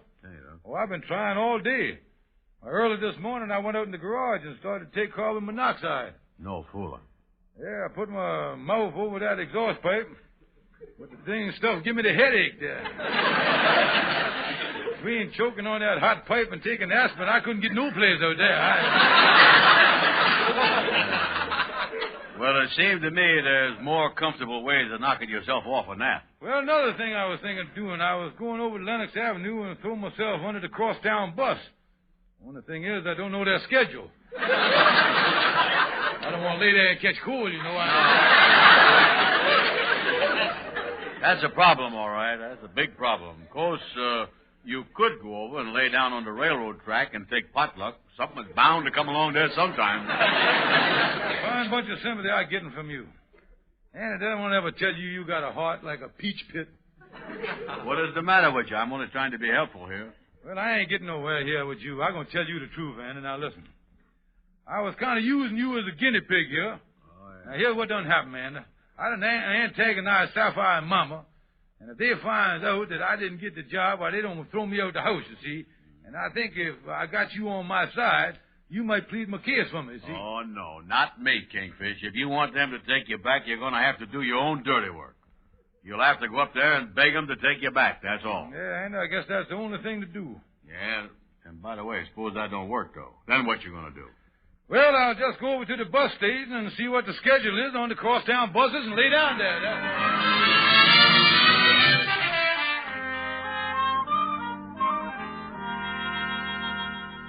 Yeah, Amos, the Kingfish is up there begging Sapphire and her mama to take him back now. Yeah, well, and after the way he acted when he thought he had that big job in Guam, why, I wouldn't blame him if they never took him back. Well, the old Kingfish is desperate.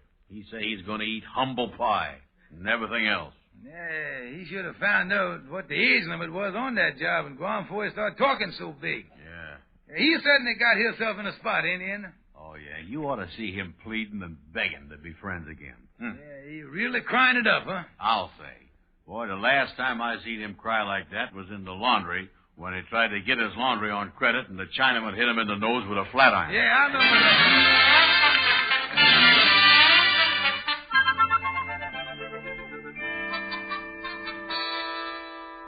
Sapphire, Mama, please. Now, you gotta take me back. I got no place to go. What is it gonna do? I don't see no reason why we should take you back. Does you, Mama? No, sir.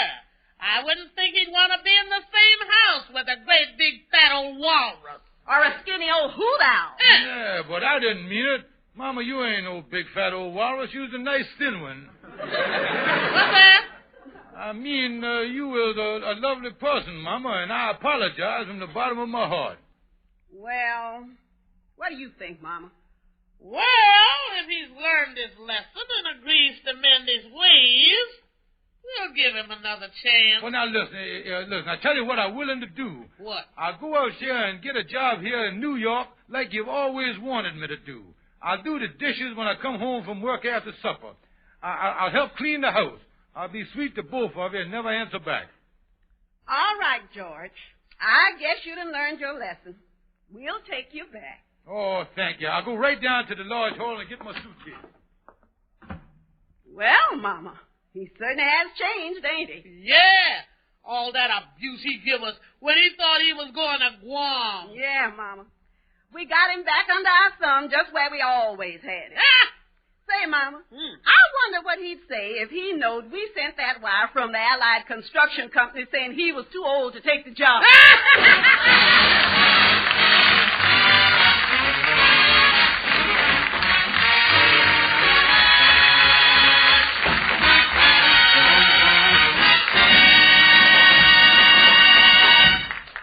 This is your Rexall family druggist again, reminding you what the 5X means in Rexall 5X multivitamins. 5X means 5 times, and that's exactly what you get. 5 times your minimum daily requirement of all vitamins with known minimums. That means 5 times the vitamin A, C, D, B1, and B2 you need every day, plus significant quantities of niacinamide and vitamin B12. So, for vitamin tablets of extraordinary potency, remember what the 5X means and ask for Rexall 5X multivitamins at Rexall drugstores everywhere. Ladies and gentlemen, this is Freeman Gosden again. I just want to remind you that you help crippled children everywhere when you buy Easter seals. Yes, folks. This year, buy as many Easter seals as you can. Thank you, and good night. See you next Sunday.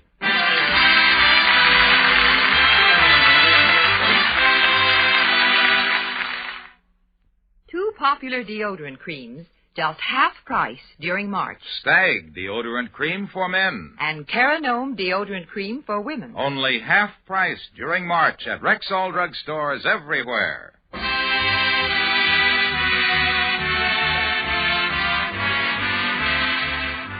Be sure to be with us at the same time next Sunday when your Rexall druggist will again present the Amos and Andy Show, transcribed and directed by Cliff Howell. Stay tuned for the Bing Crosby program, which follows immediately over most of these same stations. This is the CBS Radio Network.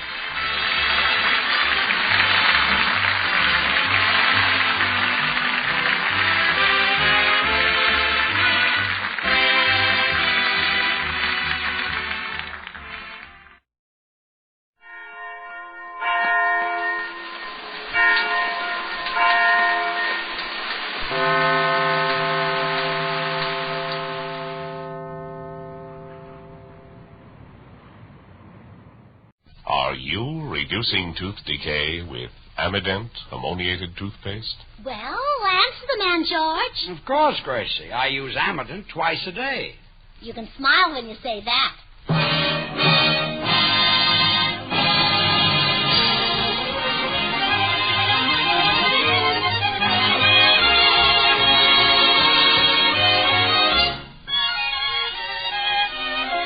Yes, it's the Abbott Show, transcribed in Hollywood and starring George Burns and Gracie Allen.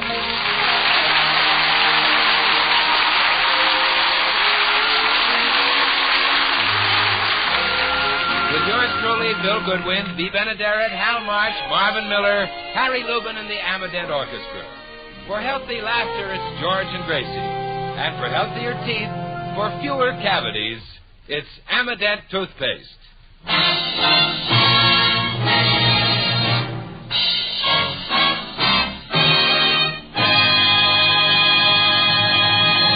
Well, last week, George wrote a song, which he thinks will be as big as his last hit, In the Heart of a Cherry. We find him now entering the offices of a recording company where he intends to put his new song on wax. If he does, I hope somebody lights the wick.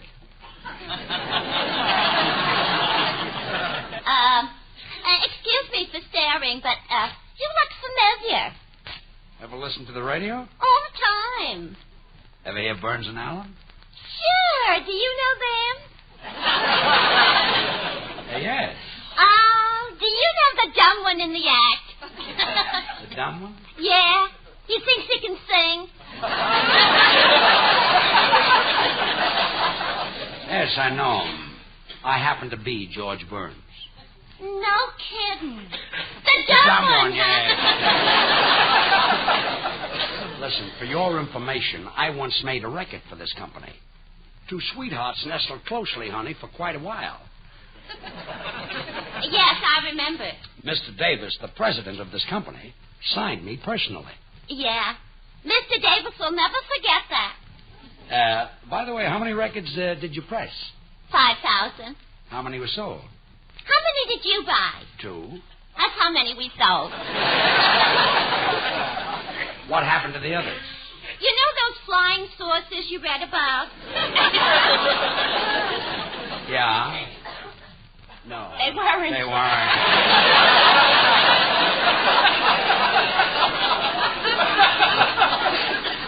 Excuse me, Miss Harris. I washed the windows and scrubbed the floors. Oh, good. Now put some clean towels in the washroom. Yes, ma'am. Oh, hello, Mr. Burns. Oh, hello, Mr. Davis.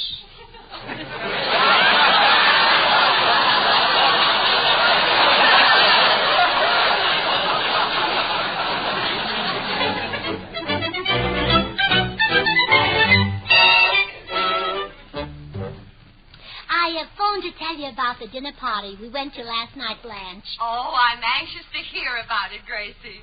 Were there lots of celebrities there? Oh, yes.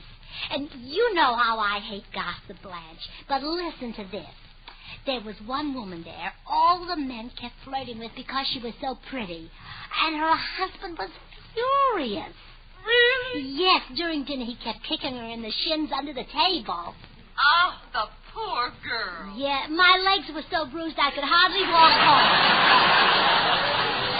Oh, it was you. Oh, excuse me, Blanche. Come in.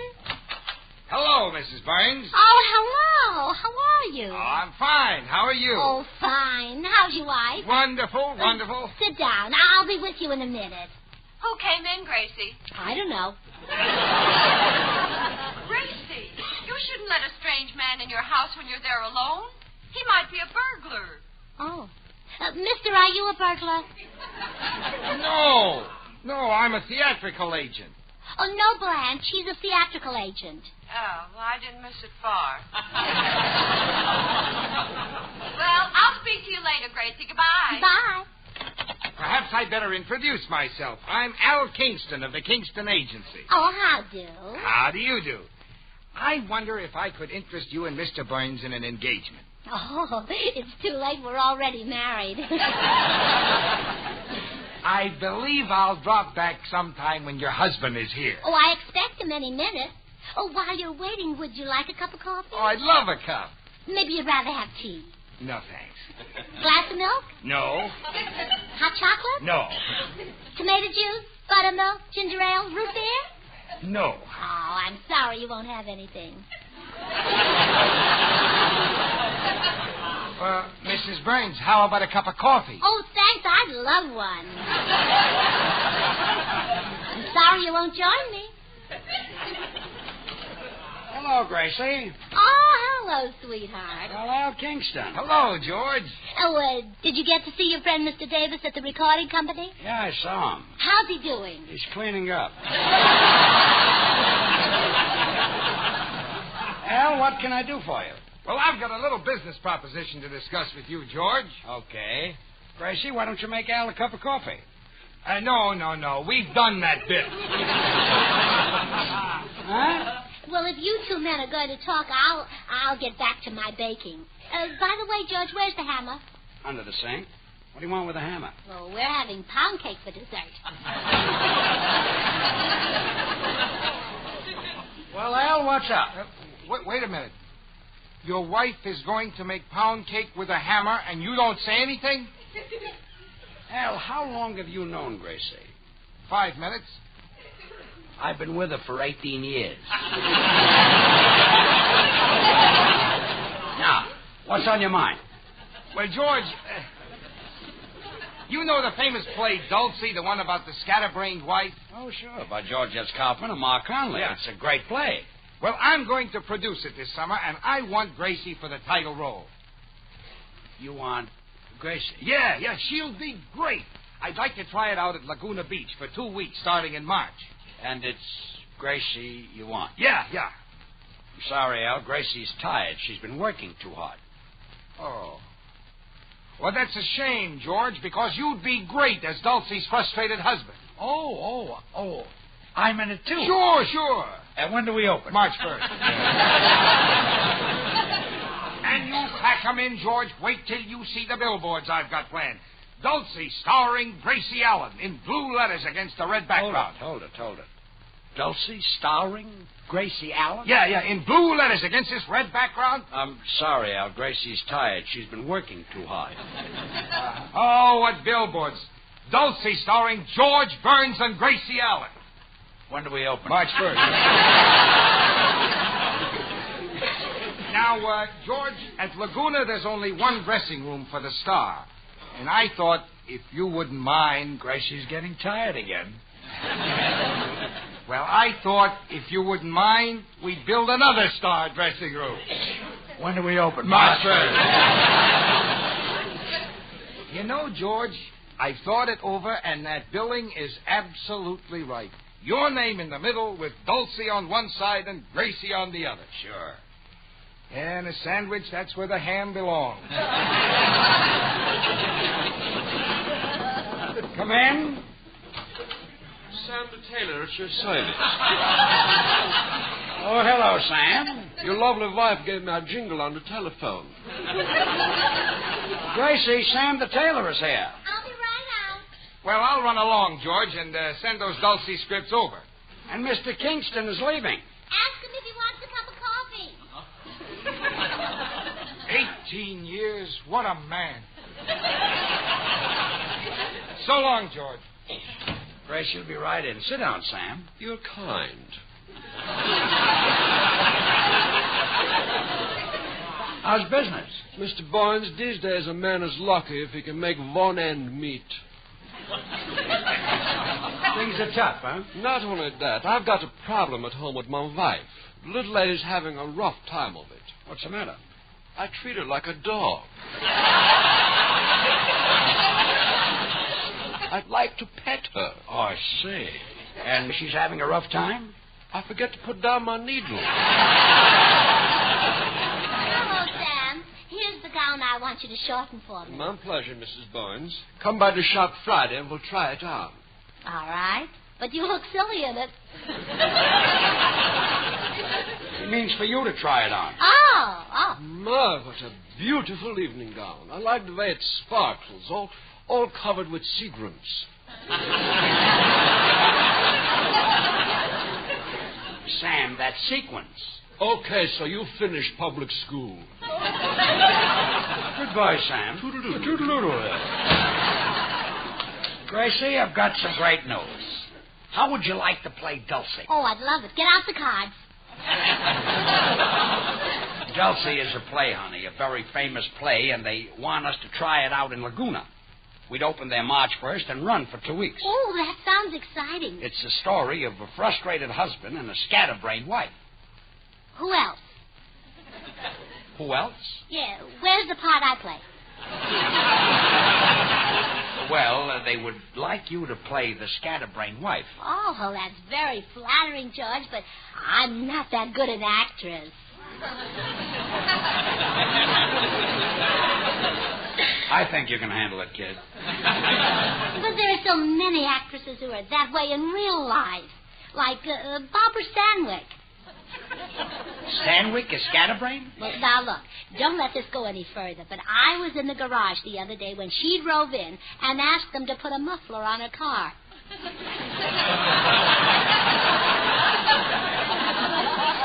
What's wrong with that? It was a very warm day.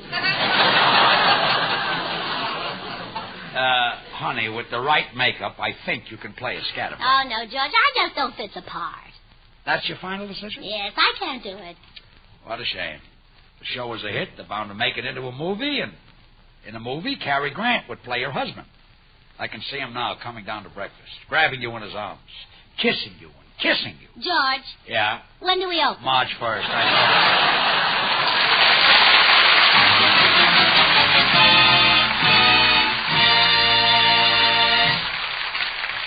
This is Bill Goodwin, folks. Tonight I want to talk particularly to you mothers and fathers. While Amident toothpaste anti-decay action can be a blessing to everybody, I think it's the youngsters who stand to gain the most by using it. A mother writing about Amident says, "I feel so good now knowing that every time my youngsters brush their teeth, they're helping to reduce tooth decay." That's a pretty good feeling for this mother to have, isn't it? Now, how about yourself? Are you doing all you can to help your children avoid the pain and grief of tooth decay? Such a little thing, changing to Amident, yet as the years go on, it can mean so much. If your children are like 4 out of 5 who used Amident, they can reduce tooth decay by an average of almost 50%. The dentists of America recommend Amident toothpaste and tooth powder to their patients more than any other brand. So take the advice of these men. They recommend Amident because it's ammoniated and because they know its proven record of decay reduction. Don't let your youngsters miss out on this first really revolutionary advance in home dental care. Your children will love Amident's flavor. It really tastes delicious. And you'll love the brightness and luster it gives their teeth. So, Mother, give your children a chance that you never had. Go to your drug counter tomorrow morning and say, "A tube of Amident, please." AMMIDENT. Amident ammoniated toothpaste.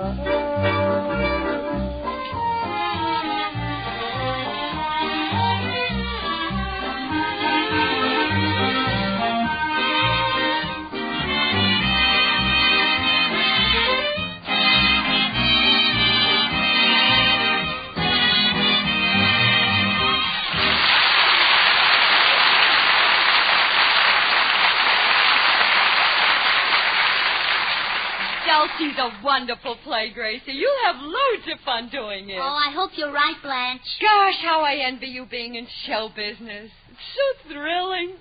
Blanche, would you like a part in the play? Just say the word and I'll arrange it. Oh, Gracie, I'm no actress. Besides, Harry wouldn't let me. Well, I can tell you how to get your husband to agree to anything. Just use my crying system. Crying system? Oh, sure, I have different cries for different things. Now, when I want a new hat, I use the whimper. Is that all? Just... Never misses. And for shoes, I use the sob. Very effective. Well, what if you want a new dress? Oh, for that, I use the heartbreak. And boom, you're in bullocks. What a system. Oh, you should have been around the day I got my new fur coat. You've never heard such crying in your whole life. Oh, let's hear it. Oh, it wasn't me. It was George.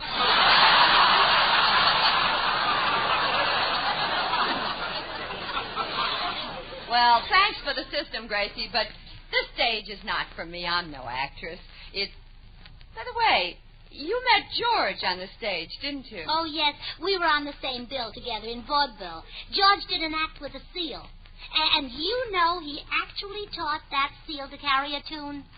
Well, they're easy to train. A seal will do anything for a fish. He'd do anything for George, too. Oh, I wish you could have seen George in that seal. The name of the act was Sugar Throat and Funny Face. Oh, that's cute. And then later, after the seal died, George took the name of Sugar Throat.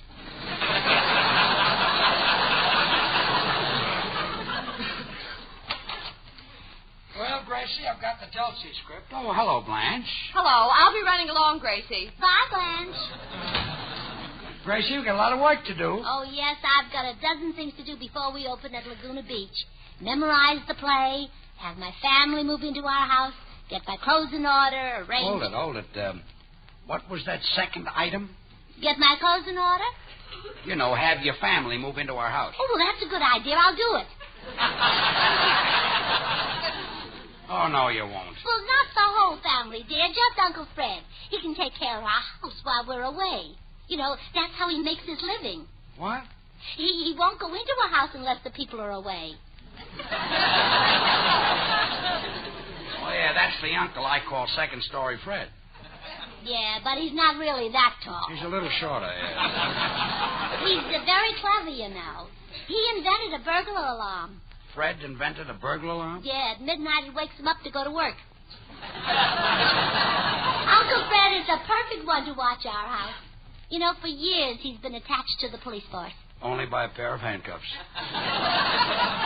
And I don't want Uncle Fred here. But while we're gone, he could paint our house. Uncle Fred isn't a painter. He certainly is. And he'd still be paying if it wasn't for that stupid contractor. What happened? Well, the contractor took him to his house and told him to paint 2 coats. Yeah? After he painted the coats, he started on the contractor's pants, and that's when he fired.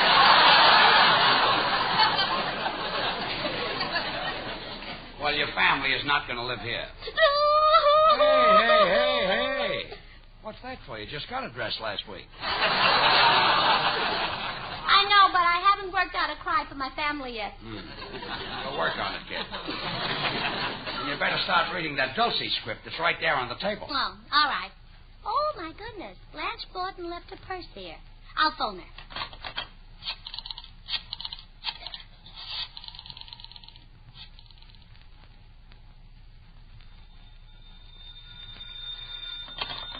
Hello? Oh, Blanche, this is Gracie. You left your purse over here. Oh, thanks, honey. I'll pick it up later. Harry just came home from the office, and I've got a roast in the oven. Oh, he likes you nice and warm, huh? Yeah. I'll see you later, Gracie. What did Gracie want? I left my purse over there. I guess I was excited about Gracie's news. She's going to act in a play called Dulcey. The title sounds familiar. It's the story of a rattle-brained housewife who gets her husband into trouble. For this, she has to act? Now, don't start in on Gracie. It's bad enough that she has to live with that no-talent schmo. The way he's taken advantage of Gracie, why, it's enough to get him sent away. Are you kidding? George Burns made Gracie Allen what she is today. What am I saying? That can get him sent away, too. He's lucky he fell in love with Gracie. I happen to know it was Gracie who fell in love with George. And what's more, it was love at first sight. It had to be. Who could look at him a second time? What a face. He looks like he took dope. When he said I do, he did.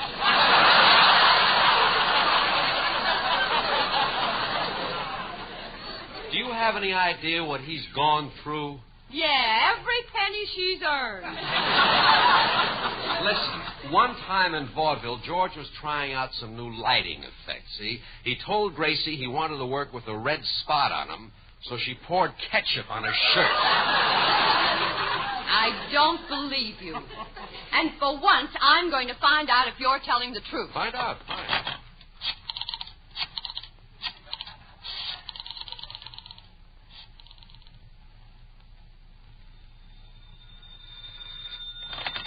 Hello? Gracie, this is Blanche. Is it true that in vaudeville George once wanted to work in a red spot and you put ketchup on his shirt? It is not. You see, Harry, it's not true. It was a blue spot, and I used ink. I knew Harry was wrong. Bye, Gracie. Bye, Blanche.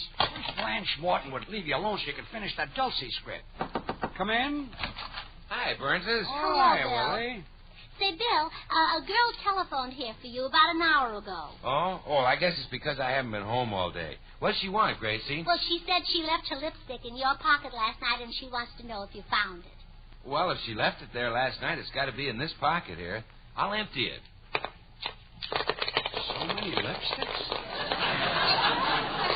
Bill, how did you get so many, girls? Well, I'll tell you, George. Walter Pigeon had a sale.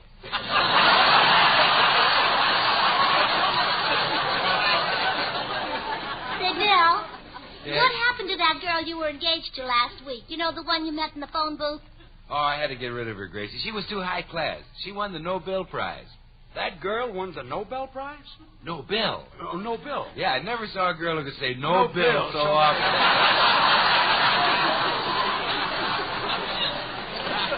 Bill, why did the girl keep saying no?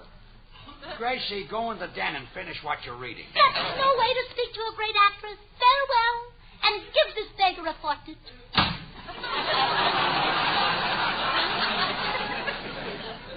What's the matter with her? She been out in the sun? Nah, she's doing a bit of acting. You see, we're going to play Dulcey for 2 weeks. Oh. Hey, George, there's a part in Dulcey that's a natural for me. The young millionaire. I'll talk to Al Kingston for you. Boy, I'd love to be that millionaire. You know, I wouldn't even mind being one in real life. You're kidding. No, I'm not. Then I wouldn't have to take orders from our sponsor. I could tell him off. You tell the sponsor off? Well, you bet. He's been making me say that Amadent toothpaste is good. If I was a millionaire, I wouldn't say that. I'd say what I really thought about that toothpaste. Bill, wait a minute. I'd say that Amadent toothpaste is not good. It's wonderful.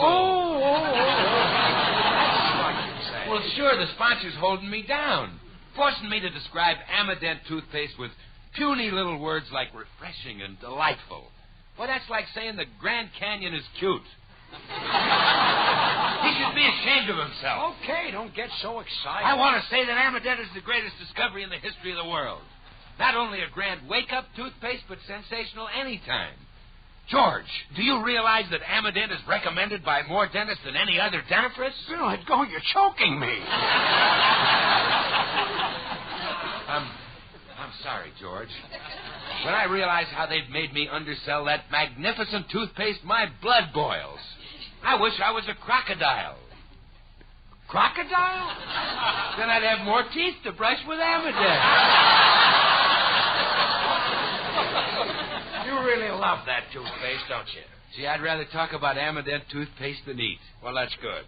Because if you stop talking, you stop eating. Well, let me know what Al Kingston says. I'll see you later, George. Wait a minute. Take your lipsticks. You want some? No, you haven't got my shade. I use Rosy Future. Goodbye, Willie. So long, Sugar Throat. Goodbye. Women will be the death of that guy. But what a way to go.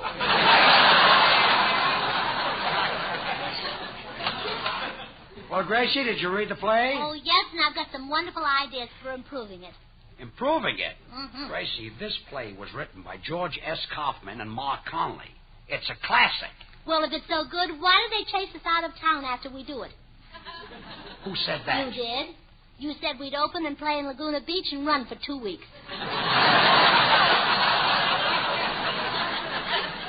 I didn't mean that. And the authors won't allow any changes. Well, wait till you hear them. Now, instead of New York, I'm having the scenes take place in Laguna Beach. That'll make it more interesting to the people there. But in the play, I manufacture jewelry. That wouldn't fit in Laguna Beach. So, instead of jewelry, you can manufacture fish. You don't manufacture fish. You pull them out of the water with nets. All right, you can carry a net. And you know there might even be a cute little scene where you drop the net over me. That the authors would go for. Look, honey, in Dulcey, I'm trying to put over a business merger to get rid of jewelry that's been laying around for a year. Well, my way, you'd have fish that's been laying around for a year. But it has to be jewelry. You'd be more anxious to get rid of it if it were fish. Gracie, Kaufman and Colney won't let you change one word of this play. Then I can't do Dulcey. Okay. I'm not going to talk into it. We'll just forget the play. Good. Hold it. Who are you calling? Al Kingston? No, Cary Grant. Cary Grant? Well, sure. I'm still going to make the picture. Oh, no.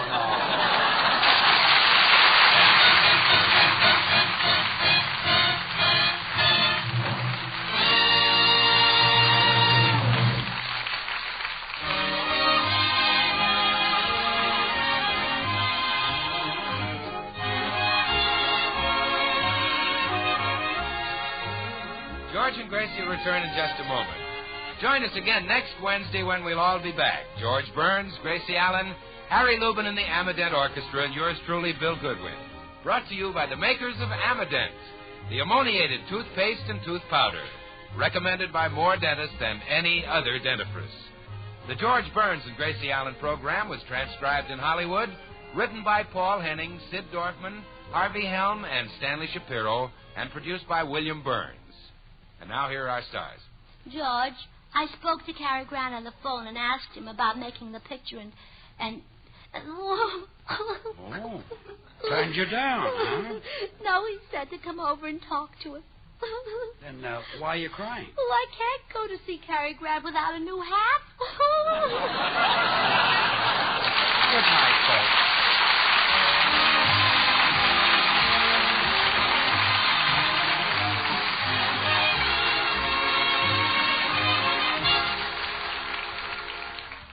Girls, ever hear of a short order shampoo? You're joking. Shampoos take ages. Used to, you mean. Now there's Minipoo, the dry shampoo that cleans your hair in 10 minutes. When time is short, when you have an unexpected date, whenever your hair needs freshening, use Minipoo. And quick like a bunny, your hair is clean and lustrous. But my wave. Intact.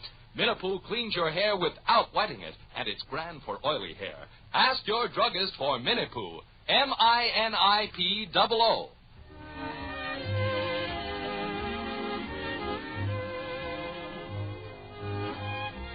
Heart disease is the most challenging problem in public health today.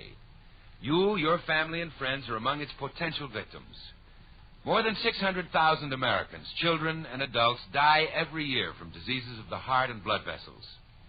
The aim of the 1950 Heart Campaign is to raise funds needed for research, education, and community heart programs. These are science's weapons in this all-out attack on heart disease. This fight is for the protection of you and your loved ones. It's your fight, too, and you must share in this fight by giving so that heart disease may eventually be controlled. Send your contribution to HEART, H-E-A-R-T, HEART, care of your local post office. Open your heart. Give to fight heart disease.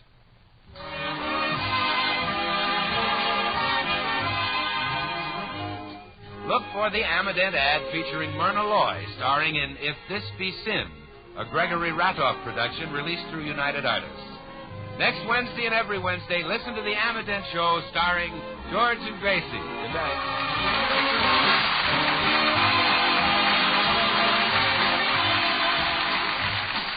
Stay tuned for the Lum and Abner Show, which follows immediately.